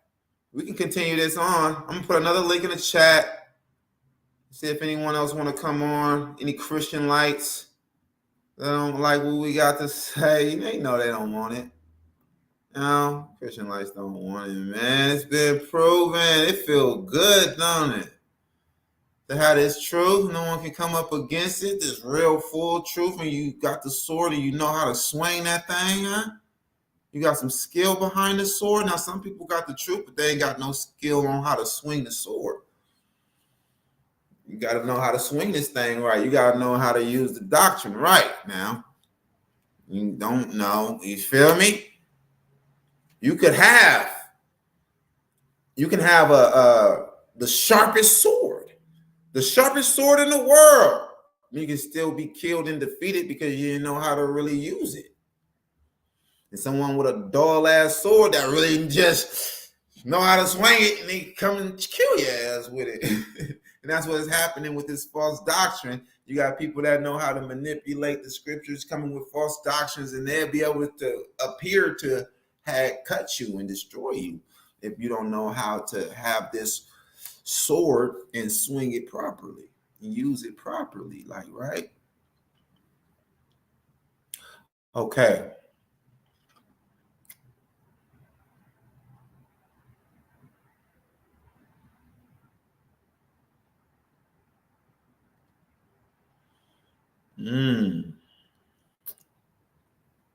Ben Naphtali says the Levitical priests have authority over the temple and its oblations, gifts, and not the house of Judah, of which King David is from. Yeah, that's true. But it's an exception for King David. A great exception. Great exception for King David. King David is a high priest as well. We can bring that out. We can go get some scripts and bring it out. He performs high priest duties. Yeah, he's that one. He's the chosen one from among us. Yeah. The Most High wants him close to him. The Most High just wants him close. He's going to be the king and high priest in that day. And it's going to be other high priests, but David got special privileges, man. It just is what it is. He was prophesied before he was even born, man, to be the star. He's the star of Jacob. All right. So don't seem like no one want to hit the link. There you go. He's the high priest after the order of Melchizedek. That's right. That's right. That's him. He comes in the volume of the book. It was written of him to do the will of the Most High God. Well, yeah. The book, the Tanakh, not including the New Testament that came in another language. You damn Christianites are foolish. You are a nation, a Hebrew nation, the nation of Yashala, Israel. In your constitution now, you forming your constitution right here. And part of your constitution is written in the language of another nation. You guys are the real Israel, though? Y'all are the real Israel? And half of your damn constitution is written in Greek in another language? You worse than the Americans because half of their constitution is not written in Chinese or Japanese. You're worse than any other nation. And you're supposed to be the holy of holies. You some suckers and y'all make us look bad. You make us look terrible. You embarrass us. Y'all are a disgrace. All of you Christian lights and Christian camps, fuck y'all. So, because you're stupid, you're dumb, right? And we hate dummies, stupidity. Yeah. And it's Elijah season. That's right. We're going to slaughter y'all. We're going to kill y'all. We're going to have fun doing it. We're going to have great pleasure doing it. Get this frustration out the way because you're some suckers, you stupid. You're some idolaters. You're idolaters. Going to get hacked down, chopped down with these battle axes and these weapons of war. You know what I mean? Yeah. And the power and the spirit of the Most High God, Yahweh. Yeah. All y'all got is a fictional character, invisible idol that can't do nothing. Nothing. I understand that. Yeah. Y'all scared. Sakari running scared. The Christian Sakari camp. We the real Sakari. Yeah, we the real Sakari. Understand that. Yeah, we the real Sakari, man. All you Muslims, your leader is a Freemason. Farrakhan, the con artist, is a Freemason. Your leader is a Freemason. He's a sucker. And all of you Christian lights, Greek Israelites. Yeah, man. Y'all Christians. Hebrew Israelites and Sakari, y'all some Christians. Y'all don't like that, huh? But you are. You're a Christian. You're a follower of Christ. IUIC, you're a Christian. Talking all that shit about Christians. Sakari talking all that shit about Christians. You're a Christian. You're a follower of Christ. You're a Christian.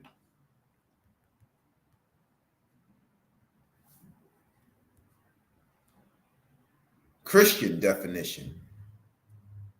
Here's the definition of Christian: relating to or professing Christianity or its teachings. There you go. That's what y'all do. Same thing that Christianity teach. It's the same thing y'all teach. Y'all bit off of Christianity. Christianity teach that every prophecy that speaks about a coming Messiah is about JC. Every prophecy that speaks of a coming Savior is about JC. Deuteronomy 18:18 is about JC, even though it's not. Everything is about Zechariah 12 is about JC, even though it's not. Isaiah 9:6 is about JC, even though it's not. Isaiah 7:14 is about JC, even though it's not. Everything is about JC. That's what they taught. They taught that first. We were in the Christian church being taught that first before we ever even heard of a damn GMS or a damn One West. That's where you learned it from. Yeah, you're a follower of Christianity. You're a Christian. You thought you came up with... Did one of you Christians... Can one of you Christians come on here and really tell me that y'all are the ones that came up with the doctrine that everything in the Old Testament is about JC?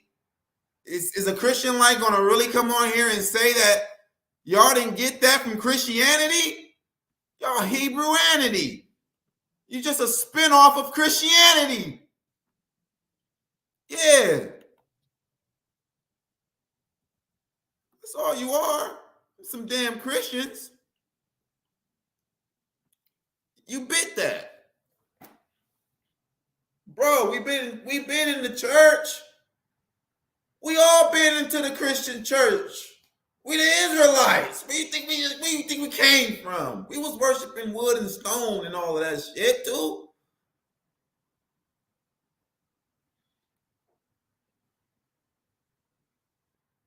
You bit their doctrine. And now you want to say that what they don't know what they talking about. Well, you talking about what they talking about, so how they don't know what they talking about? You're a sucker. You bit their doctrine. You swagger jack their doctrine. You bit their doctrine. You can't say you came up with it on your own. Ain't no Israelite, ain't no Hebrew Israelite, ain't no One West Israelite then came up on their own with all of those passages in the Old Testament and said that it was about JC, exactly how the Christian church said it was about JC. And go to the same passages to prove it, that it's about JC, try to prove it, right? You're lying. We can go through all of them. Go ahead, ask me some question, Christian light. Say, who is this in the scriptures? Say it. Come and ask me, who is it in the scriptures? It's not JC. Let's get to it. Come ask me, who is it in the scriptures? It's not JC. Exactly. Where did y'all get that from? You got it from Christianity. Can any Christians come on here? Any hardcore Christianity Christians come up on here and tell me that I'm lying? For hundreds of years, that's what they taught. Y'all just woke up. What? I'm gonna give y'all 1930.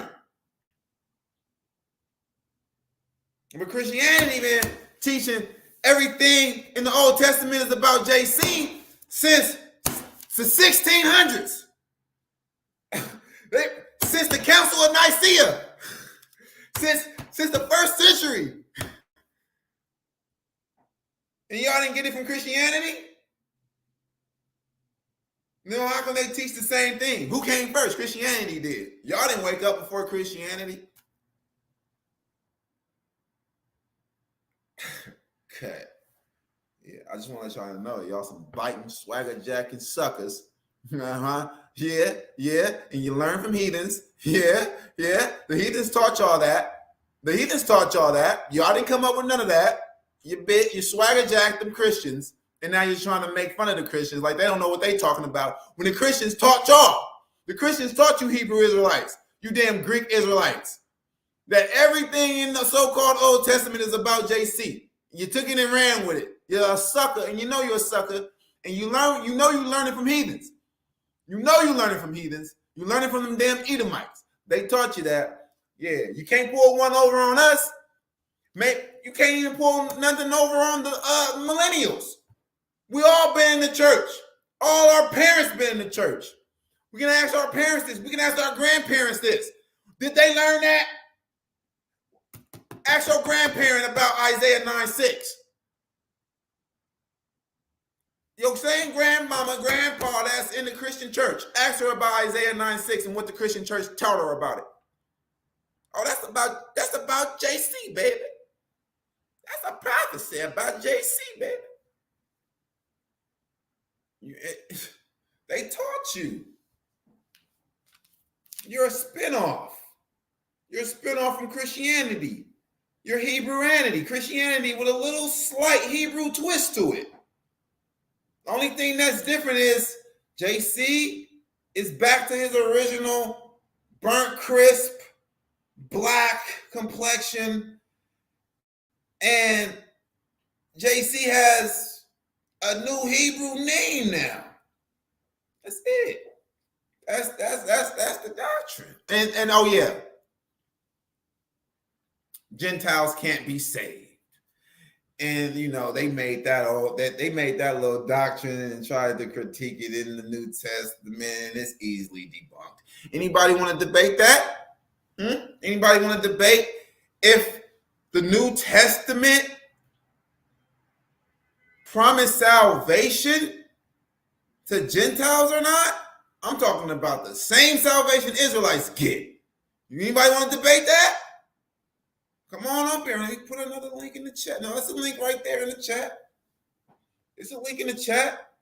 Yeah, exactly. Exactly. You're going to be humiliated. You know what I'm saying? Thumbs up the video. Like the video. Hit the thumbs up. Like the video. Share the video. You know? Hold on.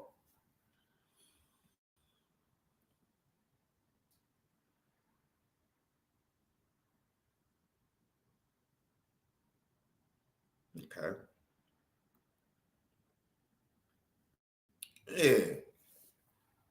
We running down on y'all. Think y'all can ignore us and all of that, man. We finna grow on y'all, man. Y'all can't ignore us for too long. Y'all ain't gonna be able to dodge us for too long. YOZ is growing. It's YOZ to the saints are free. Right? And when I expire, Yahweh is gonna put another fresh young zealot on fire in my stead. It's not over. We on your neck. We on your heels. Keep running. Keep running, Sakari. Keep running. Keep running. All you Christian camps, keep running.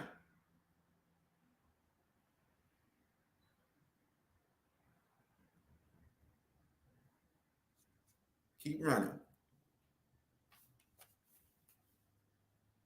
You're running out of life. That's one thing you're running. You're running out of life. You're running out of time. So keep running. But you're running out of time. You better repent. Stop running from repentance. Because you're running out of time. You have now and now only to repent, to serve the Most High God, Yahweh only, or be destroyed and become a perpetual servant. Yeah. Be destroyed. and have your wife become the wife of the righteous 1/3. The nerve of these damn Christians, though, like, right? They don't know the Hebrew God. They think that the Hebrew God is going to destroy those that serve him only, us, that don't accept JC. They believe that this wrathful God in the so-called Old Testament is going to destroy his people that serve him only, and rejected an additional God, because, like, we stuck to what you told us here, Exodus 20:3, and he just wasn't meeting up with it, like, right? So kill us, bam, kill us. Yeah, they served me only. Well, I told them not to have no other God before me. I told them to not speak in the name of other gods. Deuteronomy 18:20. Told them they will die if they do that. And they did not do that. It's these other guys over here that's Baha Shemin speaking in the name of another God and all of this stuff like that. You know what I mean? So let me kill the guys that did not speak in the name of another God. Yeah, that's what I'm going to do. That goes right along with the law. You stupidest, man. I hate you dummies. I hate you dummies. Yeah. And pride is going to kill you. Pride comes before destruction. Pride comes before the fall. Pride going to come before the fall. Yeah, pride is killing you right now, huh? Yeah, you going to be embarrassed. Is that what it is? Is that what it is? You too embarrassed to repent because you're going to get embarrassed? You've been teaching falsehood all this time? You can't turn back now, huh? Aww. You got to die now, huh? You got to die. You just got to take it, huh, because of your pride, huh? Huh, yeah. Oh, y'all. I'm going to embarrass you and I'm going to stay on y'all neck. You feel me? Yeah, I'm going to stay harassing y'all until your death day. You know what I mean? Until you depart. You know what I mean? Until you go and see the real King of Kings. Right? Yeah. Or until the kingdom comes, until the Most High God comes and deliver us up out of here. Though, like, right? Because the Most High God is coming and he's coming real soon. Yeah, the Most High God is coming real soon. Prophecies are starting to come to pass. All praises be to the Most High God, our God. Right? Who is the Ancient of Days in Daniel 7:9? There's a question. Who is the Ancient of Days? Daniel 7:9, that will reign as king over the earth. That's Yahweh. Yahweh is the Ancient of Days. That's another title of his. Okay. I hope everyone's Sabbath is going well. I hope everyone's Sabbath is going well.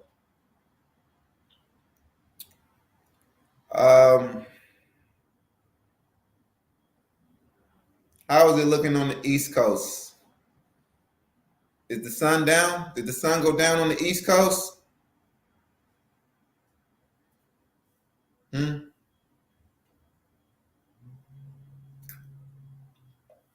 Okay. Okay. Put this away. All right.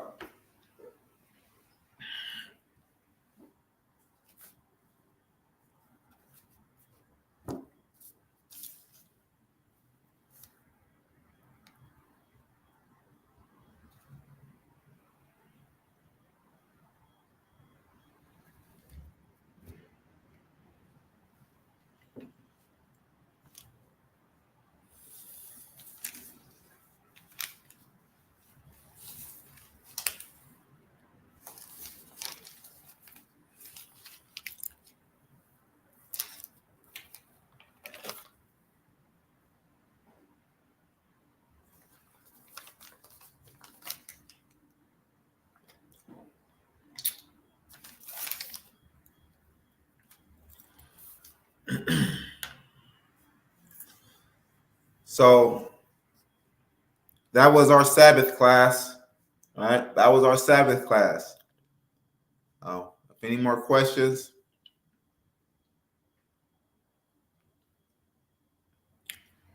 I'll be glad to answer any questions.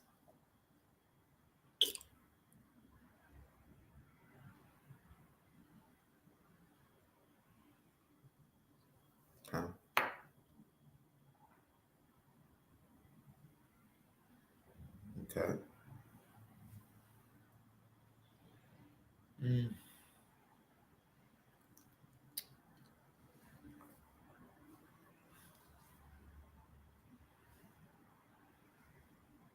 So, see, everything's the truth. Everything is uncuttable. Everything's the truth. Bring the truth out right here.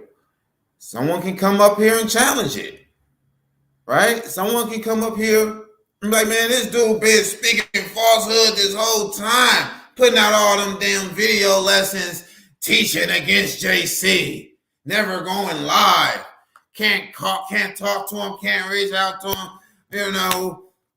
Hey, I'm here. Anybody want to come up against the doctrine? Hey, they was always talking about rap the news, huh? The Christian lights, they was always talking about rap the news.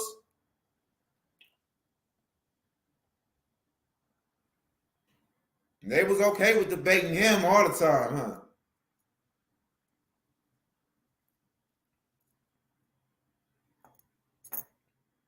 You want to act like you don't know me, huh? You want to act like you don't know me, though, huh? Okay.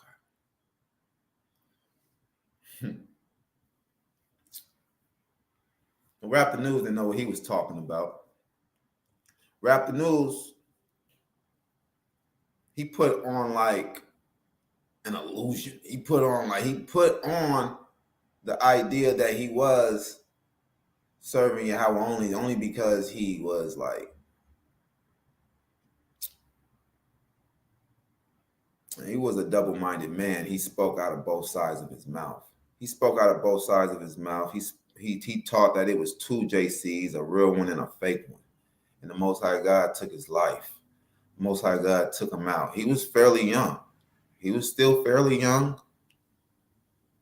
The Most High God took his life, man, causing all of that confusion. It's like, come on now, man. Like, yeah, he was saying some blasphemous stuff too. On the name of Yahweh, he was saying, that dude was so twisted. I kind of thought that someone slipped him a Mickey or something. Like he must have or somebody sprinkled some angel dust on his weed or something. No, for real, because I have a cousin that was slipped a Mickey, and he talks just like my cousin. He talks like all out of conversation, and like he's not focused on like one doctrine. He's skipping all over the place, right? So, yeah, the Most High God, you can't just be going off saying crazy things, right? And teaching a crazy bugged out doctrine. Now, when it gets too bugged out, and then you got the Most High coming to see you about it. And his got way too bugged out, and it just got confusing. Like, okay, you're teaching. He taught idolatry. He taught two JCs. It was one that was real, and there was another that was fake. Trying to play both sides of the fence. Just in case JC is real, let me make sure I'm all right over here. Nah. Ain't no playing both sides of the fence. Ain't no Humpty Dumpty sitting on the wall. No Humpty Dumpty is going to have a great fall. Sitting on that damn wall, boy. Choose a side.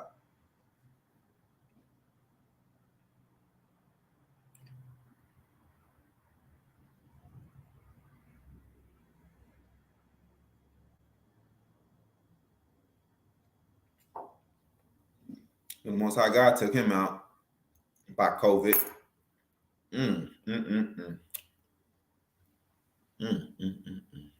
Also took out that Christian light too. That said he was the God-sent comforter, right? Tazadakia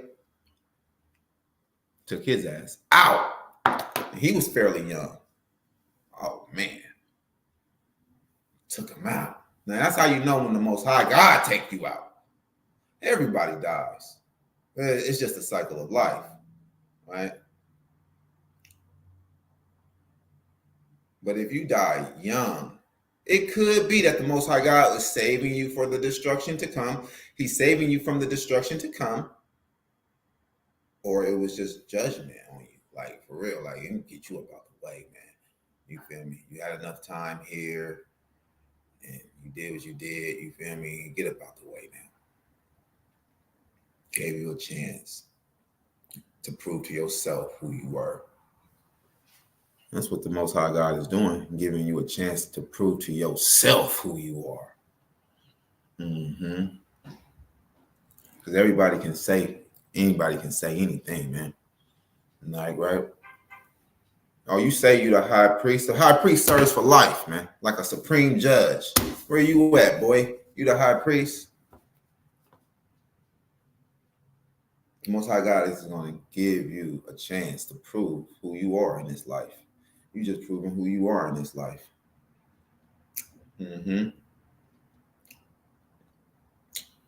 That's all that be. So it's rounding up to about 5 hours. We did that thing, huh? It don't even seem like we've been on for 5 hours, but we have.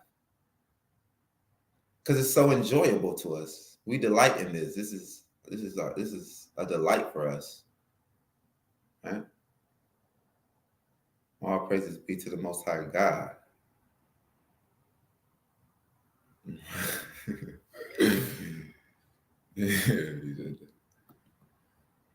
Humpty Dumpty thing got me rolling. Yeah.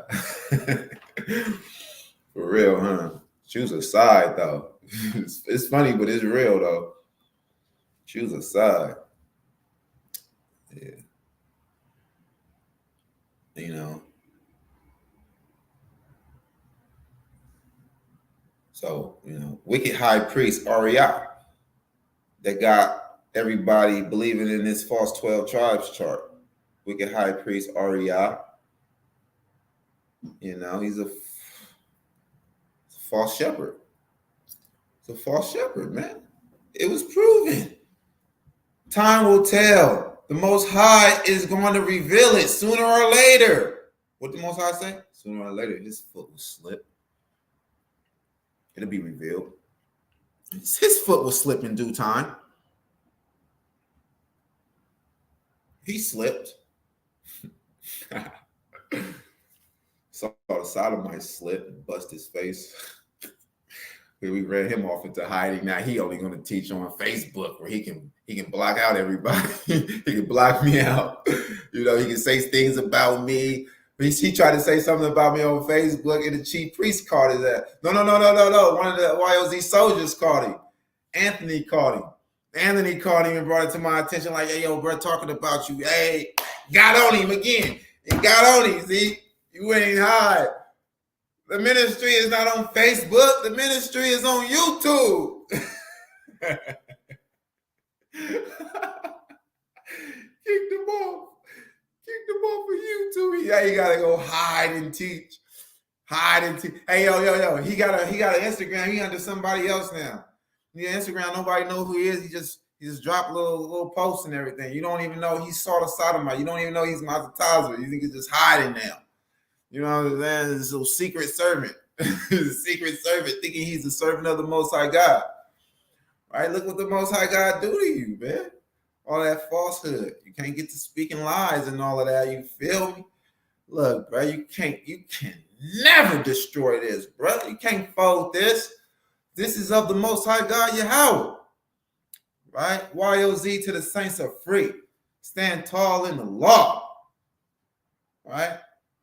Stay stumped down for the Most High God, Yahweh. Stand tall in the law. Ababa ball. Fall Babylon. Fall. Yeah, that's right.